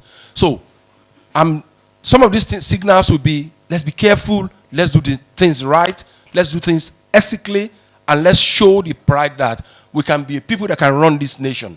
Okay? The launch of the MPCP portal, and of course, since Ben Fares' visitation, he has met with the Secretary to Government, George Akume. That is not a small thing. Who is procurement to meet with Secretary to Government? Who are you? What do you do? But they've given that space to us, that recognition.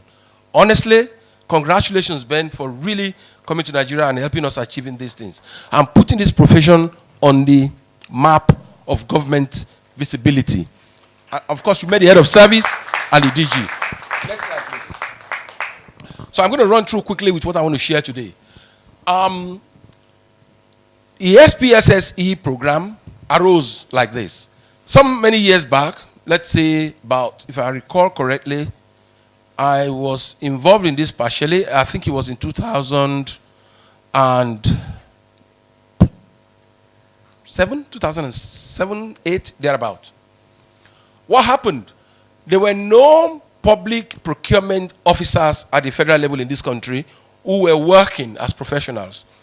So the development agencies, the likes of the World Bank, UNDP, and the rest of them who donates money for developmental work, they got tired. And they said, listen, guys, you are wasting money, government. This thing year and year and year and year. And then government said, look, what can we do? First of all, during Obasanjo's time, they said, okay, make a law. They made PPA. Do this, they did it. Until about 2008, thereabout, anyway. And they said you must have a procurement cadre. And government was like, what do you mean by that? What's procurement cadre? What's special about them? Anybody can buy goods and services. You're wrong. To cut the story short, government, because those people say, if you don't do this, we'll support you less. Government said, okay, all of you in the public service, if you want to work in procurement, raise up your hand. That is the evolution of procurement in Nigeria. I'm telling you with facts, okay? Raise up your hand, and people raised up their hands.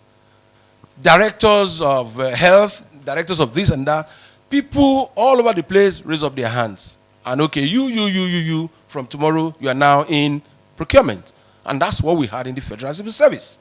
That's how they created that procurement cadre. And then what's next? BPP now said, okay, let's do some training so that they can understand procurement. 2 weeks training here and there. And they became director of procurement, making massive decisions for government. And of course, what happened? Total failure. Year on year, lots of money under the table. And this continued over the years, and this same World Bank and the likes of them said, look, this is enough. We're not going to have this. You have to do things properly. Government then said, what are we going to do? And this is where SPE came in 4 years ago. And they said, not only in procurement, in environment, you have a problem. In social standards, you have a problem. Your environment is degraded. There are no practitioners who are consciously doing this, except the oil and gas companies, because I'm aware of that.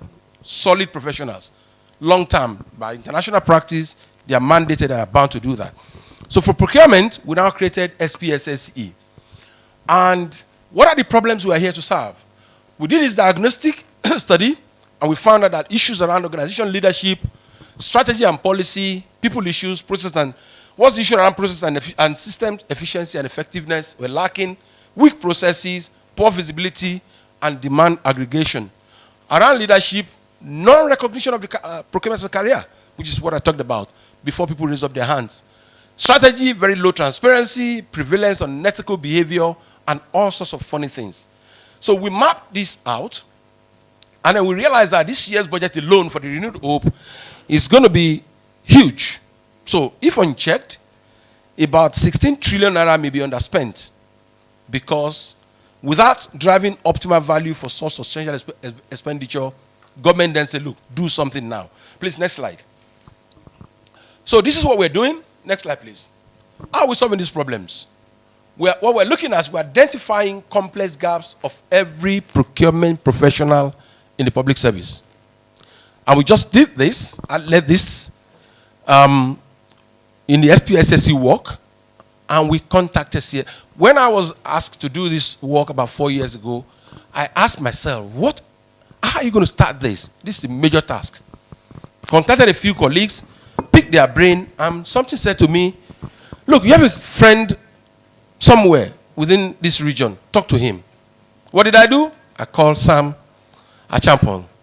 I said, hey, Sam, I got an issue. I've been asked to do something. Can I pick your brain? And thank you, Sam. We had a very deep dialogue, and that led me, I said, look, I was the very first non-European to become president of this wonderful body. I've learned so much. Let me go back to CIPS and ask for help. So after speaking to Sam, we spoke to Eastern House, and I said, I am going to put my stamp here, stake in the ground. It is going to be CIPS. We contacted CIPS. All the help we are getting today is incredible. Incredible help. And what have we done? Colleagues, it will amaze you. You see all these colors? They have meanings. We plotted out, we're taking a sample of 500 solid professionals in the public sector, procurement, across all the ministries, departments, agencies, and parastatals in Nigeria. And we mapped their competencies against certain sets of skills. Why? Because we're using global standard. And it's scary. I'm not going to tell you what the color means, but you are very, very knowledgeable people. You can determine what the colors are for yourselves. Well, okay. I ain't saying a word. Okay? Those are the things we saw. So we are solving the problem by, first of all, identifying what is a competency gap of the people that are spending trillions on behalf of Nigeria. People making the decisions. Okay, Bola Falabi is here. This is his role. This is his competency. Map the competency that is required for that role and map Bola Falabi's competency and compare. And then check the gaps. Horrific results. Next, please. All right. So how are some of the problems? Next. These are actual facts, what you just saw there now. So we then decided to develop the Nigerian Public Procurement Competency Framework. Okay? And again, like I said, I'm leading that project. The Public Procurement Competency Framework is as a result of the BPP, Federal Government, stroke World Bank assisted project. $80 million. Sounds big, but not all is coming to procurement. This money is divided between procurement, environment, and social standards. And I'll tell you where the bulk of the money went. It's only very small, about 1 point something that we're spending here for capacity development. So, the objective is this, because Sam, you spoke about a number of things, and I can tell you Nigeria is already on the journey that things you talk about Saudi Arabia and the likes of all these great countries. We have decided that procurement is going to make a difference in this country. And fasten your belt. You have to be part of this. There is no more, even me, with all the donkey years of experience, industry experience, I call myself, my friends started calling me, pracademia. I'm a practitioner. I've done it from the bottom level warehouse man all the way to the highest level. Okay, I created supply chain in NNPC. Very proud to say that. I've done it all over Nigeria, Holland, England, Aberdeen. I've worked for Shell. I did it, and I came to Nigeria and I've done it. So practically, I know my onions left, right, bottom, up. Academy, the same thing. We teach the same thing. However, what I'm trying to say here is that the system even is asking me now to follow this. If I don't follow this, I will not be able to practice in this country. That is the message. Fatai, you are coming to that too. You are going to have to follow this as well. Because we designed it, we built it, not only for people, but we have to show example. Okay? Right. So what is it? It's in 4 tiers. So every one of us in this room, in the next 1 year or so, you must identify where you are. That is what government of Nigeria have signed up to. And the president of this country has endorsed this. Okay? They've given a mandate to BPP. Go ahead and do it. And what does it mean? If you are in tier 1, we say you are a procurement associate, every one of us will have a badge. Either you are a procurement associate, either you are a procurement professional, an advanced professional, or a fellow. So if you are an associate, that tier is for anyone new to the profession with little or no business experience, and those of us aspiring to move into a career in procurement and supply. Let me quickly add before I forget this.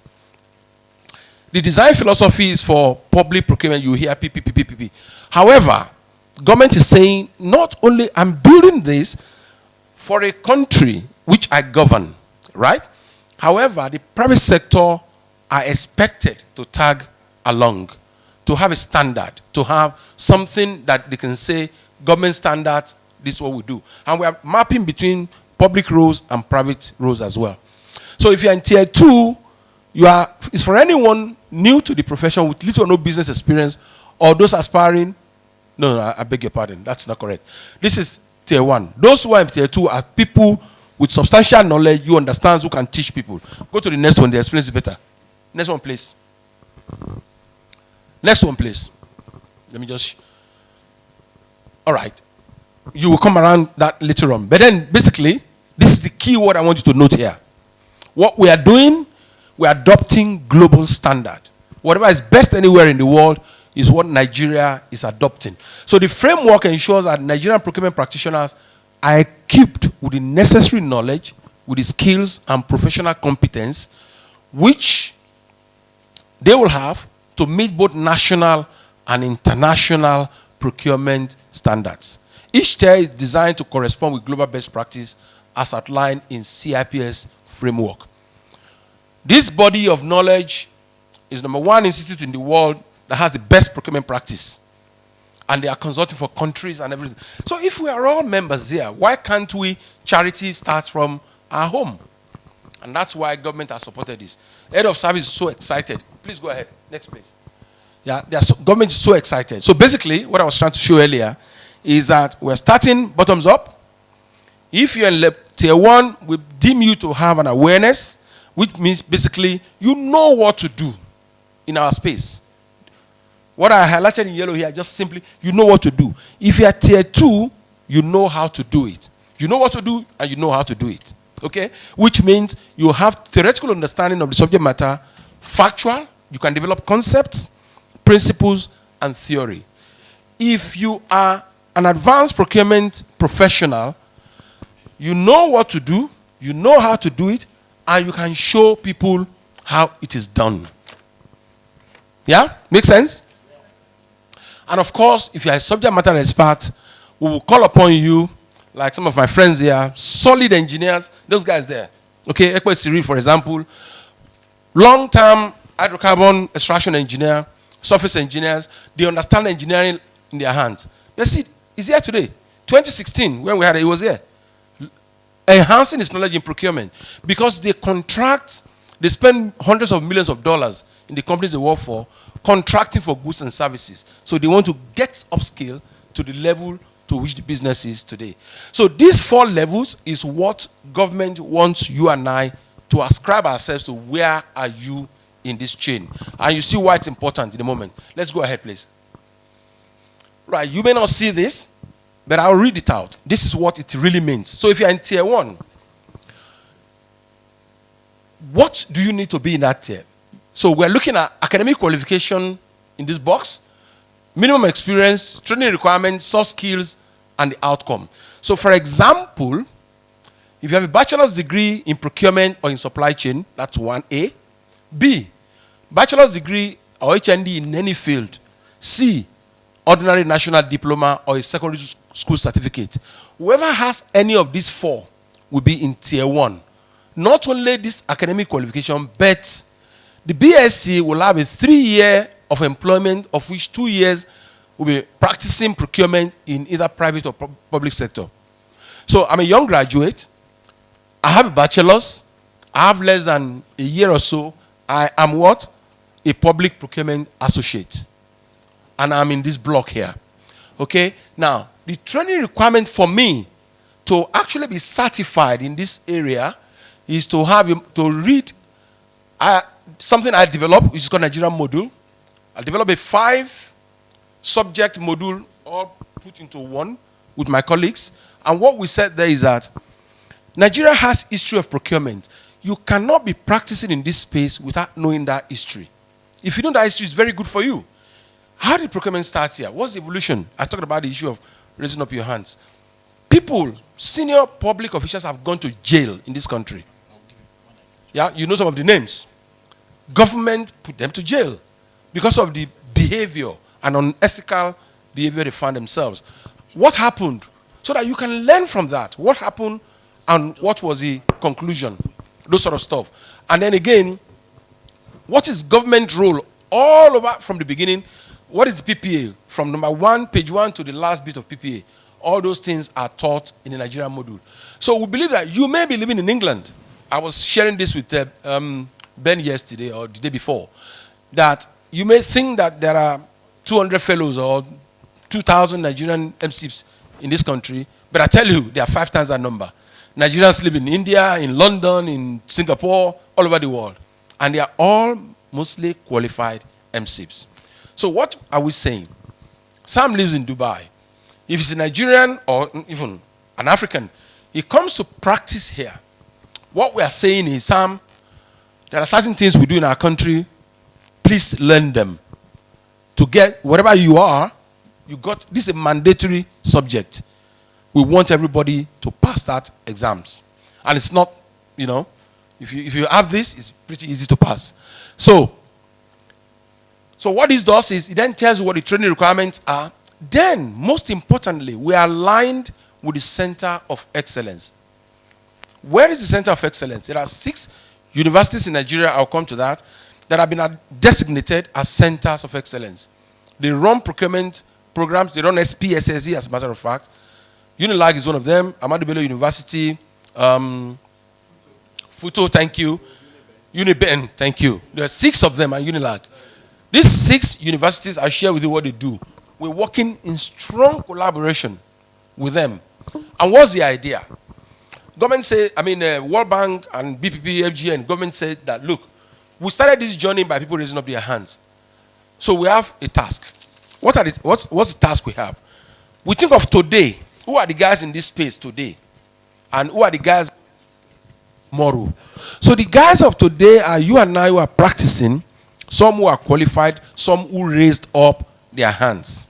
The guys of tomorrow are the young people, bachelors, A-levels, O-levels, who are new to procurement. So let's allow the university to take care of those ones and begin to run university syllabus today. So that's where they are. So those of us who have BBA now, we will stay within this box. And that's what we've developed here.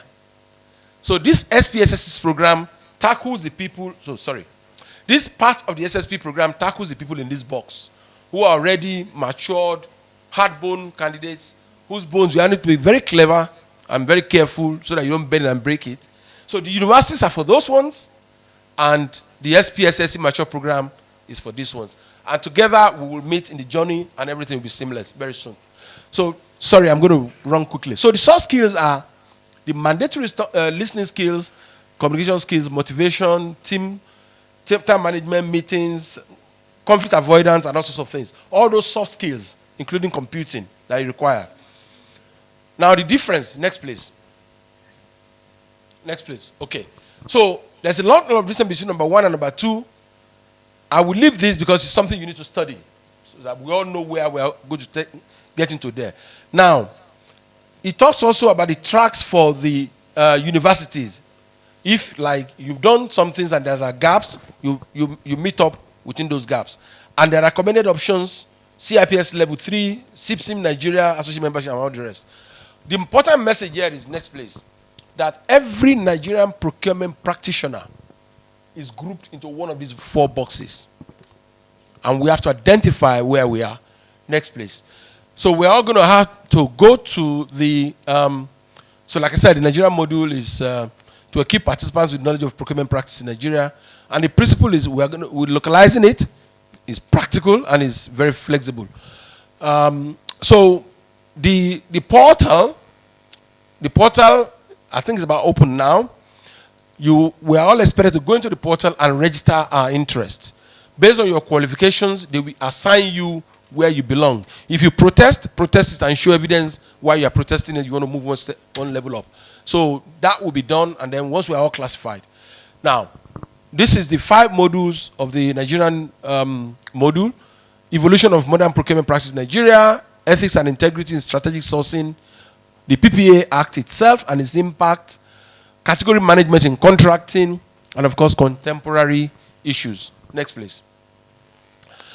Right. So, like I said, we're in strong synergy with the university. These are the 6 universities, and this program is in 5 tracks. Track A is the standalone courses.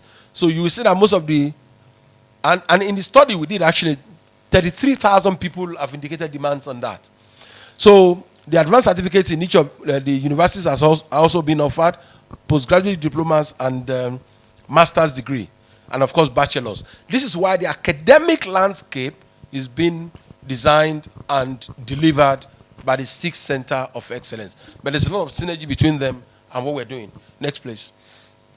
So this is their own module. You don't need to really bother much about this. Let's go on. Once it's shared, you can read them. Next, please. Right. What do we gain? Or what gains do we expect from this? Obviously, the primary objective in our business is to reduce costs, improve value for money in contracts through improved procurement practices, reduce poverty by the kind of work Chukwudi is doing, ensuring that $14 per patient is stretched to ensure that more patients can be looked after and infant mortality rate is reduced. Improve government reputation and corruption perception. This is very key to government. They're very, very interested in how we continue to measure this, okay? And that the national certification framework will enhance and advance Nigerian education curriculum via collaboration with the COE. Okay, so what a success looks like. Value for money in contracts, a massive reduction in recorded unethical practice. That is one key objective, okay? And for us to be globally recognized as a curriculum of international standard. And I can tell you this journey has started already. The World Bank chief told us that when they presented our work at one of the African Forum about a month ago, it gained a lot of applause, and a number of countries in Africa already indicated interest in adopting this model. So how do we compare our framework with global practice? We've looked at CIPS global standards. We looked at our own, where the tiers. Tier 1 is equal to level 2 in CIPS. Tier 2 is to level 3 advanced certificate. And of course, our tier 3 and 4 is into the advanced diploma and the professional competency level of CIPS. Next. I got a few slides, not too many more slides to go. What's the benefit? We are going to issue annual practice license. Take note. This is going to be a game changer. The pharmacists, the doctors, the pilots, they have it in this country. Nigeria is starting procurement. If you don't have, I've actually kind of influenced my friends to change this from annual to biennial. So the rigors of doing it every year is too much. So we are accepting 2 years. So there will be certificate issued to you every 2 years to say you are competent and qualified to what? Practice in this country. Your employers will be encouraged to push you to ensure you get the updated certificate. What will make it happen? The comparison is just two basic things. One of them you are fulfilling here. I understand it's 6 hours for this event. Okay, your CPD, and of course, your ethics test every year. And we're collaborating with CIPS to ensure that the ethics test, I do mine every year. Mine is due in July.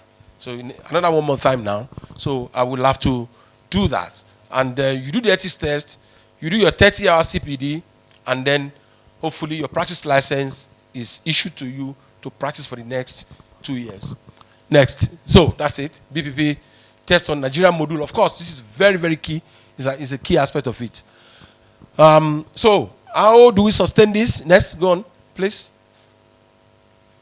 Interesting. We have a board. We've asked government to ensure, to remove government bureaucracy and everything, we're going to have an independent procurement certification board who will put a stamp to those things. The board will ensure probity, ethics, everything that a proper board does. They will be the certifying agency. They will put their stamps on it. Again, all these have been approved by government. And it's not easy to get these things done, endorsed by government. It takes a lot of work. Next, please. So, we've also mapped this to typical job levels. Your 4 tiers, yeah? This is kind of role we're expecting. If you are in tier 1, people that would typically be in tier 1 will be procurement senior clerk, procurement officer 2, superintendent, and those will be in tier 4 will be deputy directors, and of course, director of procurement. So we look at the public sector and the private sector. Don't worry, I'm done in a moment. Okay? I'm working free for you. I've been working free for this institute for the last 30 years. Bros, I'm going to resign very soon, Ben. Okay. So I think I got just a couple slides more to go. How to register? Go to the portal, click the stuff, get registered. Next. And I think what's new is the practice license. Federal government is consistently empowering BPP. The new threshold is out. Very limited will go to FEC. So things that goes to, all of you have been complaining about your government. Everyone is awarding contracts. Government says, I will no longer award contracts, except for within this threshold. So clap for your government and for yourselves. Let's go.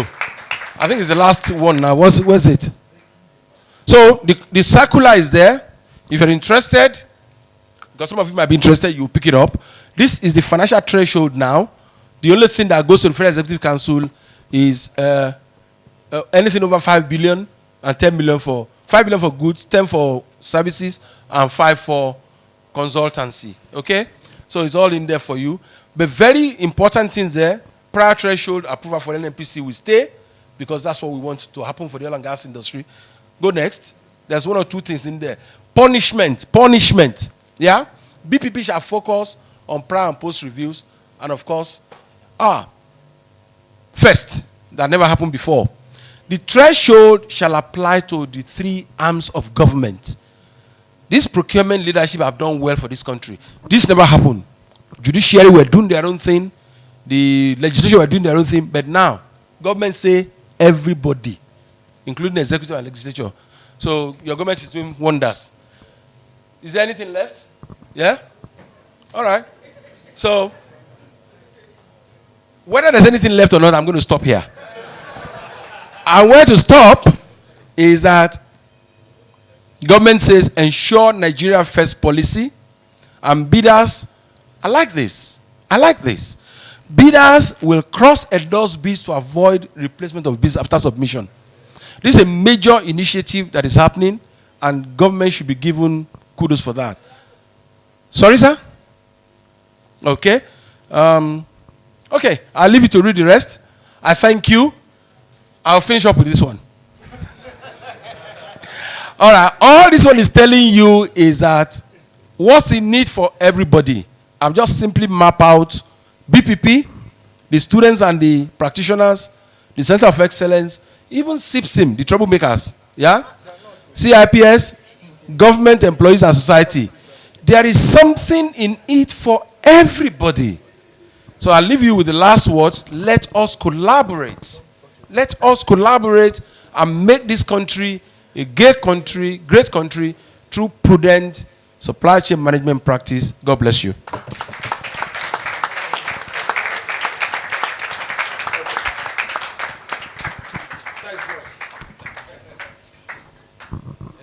A round of applause for our last speaker for today.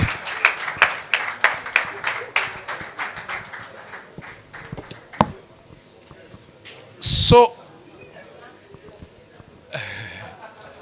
wasn't that presentation an interesting one?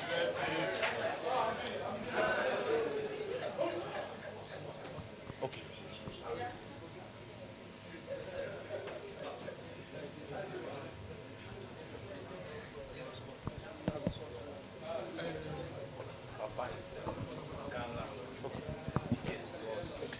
All right, ladies and gentlemen, this is a good place to say thank you to everyone for being part of this session. Officially, we're done with all of the presentations that were scheduled for today. Thank you so much for staying through. But it's very important that we acknowledge all of our guest speakers. So we do have gifts for them. Everyone who has spoken this afternoon, we do have something for you. I'll call Sam again to help us with this. And I would want to call up stage Dr. Bola Afolabi, the last presenter. He'll probably be the first to take his own award.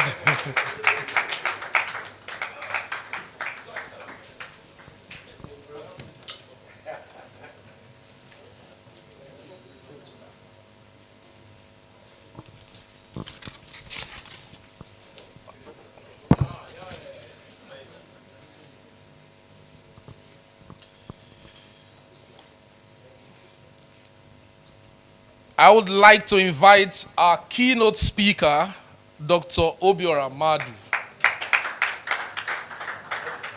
Are you tired of clapping?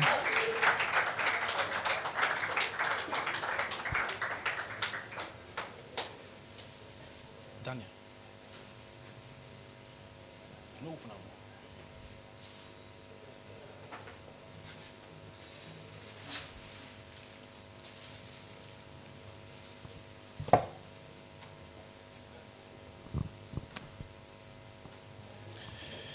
I'd like to invite the Director General of the Lagos State Public Procurement Agency, Fatai Onofowote.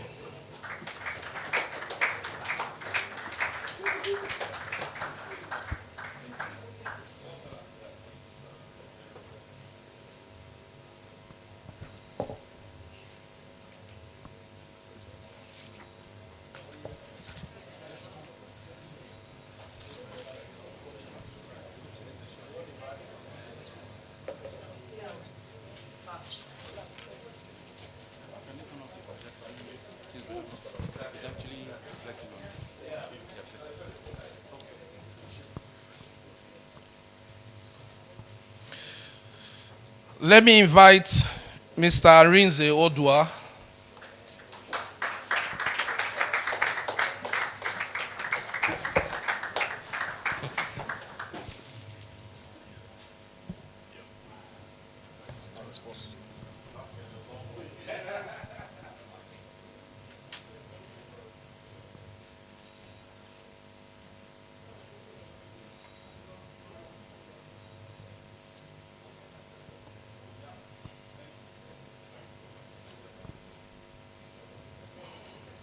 Last but not the least, we have something for the Honorable Commissioner for Energy and Mineral Resources, who will receive, it will be received on his behalf by Mr. Fatai Onofowote. Okay.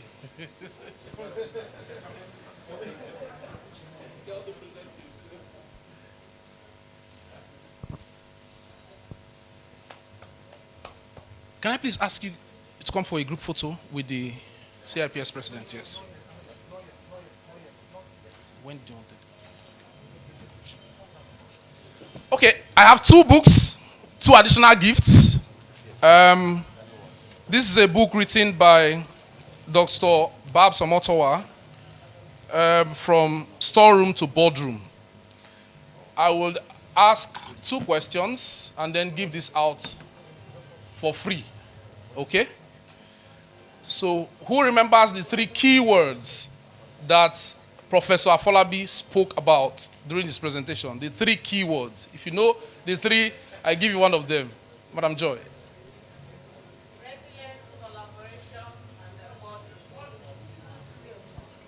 Prof, is that correct? A round of applause for her, please.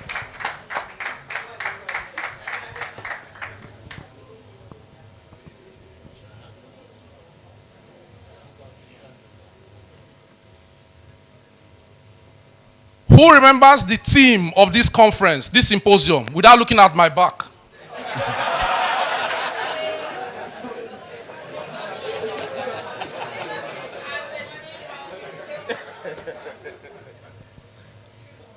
You know we hold ethical standards very high in procurement. So if you promise me that you have not looked behind me, raise your hand, I'll call you. So that means the rest of you were raising your hand earlier, you read this. All right. A round of applause for her, please.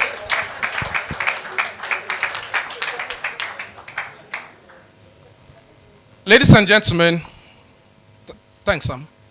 As we draw this important symposium to a close, I'd like to extend our heartfelt thanks to each of you for your invaluable contribution to today's discussions. Over the course of this gathering, we've examined Lagos not just as a city, but as a dynamic engine of trade, a gateway to West Africa, and a growing model for regional integration and economic leadership. We have explored these challenges, yes, but more importantly, we have identified the opportunities that lie in innovation, infrastructure, collaboration, and policy reforms. It is clear that the future of West African trade cannot be written without Lagos playing a central role. Let us leave here not only informed, but inspired to build stronger connections, promote inclusive growth, and transform potentials into lasting progress. Thank you very much on behalf of CIPS Nigeria, and do have safe travels. We would like to invite all our guest speakers to take a group photo with the...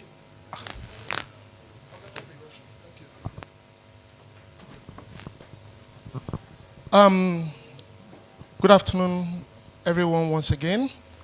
And I want to thank each and every one of you for finding time to be here with us, even though it is public holiday. But I want to believe that we have all learned so much, and we do not have any regrets for being here or spending your holiday here with us. So thank you, and God bless. Before you go, we have something out there for you. Please, just manage the little that we have. I'll quickly invite one of our past presidents, or branch chair, Mr. Fadipe, to please come forward and help us make this presentation to the moderator of today's session, Mr. Harrison Ilodigwe.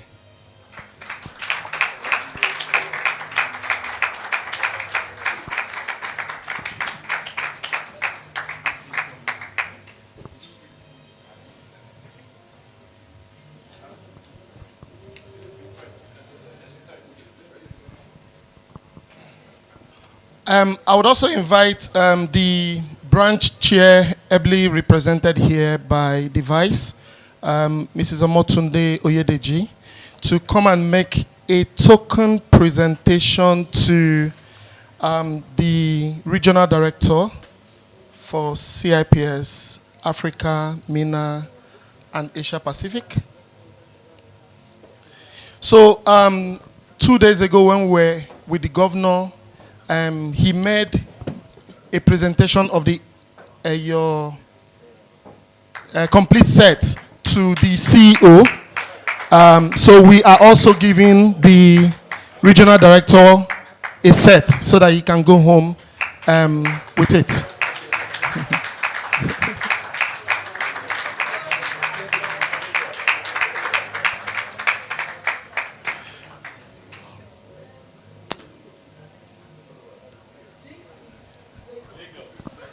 Thank you so much. This is great. This is Lagos.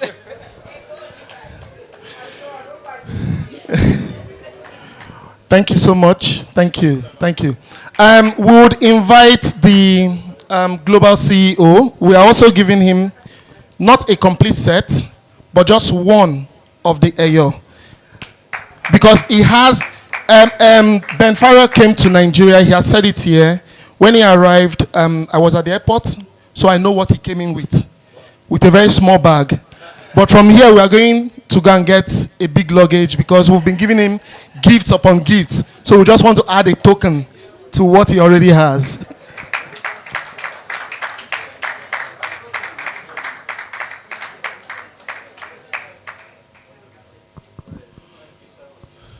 Thank you. Okay, so on the request of the CEO, we would have done this earlier. If you are not a Nigerian, I'm sorry, you would have to bear with us. But if you are a Nigerian and you also do not know how to sing it, you will still also have to bear with us. But if you can sing it, thank God the Lagos State government is still here, represented by the DG. So I would appeal, DG, sir, you take note of those that cannot sing our national anthem so that we can report to Mr. President. So please, by the special request of the global CEO, who first witnessed us sing the national anthem at the BPP office, and he fell in love with it. And we sang it again on Tuesday during the symposium in Abuja. And we have to sing that to close, just the first stanza, to close our session. Then after which, all the speakers would come forward to take a group photograph with the CEO and the regional director. So please, can we be upstanding as we take the Nigerian national anthem? Nigeria, we hail thee, our own dear native land.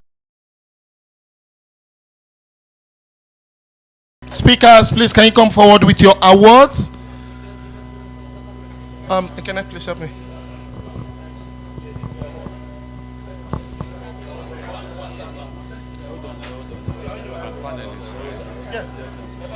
Speakers, panelists, all of you are speakers. Please come forward.